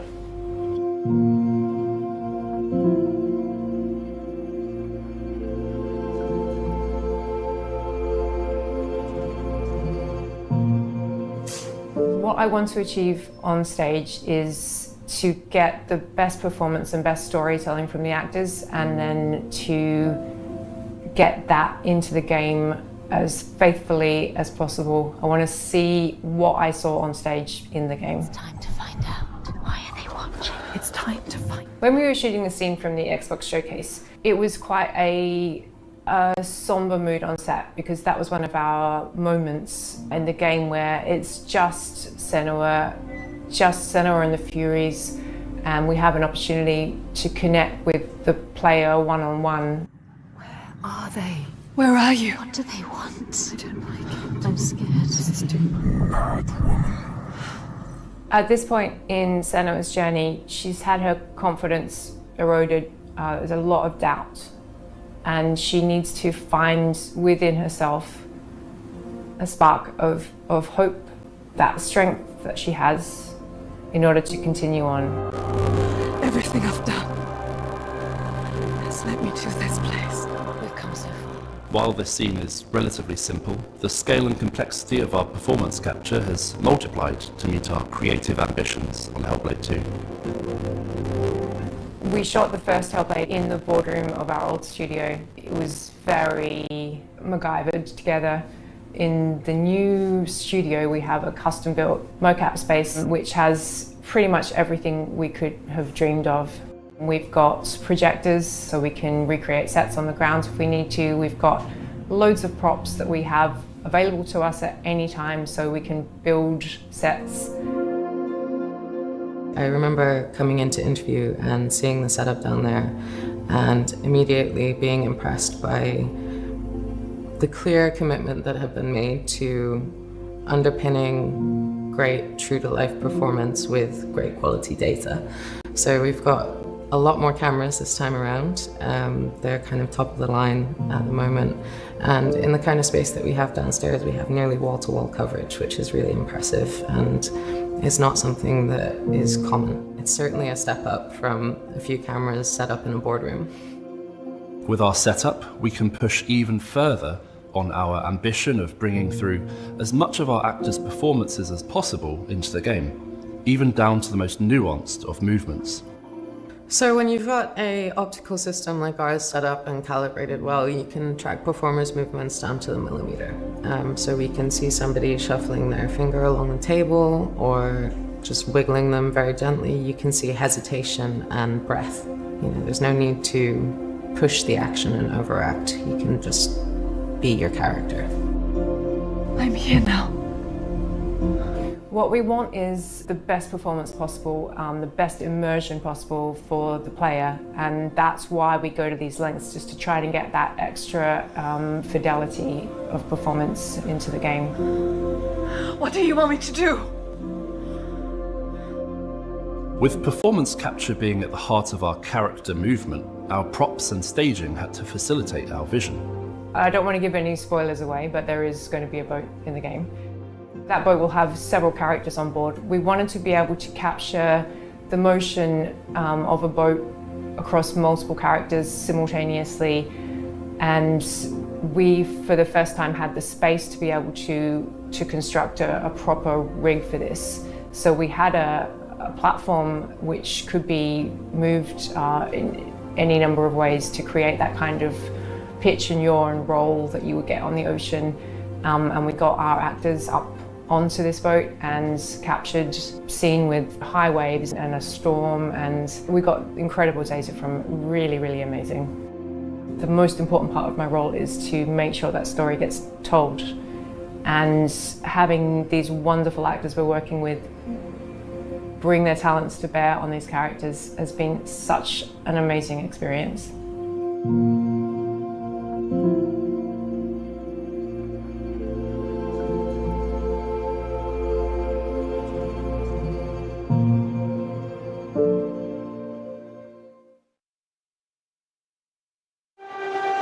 My name's Larry Herb, Xbox's Major Nelson. Welcome to FanFest. I'm excited to be here. Here we go. Let's roll that video.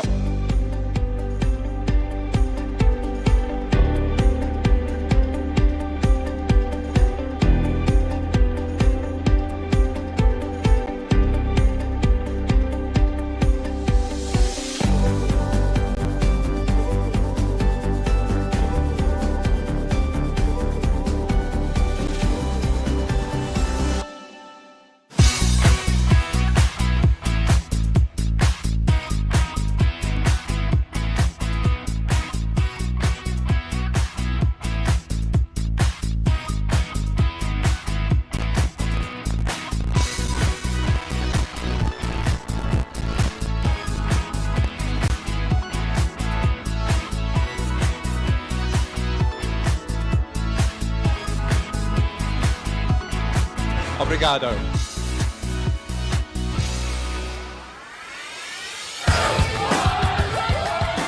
At FanFest Melbourne, it's playing awesome games and having a great time. There is so much going on here tonight.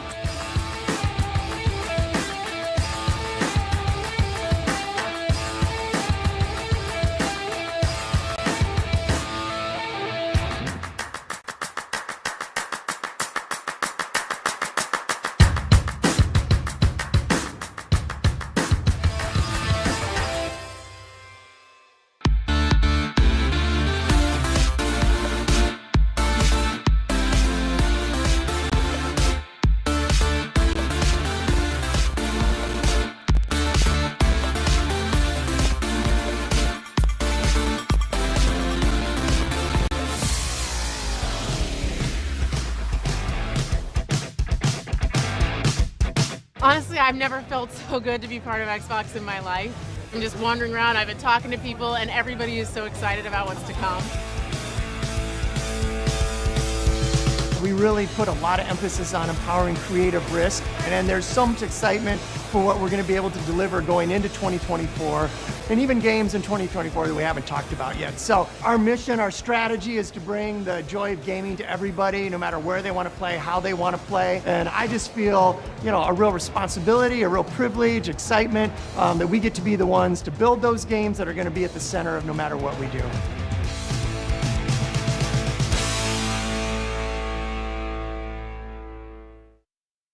Hi, I'm Sebastian, and I'm the community manager for Lightyear Frontier. Today, I'll be playing with Kelly, Anita, and Carolina to explore the new multiplayer features Lightyear Frontier has to offer.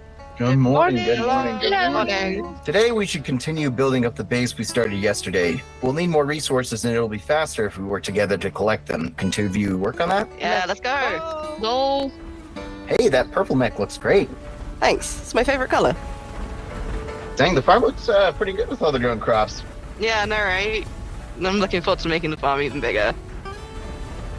I'm gonna work on making our home look a little bit better, and then I'll come down and help you out. Great. I'll see you in a bit then. What do you want to focus on gathering, you think? I can get wood to start with, and then you can help me get some aluminum. I'll get some stone also then. That should cover a lot of what we need for crafting and building. Once we've finished, let's head back and help with the buildings. Resupply to the rescue! How's it going up there? I think I've got a good idea of what I want things to look like from up here. Nice. Oh, there's so many good choices. I know, right? Oof. But I think that looks good. Can't wait to see it. There are loads of aluminium here. They're actually pretty strong, so we can do it faster if we both drill. Let's work together and see what else we can find here. After we bring this back, I'll take a look in some other regions to see what materials they have. I'm done up here, so I'll come join you. Oh, my inventory is getting full from this harvest. I think we should build some, silos or crates to store it all. Yeah, we should probably build a fence around those two as well so we can protect the harvest. Great idea. Let's get on it. Here we go. I'll help with the silos next. Yo, anyone need materials? Because we got a ton of stuff. Yes, please. Oh my gosh. Fantastic. Do you want us to start helping you build? Yes, please, please. Oh, on it. What do you think of the layout? Yeah, it looks great to me. I'm almost done with the fences here.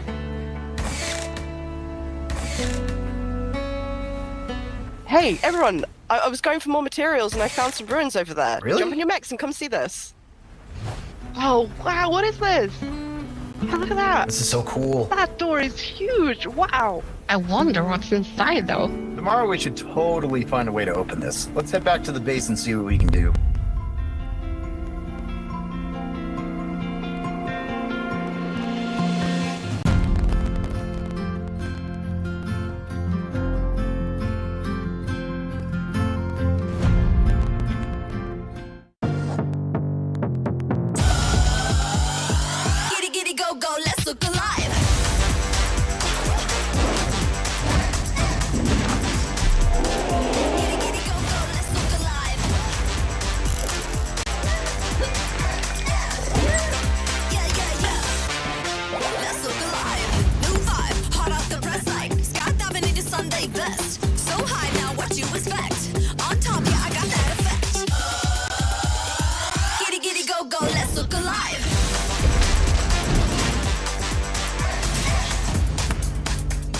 Just follow my instructions.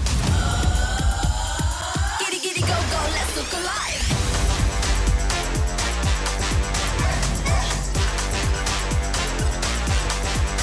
Welcome.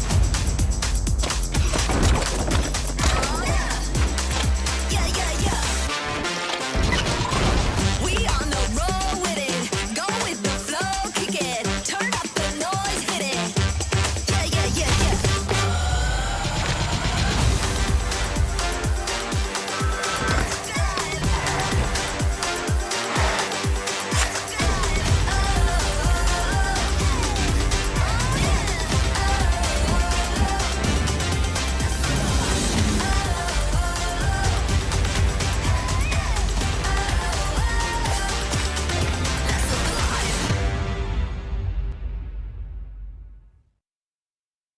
Every year in our showcase, there's one game that kind of pops for me, something I'm very interested in.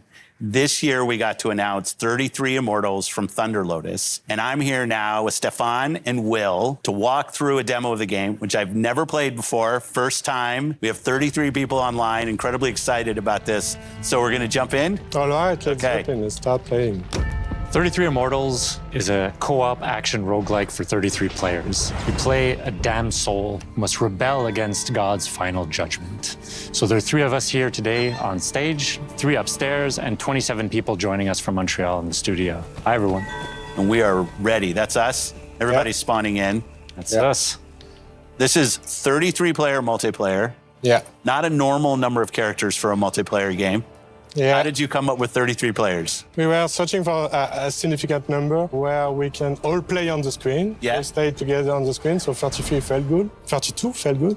But as the game is inspired by the Divine Comedy, the medieval poem from Dante Alighieri, written in the 14th century. And this poem has 3 sections: Inferno, Purgatorio, Paradiso. Each section has 33 chapters. And so we say, oh, let's do 33 players. I love it. 33 Immortals. Man, I love what you said, Will, that when you guys started this game, there weren't even 33 people at the studio, so you didn't have enough people in the studio to fill out the full roster of the game. Yeah. It's just such an awesome point. It's a challenge. It's a challenge when you're trying to do that. I love it. Okay, so no 2 runs are the same. We're actually spawning in a different position, a different situation. We are in the cemetery. If you hold the left trigger, the world map is going to show up. And we can see that we are 33 right now, actually, in Inferno, but we are scattered around the world. Oh, we're not all in the same place. Yeah, because we all have to complete torture chambers. Got it. To make the game progress. Okay. And we are located at the southwest of Inferno. Yeah. And so the closest torture chambers is to the east. Okay. So let's go there. Got it. Okay, let's continue down south towards the first torture chambers. This one, I have a good feeling for it. The soundtrack, what's going on? The music's kind of cool. Thank you. This is Max LL, who's actually done the music on all of our games. And you're in Montreal? We are in Montreal, yes. Close to one of our XGS studios in Compulsion. Yes. It's also in Showcase. Yes. I love the community of game creators in Montreal. Absolutely. It's always important to be well surrounded and all that. So we didn't talk about your first game, Spiritfarer. Yeah. I thought it was fantastic. Thank you. Yeah. It was great. Now, as you can see, this is not Spiritfarer. No, but like, how do you think about that from a studio standpoint, having such, I mean, I would say they're stylized games, but outside of that, very different games. We're not worried about, genre. Our goal is really to just try and make unique, immersive, creative experiences that players love and that they want to play for. Awesome, I love that. Yeah. This guy who's getting out of my comfort zone sometimes. Okay. All right. What do we do? So we have completed a torture chamber, so we have achieved a first step in... I got left behind. That's what you're saying. Defying God, yeah. Oh, they're back on us. Whoa.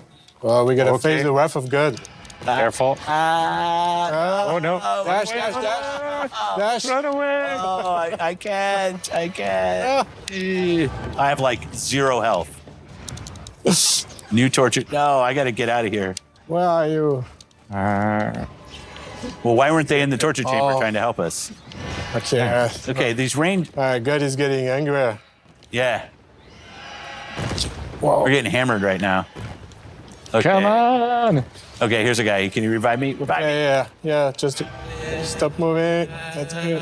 One up. Yeah, I'm up. Okay. Oh. Thank you. Oh, no. Run. This is the holy fire. What is this? One holy fire. One nose. Now we're in holy fire? The wrath of God. Okay, I'm ahead of it. Okay, so we unlock the Ascension battle. So that's the last battle. Here, can we get this? Can people jump in my heels? Yeah. I'm in. Oh. I tried to do the heal. Don't mind me, the wandering soul. Save me, please. I'm like a zombie. Maybe someone... Did I mention I'd never played before? Oh no, I died too. Oh my. Okay, hopefully the team can carry us. But we are not alone. There's a lot of enemies in this small space. Gonna try to not move. Okay. Don't move, and hopefully someone is going to be able to revive you. Okay, good. Oh, I'm in. I'm up. I'm in. Okay. Back. Okay, I'm back. Yeah, thank you. So this is the last step. I think it's my last. All right. Okay. Yeah. We did it? Yeah, we did it. Yeah. Well, yeah, we did it. Yeah. Yeah. So now we've ascended. Yeah.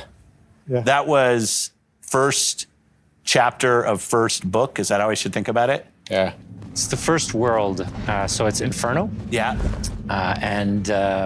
Each region has its whole big set of challenges and everything. And this is all on the map. And its final boss fight. That's what this is. Well, since we've basically come through unscathed so far, this should be easy. Yeah.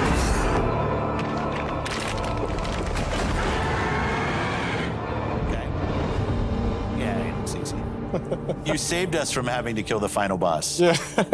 It's a bit of a tease. I like it. I like it.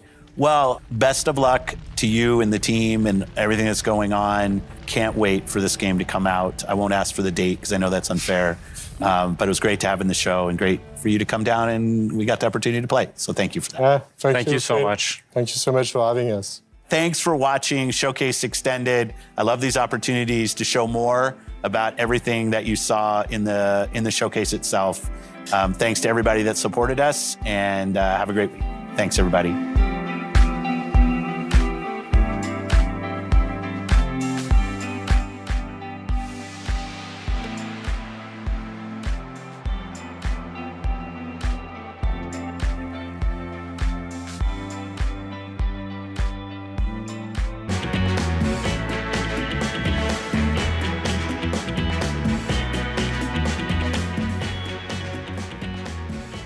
You just caught the Xbox Extended Showcase right here in IGN's Summer of Gaming. Welcome to a very special episode of Next Gen Console Watch, our show following all the news and goings-ons with the PlayStation 5 and Xbox series. I'm Damon Hatfield. I'm joined by Stella Chung, host of IGN's Xbox podcast, Podcast Unlocked, and Matt Kim, host of IGN's The Beautiful People podcast, which may or may not exist. I look forward to learning more about that.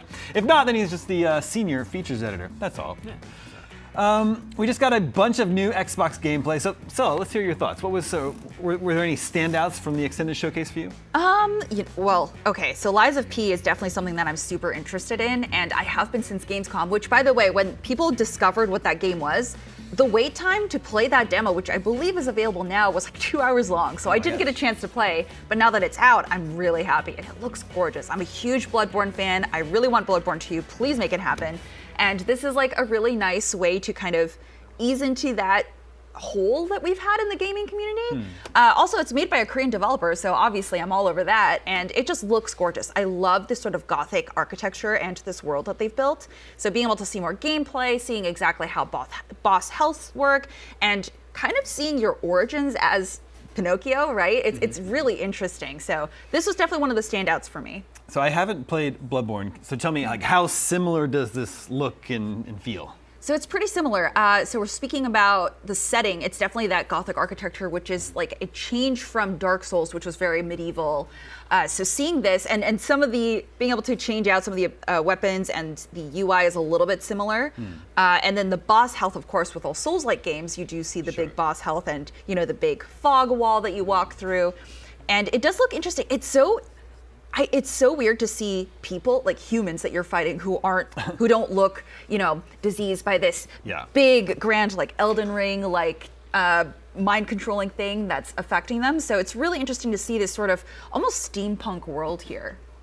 Matt, is Lies of P something that's on your radar? Yeah, honestly, it wasn't before the show, but after seeing it a couple times throughout the week, it definitely has jumped to my attention. Like Stella said, I'm also a huge Bloodborne fan, and so I definitely try to do my best to check out like the latest Soulsborne type games that they release. But beyond that, it's just the fact that it's a Soulsborne starring Pinocchio that's like, you just have to check it out. You know, you just can't not be curious by that premise. I am very curious. I have not seen anything about a nose growth mechanic. I don't know. But there is a lying mechanic. There's a lying. There is a too, lying which mechanic somewhere. We all know what happened when Pinocchio tells a lie.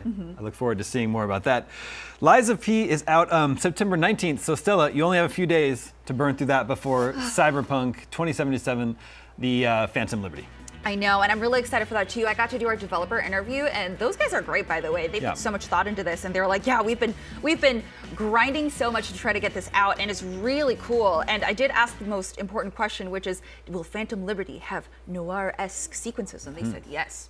Very cool. Yeah, which is great because it is sort of a detective. It is a spy thriller, which is really great, and that's so interesting because you're like, there's so much crime that happens in Cyberpunk. Like there has to be something, right? And there is a new place that opens up, completely new, called Dogtown. It is adjacent to Night City.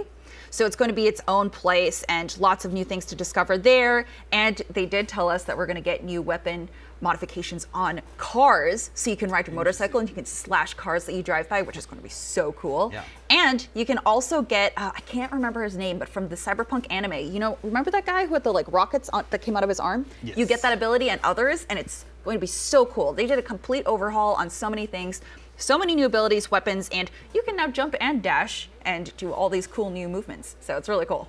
Do you know how standalone it is? Do you have to enter Dogtown through Night City somewhere? Or can you just jump into this from the title screen?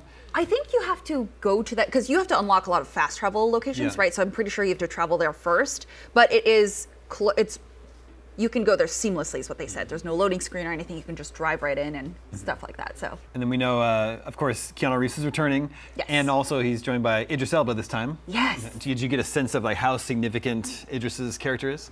Yes. So I did ask, hey, so you chose Idris Elba to be in here as Solomon, and he's going to have a huge part in the story. So he's going to be extremely integral, and apparently he's kind of like the main character. We're going to see a lot of him. So it's not just like he comes in and be like, here's your mission or whatever. He actually is there, and you're going to be working with him, and it's going to be a big thing with him, and he's going to be very important to the story that takes place with the DLC.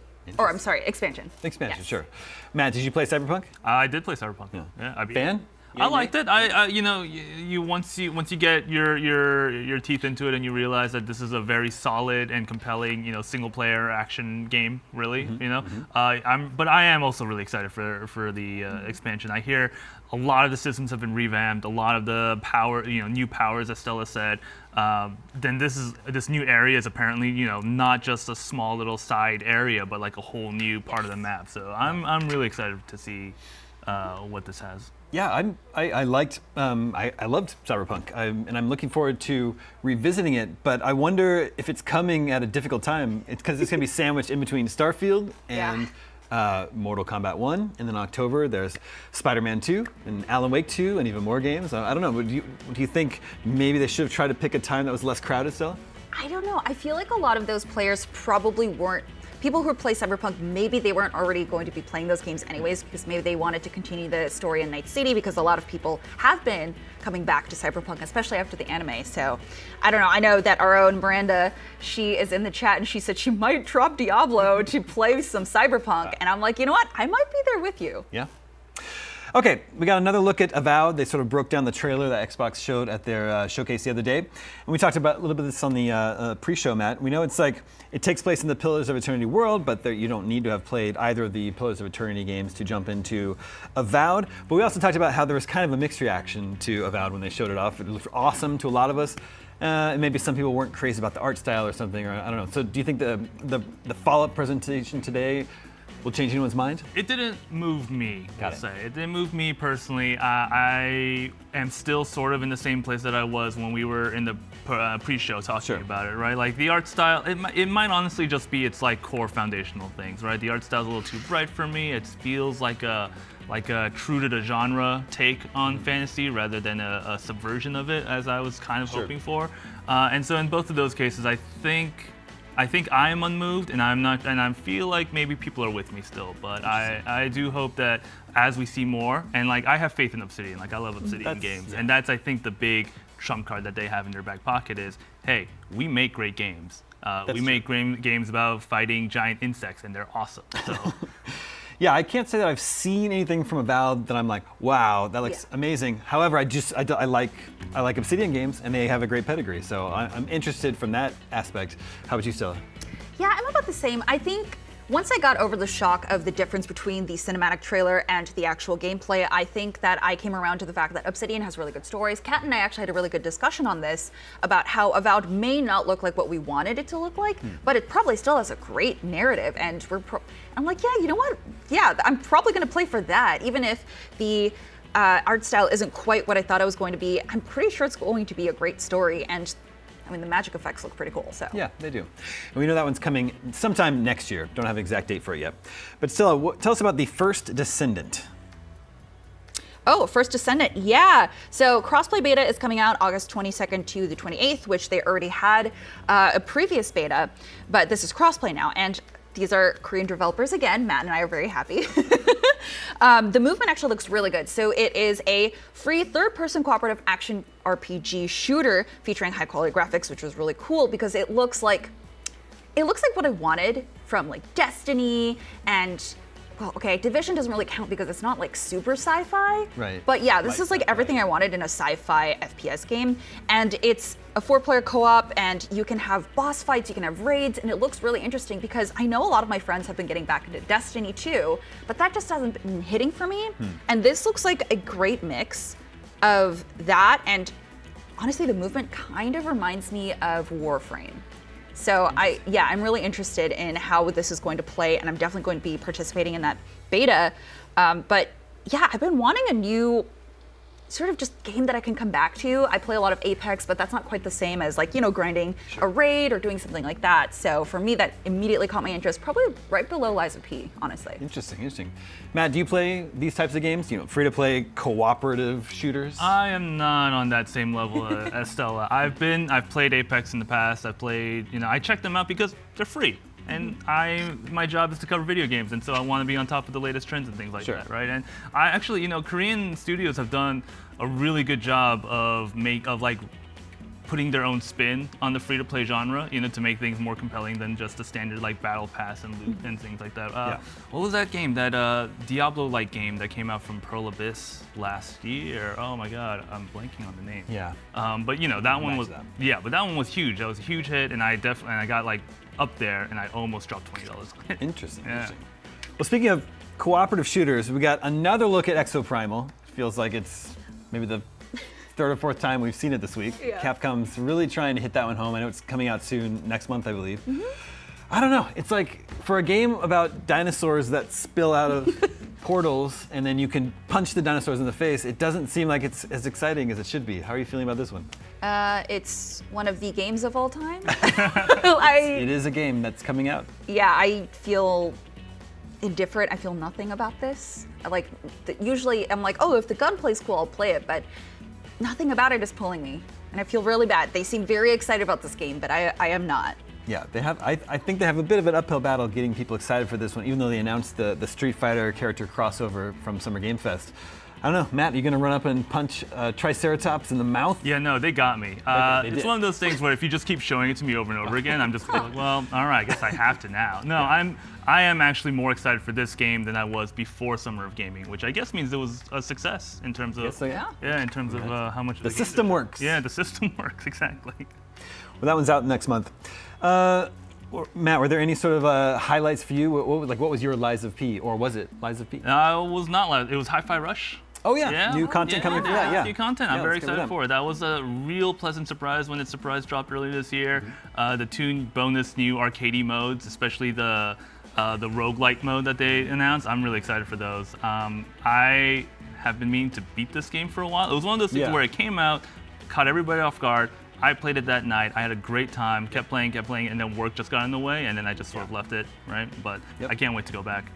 Yeah, I still need to get to this one. It's on my my two playlist for the year for sure. But yeah, they're adding 2 new modes: BPM Rush, Power Up, Tower Up, and then a bunch of new items and enemies and weapons. Yeah. Did you ever get to play Hi-Fi Rush, Stella? I did not, but my partner did and absolutely loved it. And he was like, wait, are there more modes or is it just like clothing? And I'm like, no, there are new modes. So yeah.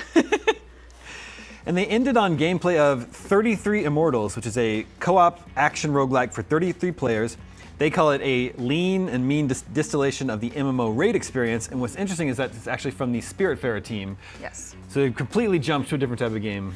Yeah. To Spiritfarer. Whole new genre. Spiritfarer was a very melancholy, peaceful, narrative-driven game about the afterlife, and this is almost a little bit of the afterlife, about getting demons to the afterlife in a way. I think it's so maybe a prequel to Spiritfarer there in that case.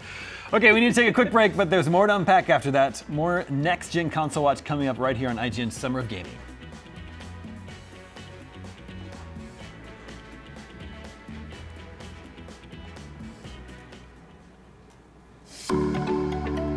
IGN Summer of Gaming is presented by Lenovo Legion with 13th gen Intel Core processors, beyond performance. So you like IGN, huh? The news, the videos, the guides, and wikis, it's all in your wheelhouse. But do you ever wish there was more? Introducing IGN Plus, a brand new program that's loaded with tons of cool perks and benefits. Sign up for IGN Plus today and you'll unlock free games and in-game content every month, a free subscription to Map Genie Plus, huge discounts for stuff like Dream Gear, Power A, Humble Bundle, the IGN Store, and tons more. IGN Plus is just $29.99 a year for a limited time. You deserve a little extra. Behind every game, movie, and TV show you love is a wild, crazy, and sometimes unbelievable story. No one is just black and white. From revealing the secrets behind your favorite franchises to solving a legendary video game mystery, I'm coming for you. IGN Inside Stories gives you a peek behind the curtain. If people come to the game now and see what's going on there, I think they'll be surprised. Join us as we dive into hyper-dedicated fan bases, worldwide phenomenons, and the most incredible untold tales in games and entertainment. I said, wait a minute, that doesn't sound so good. It was definitely not what I expected in the best way. Inside Stories, available now only on IGN. And I was like, holy shit, we're gonna do this. Have you been stuck on the same quest for just way too long? I just want answers. IGN strategy guides and interactive maps are here to help. IGN guides are trusted by millions, easy to use, and of course, free. You can even track your progress with handy checklists if you go for 100% just like we do. We're gonna be going over some sensitive material. IGN has the very best, most complete, and accurate guides for The Legend of Zelda Tears of the Kingdom, Star Wars Jedi Survivor, The Witcher 3, Pokemon Scarlet and Violet, Elden Ring, and so much more. I will require some time to process this information. Every guide is tested and verified for you by experts. Just search for IGN.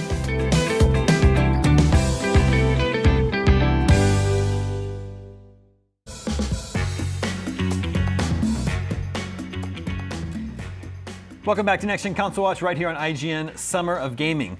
Let's sort of wrap up some of the games that have been missing. Xbox has had 2 showcases over the past couple days. I think there's some notable games that failed to make an appearance. Then we can also sort of talk about the state of Xbox now that we're on the other side of their big showcases. So, actually, still, I think there's one that you wanted to point out. Ark 2, is this one that you've been looking for? Yeah, I've been very curious about this because it's supposed to be extremely different from their original survival game. And they actually did bring Ark 1 over to their new servers, which is going to be the same servers that they have Ark 2 on. And there was a whole controversy about that because they removed the original game and they had players have to move over. Yes, so they do have unofficial server support, but of course it's not the same. And it's interesting because Ark 2's original release date or release window was supposed to be this year, and we haven't seen anything. But we did see the server movement and Ark 1 being remastered. So it is a little interesting to see them not say anything. So I was a little surprised to not see them here. Now, forgive me, is this the Vin Diesel game? Yes, it is the Vin Diesel game. And were you a fan of the first Ark? I played it for a little bit, like way back when it was still in beta, and it was one of those like you can buy it and you could play it in early access, and then I didn't play after full release because it's one of those things where I keep saying this, these games that come out in early access and in beta that kind of continuously seem to live in that state once they're fully released, a lot of people are like, well, I've already experienced it, why do I need to go back, So that was kind of the loop that I got stuck in, so I didn't play Ark 2 for a while, but I know they added a lot of different expansions and it's really made itself come back up from the top. So is there currently a release window for Ark 2, or is it we just completely up in the air? So, okay. Yeah. All right, Matt, in the first Xbox showcase, Rare showed that they've been working on a new tie-in for Sea of Thieves. They're tying into The Secret of Monkey Island, which seems to that makes perfect sense. That seems really funny. We also know Rare has been working on this game Everwild, which I don't even know if I really remember what that game is. Do you? Yeah, it was like a fantasy, like a hunting kind of looking game. I think they teased it with a mysterious figure with a bow and arrow and beautiful looking mythical animals. Which I think we're seeing. Which we're seeing right now. But yeah, it just sort of fell off the face of the earth. Yeah. Do you consider yourself a fan of Rare games? I guess you have to think of the old Rare and then the modern day Rare. Yeah, I mean, you think of the past Rare games, but they don't make those anymore, clearly. But I like Sea of Thieves a lot from when I played it, and I feel like maybe it's one of those things where their success is just keeping them from talking about this one too much. Like Sea of Thieves is it's going really strong, and there's tons of great expansions, especially the Monkey Island one, which I think is going to be great. It could just be that a lot of folks are just really into Sea of Thieves right now, and Rare is just giving the people what they want. We knew a lot of people were into Sea of Thieves. Okay, we talked a little bit about on the pre-show. Perfect Dark continues to be missing from Xbox, and that's the game that I'm very, very excited for. I'm a big fan of the original, but I don't want to harp too much on that again. But there's also this game Contraband. Do you remember this one? This is from Avalanche Studios, the Just Cause team, which I think it was a couple years ago now. We just got sort of like a panning shot of a cluttered room with some like gear and maybe some weapons in there, and then just a logo, I think. Yeah, which is was all we got from the same thing as Indiana Jones, which was That's right. also missing. So those are the two that we got sneak peeks at that people were very interested in, but didn't get anything. So. Is this Contraband that we're seeing here? I don't think I think this is the wrong Contraband. This one's that's currently in like early access. It's different. You actually it's actually really fun, but it's not the one. There's Contraband in it. There is. Yes, you do confiscate Contraband from people. That was funny. I like the Just Cause games. Have you played any of those?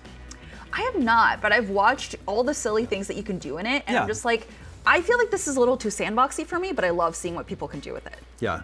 How about you? Any of the Just Cause games? I played Just Cause 3 when that came out, and again, it's like a proto Tears of the Kingdom in terms of just the ridiculous stuff that people were doing. I also played the Mad Max game that they did, which I actually That's right. Yeah, I forgot really they did that fun. one. That was really good. It was really cool. But yeah, in terms of Contraband, actually Stella nailed it. It's literally the same sort of teaser they did for Indiana Jones. Yeah. So speaking of, that's another game we have to see, and it's interesting because there's a new Indiana Jones movie just about to be released. You thought maybe that would be a good time to remind everyone about that? Maybe they will after the movie releases, just to keep the hype going. But I feel like now would have been a great time, right, leading up to the movie's release. I mean, it's not too early. Come on, show us a little bit, Well, yeah, because it's from Machine Games, the Wolfenstein crew. So, man, you have to imagine it's not going to play like that. It's not going to be a Wolfenstein-like. It's going to be, I would think, an adventure game. We were discussing this a little bit on the pre-show, Stella. What do you think they're going to do with the likeness and the voice of Indiana Jones? Do something just like a sound-alike, or I don't know. Do their own version, like do a James Bond thing, where this is our Indiana Jones? Oh, you know what? Yeah, they could. That would be really interesting if they did their own, like, instead of the cinematic universe of James Bond, they did a gaming version, which like they totally did with Marvel, right? Or Marvel's Guardians of the Galaxy. That's right. They totally did that, and it worked out just fine. Yeah. So I think that may be something that they go through, but I know Harrison Ford kind of likes his character. Like, he actually likes Indiana Jones, unlike his Star Wars roles, right? So maybe he'll come back. Well, speaking of that James Bond game, that's another thing that's been missing from IO Interactive, the Hitman Group. Yes. We know that they're working on this James Bond game. They announced a James Bond game sometime in the last 2 years. I'm a Hitman 3 fan. I love that game. Yeah. I can't wait for their take on James Bond. It probably won't be assassin-based like Hitman will be, but you could say he does some assassin. That is true. Yeah, but I think what I'm expecting is gadgets, really cool gadgets, like the classic 1960s, 1970s style gadgets, and not the modern day James Bond movies, which are bereft of bereft of gadgets. Yeah. So, well, it's interesting. It's been a long sort of a dry spell for James Bond games, where we used to get one every year, at least for like the longest time. Are you a fan? Would you say you're a fan of the James Bond license in general? I'm a casual fan. I think the last movie really kind of drove the series for me. I was like, oh, this is beautiful. I'm like, yeah, that's right. The Bond films were kind of like this cinematic masterpiece when they first came out, and I was like, these are good movies. What do you think about the whole sort of debate that's going on between, Todd Howard confirmed that Starfield will be 30 frames per second. Locked at 30 frames per second. So I'm going to contradict my boss here, who is very loud on social media saying that it's fine. I don't think it is. Not fine. No, I don't appreciate that. I understand that there are certain limitations, but one of our producers, Joe Bird, and I, we do talk about this quite a bit about how we feel like this generation of consoles, developers weren't ready for it, because a lot of times games have been releasing at 30 FPS, performance mode sometimes doesn't even work. And it's one of those things of, yes, while we played Zelda Tears of the Kingdom at 30 FPS on an older, like 7-year-old console, and yeah, we still enjoyed that. We still got $70 worth of it. I think there's something to be said about the fact that this was supposed to be the latest, next-gen, sort of top-of-the-line graphics monster, and we're getting things at 30 FPS, which, yes, 30 FPS, we see films at that, we see shows at that, it's fine. But when you tout so many graphical achievements with the new consoles that you've built, especially with the hardware that we now have, and especially when you made the consoles so hard to buy at the beginning because we went through a pandemic and obviously they didn't control that, but with all the chip shortages, you're just like, oh, this is really strong hardware. I should be able to get the most power out of this. And we get 30 FPS. And I don't think that's okay. I don't like it. Well, I know it's a really big topic right now. Maybe in a few minutes we'll get a chance to dive into that a little bit deeper. But coming up next, a top-down action roguelike that can be played co-op with 32 of your closest friends. Here's 33 Immortals.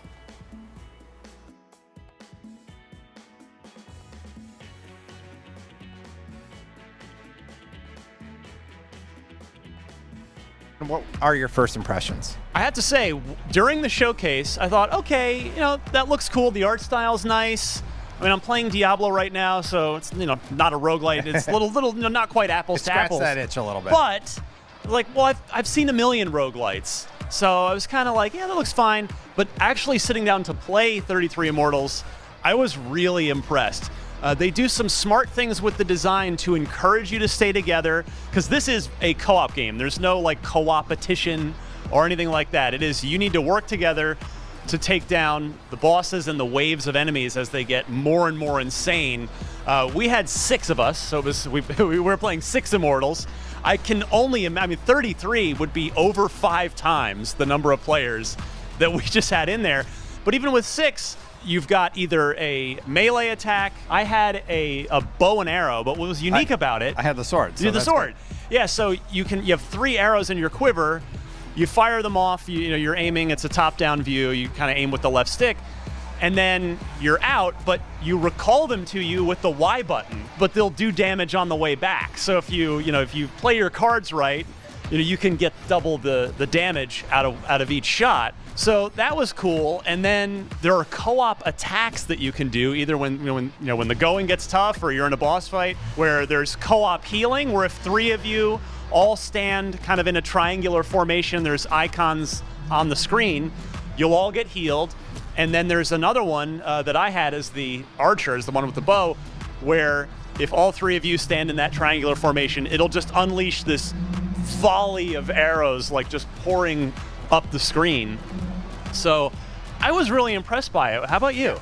So I had the sword character. I don't think there was any sort of power-up moves available to me, but what I was able to do was just hit with lights and then combo really quickly and use up my mana, or whatever it is, to just really slam enemies and break their defenses. Yeah. And then make them vulnerable for the whole team. So when you start working with those synergies of the different type of characters that you can utilize, you're able to do some really devastating things. There were a few bosses where we just obliterated them. Oh, yeah. Once we all did our attacks timed well. Yeah.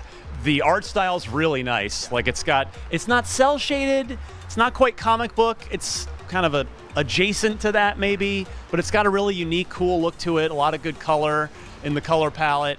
After playing a 6-player version of it, I now really want to play a 33-player version of it. Now we did ask at the end. It is 1 person per machine, whether it's PC or Xbox, because I thought, well, maybe you could get 4 people on one console and kind of build your party that way. But no, it's 1 person per machine, which I guess makes sense because you don't necessarily want 4 people kind of having to be stuck on one screen, and having to be restrained by the other 3 in that group. But this is one of the more unique multiplayer games I've played in a while. How about you? Yeah, it was really fun, and I like the fact that there are a large number of players to play with, and I think that's going to get really interesting once the full roster is filled out. I enjoyed it a lot more than I thought. I haven't been able to play Diablo in a few days, so it scratched that itch, like I said, sort of at the beginning, and I had a good time playing with other people and communicating. Okay, here's what we want to do. Let's get these group attacks up. Be sure you heal up. You know, we had somebody sort of directing us, but not playing for us, and I like sessions like that. Yeah, and Game Pass as well with this, which should help ensure that you've always got 32 other players to jump in with at all times. Absolutely, yeah. Any final thoughts on it? Just that this might be my most pleasant surprise of the week. There's one of those at every E3 or summer showcase, whatever we're calling it at the moment, but there's always something that jumps out at you, and this is on the short list for me. Again, it looked nice in the showcase, really impressed me with the hands-on. Awesome. Well, thank you, Ryan. For more on all things gaming, you're already in the right place. IGN.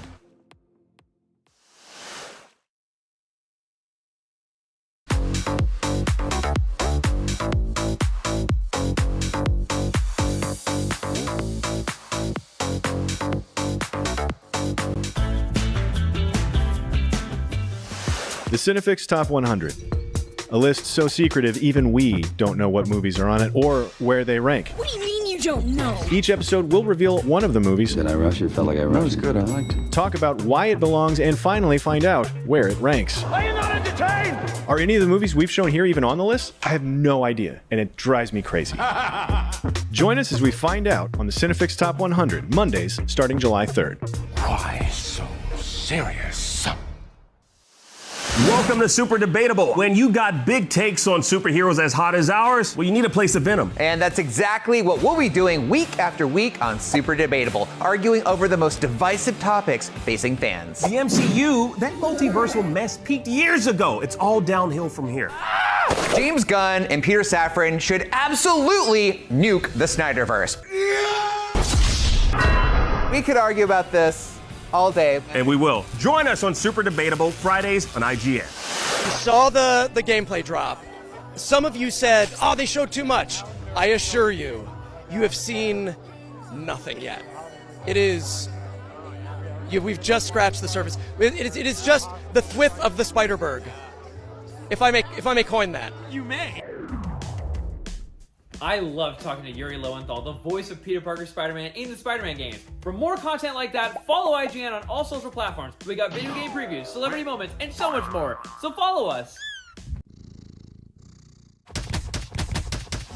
Want the ultimate IGN experience? Check out IGN Plus. Members get exclusive deals and giveaways, ad-free browsing, unlimited tracking on IGN Maps, discounts at the IGN store and with IGN partners. And best of all, free games. Get 30 days of IGN Plus for just $1. Head to plus.ign.com.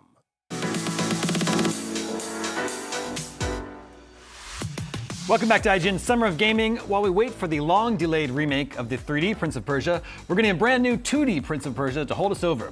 Let's check out a deep dive on the Prince of Persia, The Lost Crown, and the young fresh fellow conducting this interview. I think he's one to watch, has a bright future ahead of him here at IGN. Take a look. One of the pleasant surprises of Summer Game Fest was Prince of Persia, The Lost Crown. Here to tell us all about it is game director Munir Radi. Welcome to IGN. Thank you.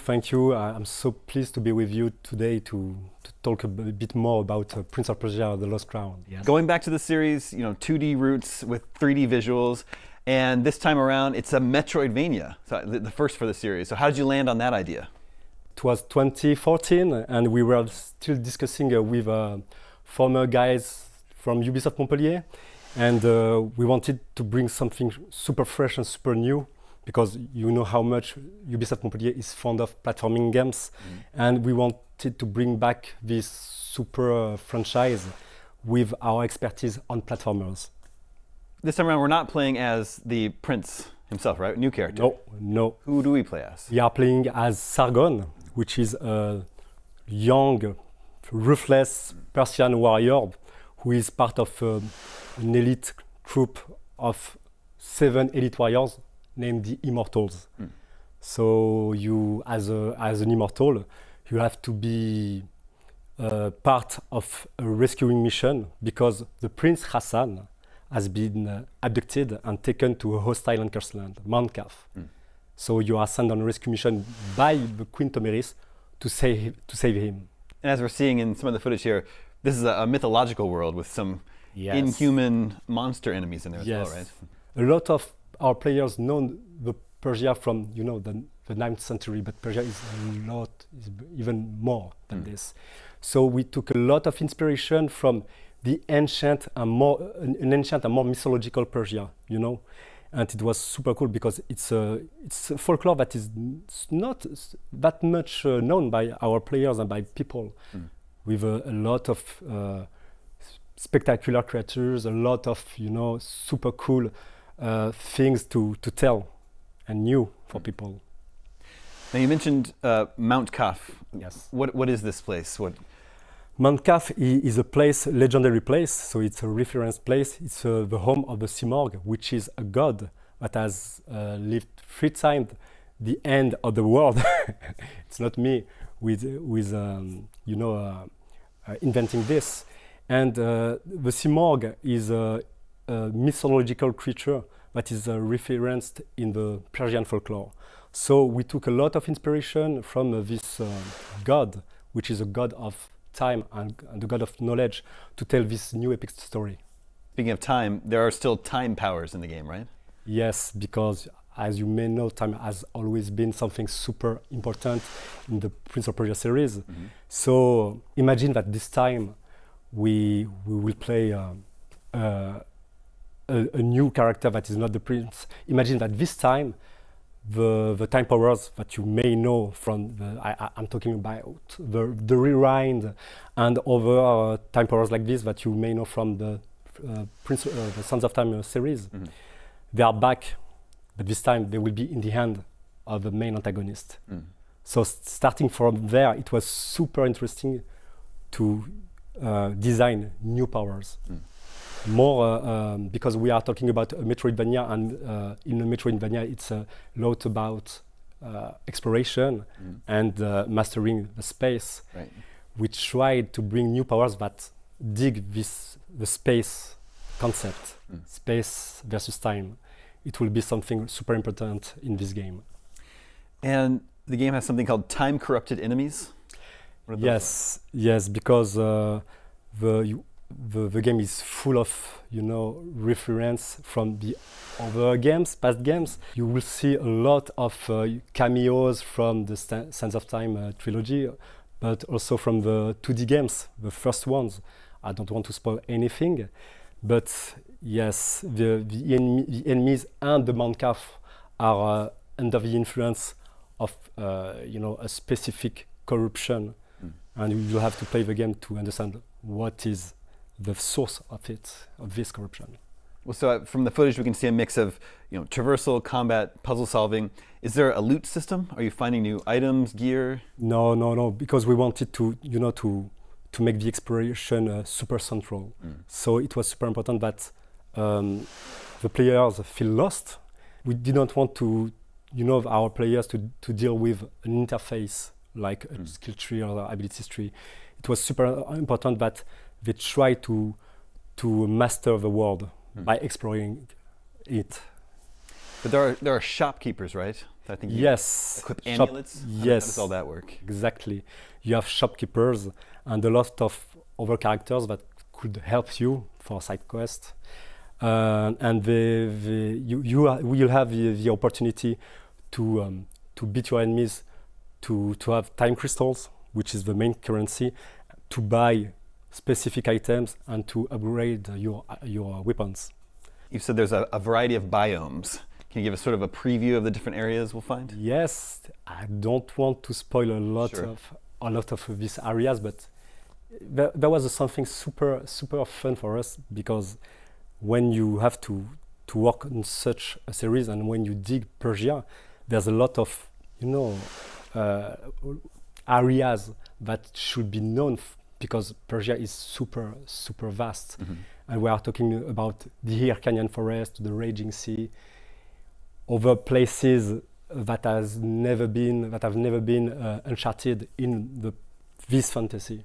So it was super interesting to build a logic world that feels like a 3D world.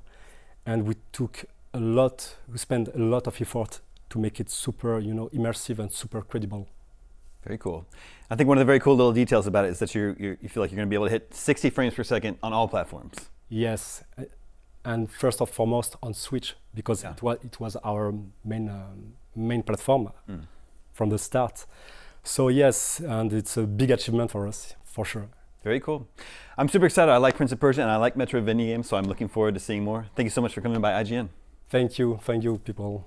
And I'm super excited to the idea that you put your hand on this game. Well, we can't wait to see more. Prince of Persia: The Lost Crown's reign begins on January 18th next year. Until then, stay tuned, IGN.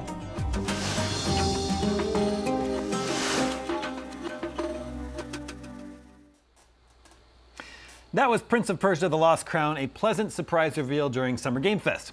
Up next, a game we've been hearing rumblings about for a while, but which is still great news for a lot of fans. Here's a look at Persona 3 Reload. Burn my dread yet again. Now that's exactly what the Atlas team is doing with the remake of the iconic PS2 RPG, Persona 3. And here to tell us all about what we can expect from Persona 3 Reload is Ryota Nitsuma and Kazuhisa Wada. Welcome. What was it about Persona 3 that led you all to choose it for a remake over its predecessors? We believe that Persona 3 was the game that marked the actual turning point in the Persona franchise. It's a very important title for Atlas as well as for the development team who were involved in the original version of the game. That's why we wanted to keep the appeal of Persona 3 to many more fans around the world as a modern gaming experience. We wanted more people to know Persona as a series, not only just know Persona 5. And how long have you all been working on the remake? We started the research and development around 2019, and we started the actual development in late 2019. What new content can fans expect from Persona 3 Reload, and how much content from P3 Fez and Persona 3 Portable will carry over to the remake? We can't really go into details at this point, but we have remade basically everything from scratch as per the original version of Persona 3. So we have newly recorded voices, we have new scenes in the events, and we also have both new and arranged music, and we'll be kind of releasing that information following everything. So we're asking to please look forward to that. My next question, though, as for the combat system, will there be any quality of life improvements made similar to what's found in Persona 4 and 5? And what can you tell us about the combat system as a whole? The basic concept of recreating the Persona 3 story was that we wanted to keep everything from the original version, but update everything to the modern day. So at the same level as Persona 5, basically. So, we have the newest graphics, we've updated the systems to the newest usabilities to make the customizations that we need, and this isn't just about the combat system, we have the voice lines in Japanese and in English. We also have the text available in 13 languages, so you should be able to have a similar experience to that of Persona 5. Well, I'll tell you right now, fans of the Persona series have been devoted to the franchise for many years now. I have to ask you both, is there a message you want to share with them regarding Persona 3 Reload or in general? The remake of Persona 3, not speaking just of development, but starting the project, planning, and everything, that was not an easy thing for us to do. So we're really happy to be able to announce the game like this, and all of the staff have been really devoted to this project, and we're proud of it as a Persona team, so please be excited about this. And one more thing, we're so happy to be able to share this hype with everyone globally. So thank you so much, and please look forward to more information in the future. Again, we are so happy that we can finally announce this. We've been creating Persona 3 Reload with much love and respect to the original game, and of course some things have changed and some things haven't. So we think this has become a title that you'll enjoy. Of course, the fans who love the Persona franchise will love this, as well as people who have never played Persona. We think that this is a game that can be enjoyed by many players. So we'll be following up with more information soon. Thank you so much. Yes, we'll definitely be looking forward to more information. Nitsuma-san, Wada-san, I want to thank you both so much for sharing with us a bit more about Persona 3 Reload. Thank you so much. And as more gets revealed on the remake, you can count on IGN to keep you informed. Stay with us. IGN Summer of Gaming continues.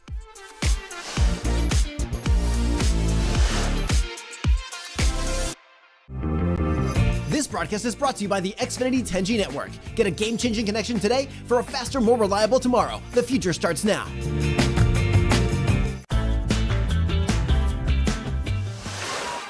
Tune into IGN1 on your smart TVs for the latest news on your favorite releases, gameplay exclusives, and all the entertainment you can handle. Cinefix on IGN1, your friendly Friday night home for film fanaticism. You're watching The Weekly Fix, ready to fill you in on anything you may have missed in the world of gaming and entertainment. Welcome to Should I Play This? This is what to watch here on IGN1. Find it all in one place for free on IGN1. They turned into a network. Who knew? The Cinefix Top 100. A list so secretive even we don't know what movies are on it or where they rank. What do you mean you don't know? Each episode will reveal one of the movies. Did I rush it? Felt like I rushed. That was good. I liked it. Talk about why it belongs and finally find out where it ranks. Are you not entertained? Are any of the movies we've shown here even on the list? I have no idea, and it drives me crazy. Join us as we find out on the Cinefix Top 100, Mondays starting July 3rd. Why so serious?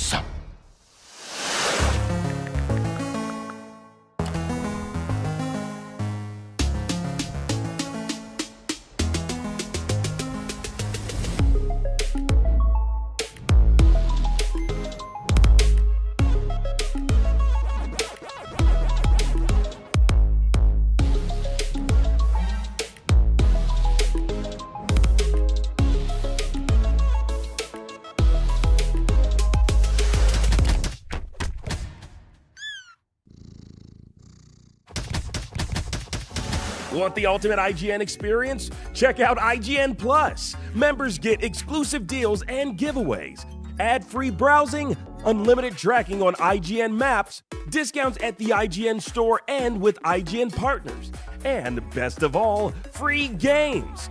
Get 30 days of IGN Plus for just $1. Head to plus.ign.com.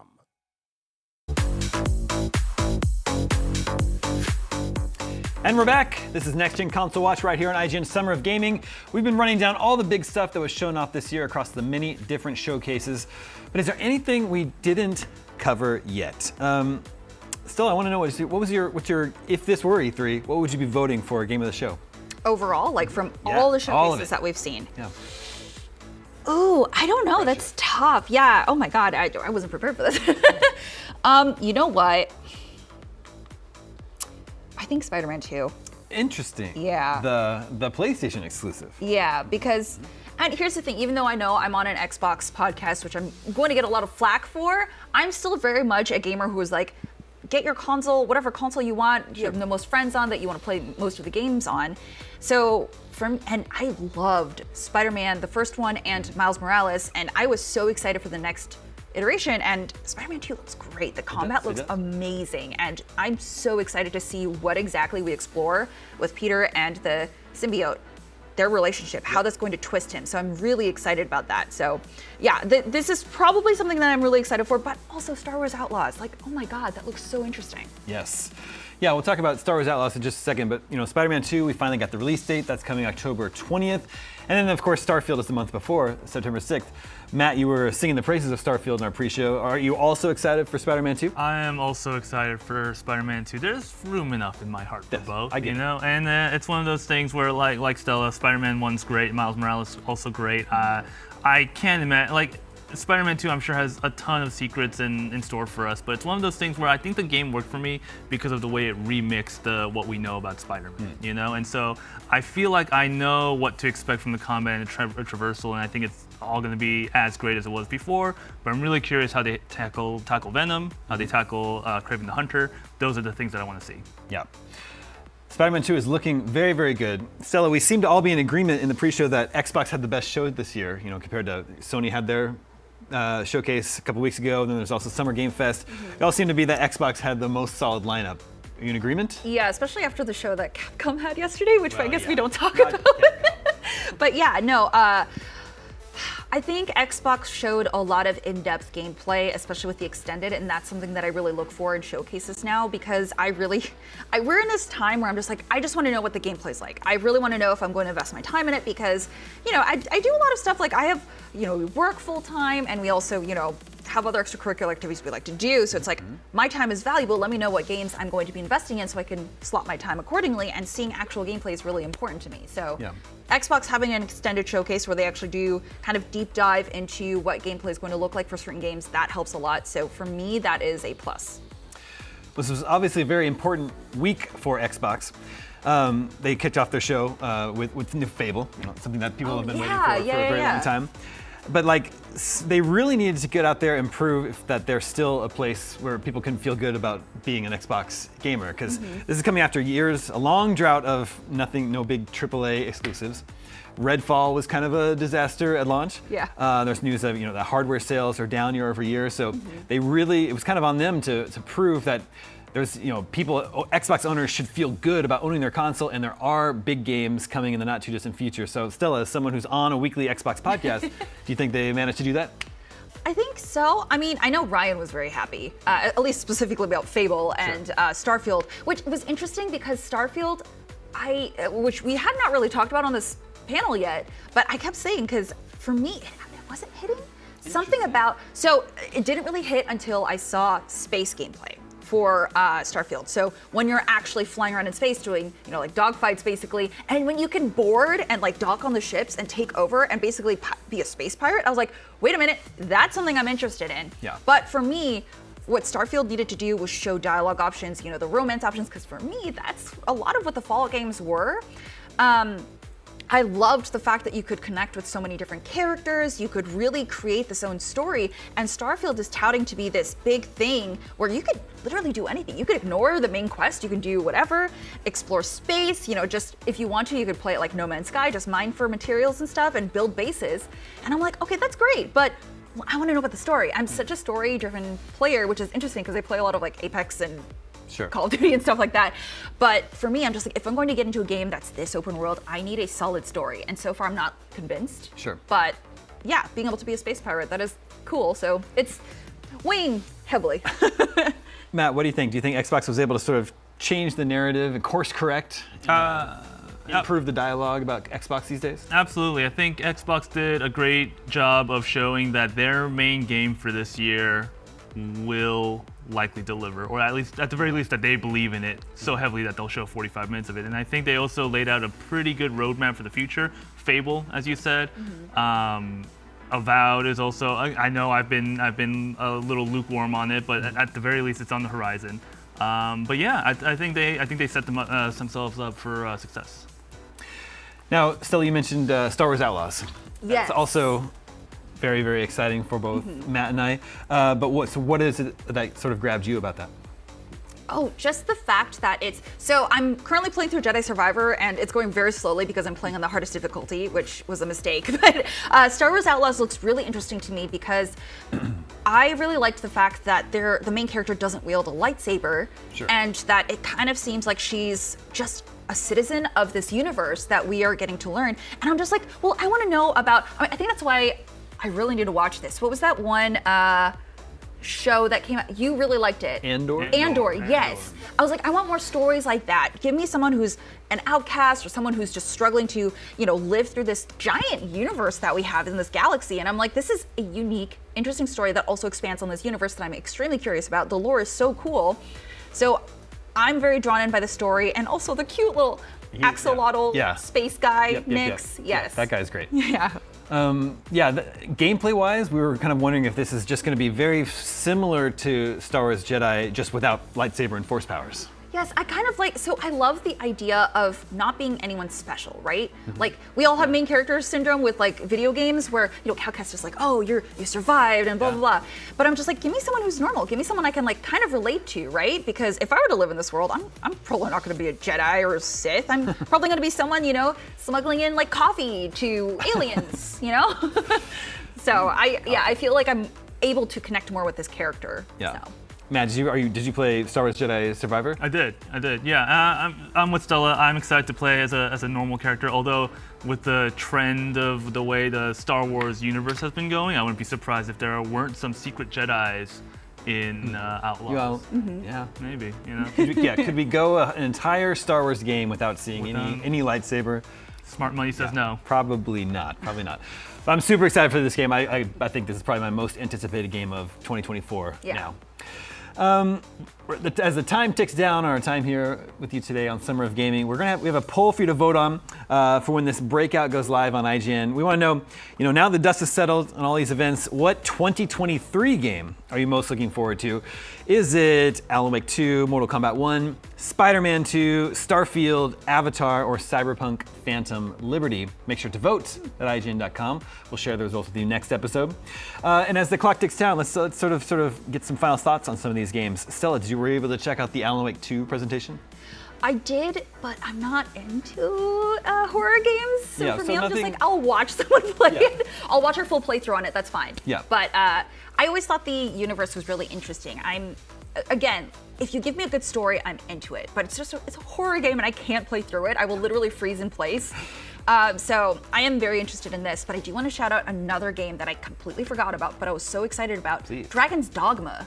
Yeah. It looks so good. I know it's probably far, far away, but it looks so good. And I tried to play the original one, which on Switch, because I know, don't come for me. I was trying to play more handheld games because I was like, well, I'm bored in bed. Let me play a game. It was kind of unplayable because it doesn't really hold up as well as like Knights of the Old Republic. So Dragon's Dogma, when I saw gameplay for that, I was like, oh my God, this looks great. So yeah, I'm really excited. I want to see more. Is it just the fantasy setting or the giant dragons or the idea of it plays like a cooperative game, but it's a single player game? Yes, I really loved, I know this is not the same, but I really loved Dragon Age Inquisition, and I want something that brings back that feel. And it's weird, I don't like games like Inquisition where it's kind of like a top-down sort of, you don't really get to look at your character much, especially when you do create it. So I don't know, something about that, it just made me have that feeling of when I first saw Dragon Age Inquisition. I'm like, yeah, you know what, I could get into that. What about you, Matt? Is Dragon's Dogma 2 doing it for you? I like it. I like the way it looks. I think in a age of where people are trying to change some things up, Dragon's Dogma 2 is dogmatic to the formula. Nice. Nice. And so that has that very classic look and feel to it. I'm looking for a little something different, but I know everybody who's played the first one loves that game, so I'm sure this is. I'd say I dabbled in the original. I'd say I'm excited for Dragon's Dogma 2 just because Capcom has just been delivering banger after banger recently. And it's running on the Resident Evil engine, so it should look very nice. In recent years, man, since Resident Evil Village, Capcom has just been hitting it out of the park. Any final thoughts on this not E3 week? How do you think it sort of stood up to previous years of E3? Is it a suitable substitute for real E3? I think it's a nice appetizer, right? It's not the same. It's not the same meaty presentation that we see. Everything's so spread out. But it is nice because it does let these presentations have time to breathe. It lets people think about what they saw and then get prepared for the next thing instead of just being like, oh my God, so many games. I can't remember all the things I've seen. So that part is nice, but I do miss E3. I miss it. Yeah, how about you, Matt?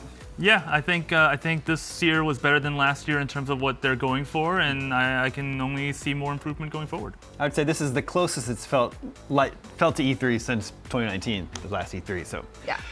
Anyway, it's been a lot of fun covering all these exciting game releases over the past few days, and it's not even over yet. But that will do it for this edition of Next Gen Console Watch. Just a friendly reminder, the Summer of Gaming is going on all month long. Be sure to go to IGN.com for our full schedule.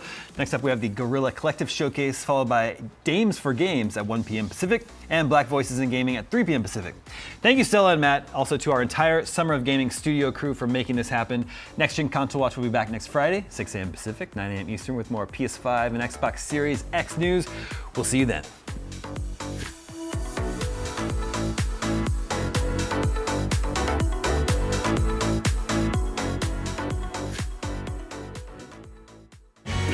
IGN's Summer of Gaming is presented by Immortals of Aveum, available July 20th on PC, PS5, and Xbox Series X and S.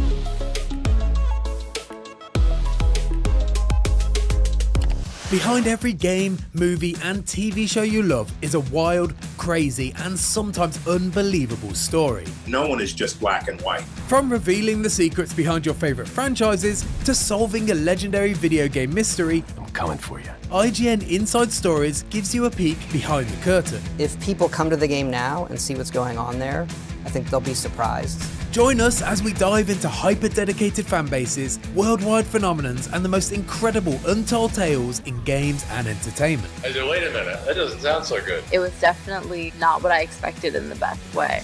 Inside Stories, available now only on IGN. And I was like, holy shit, we're gonna do this.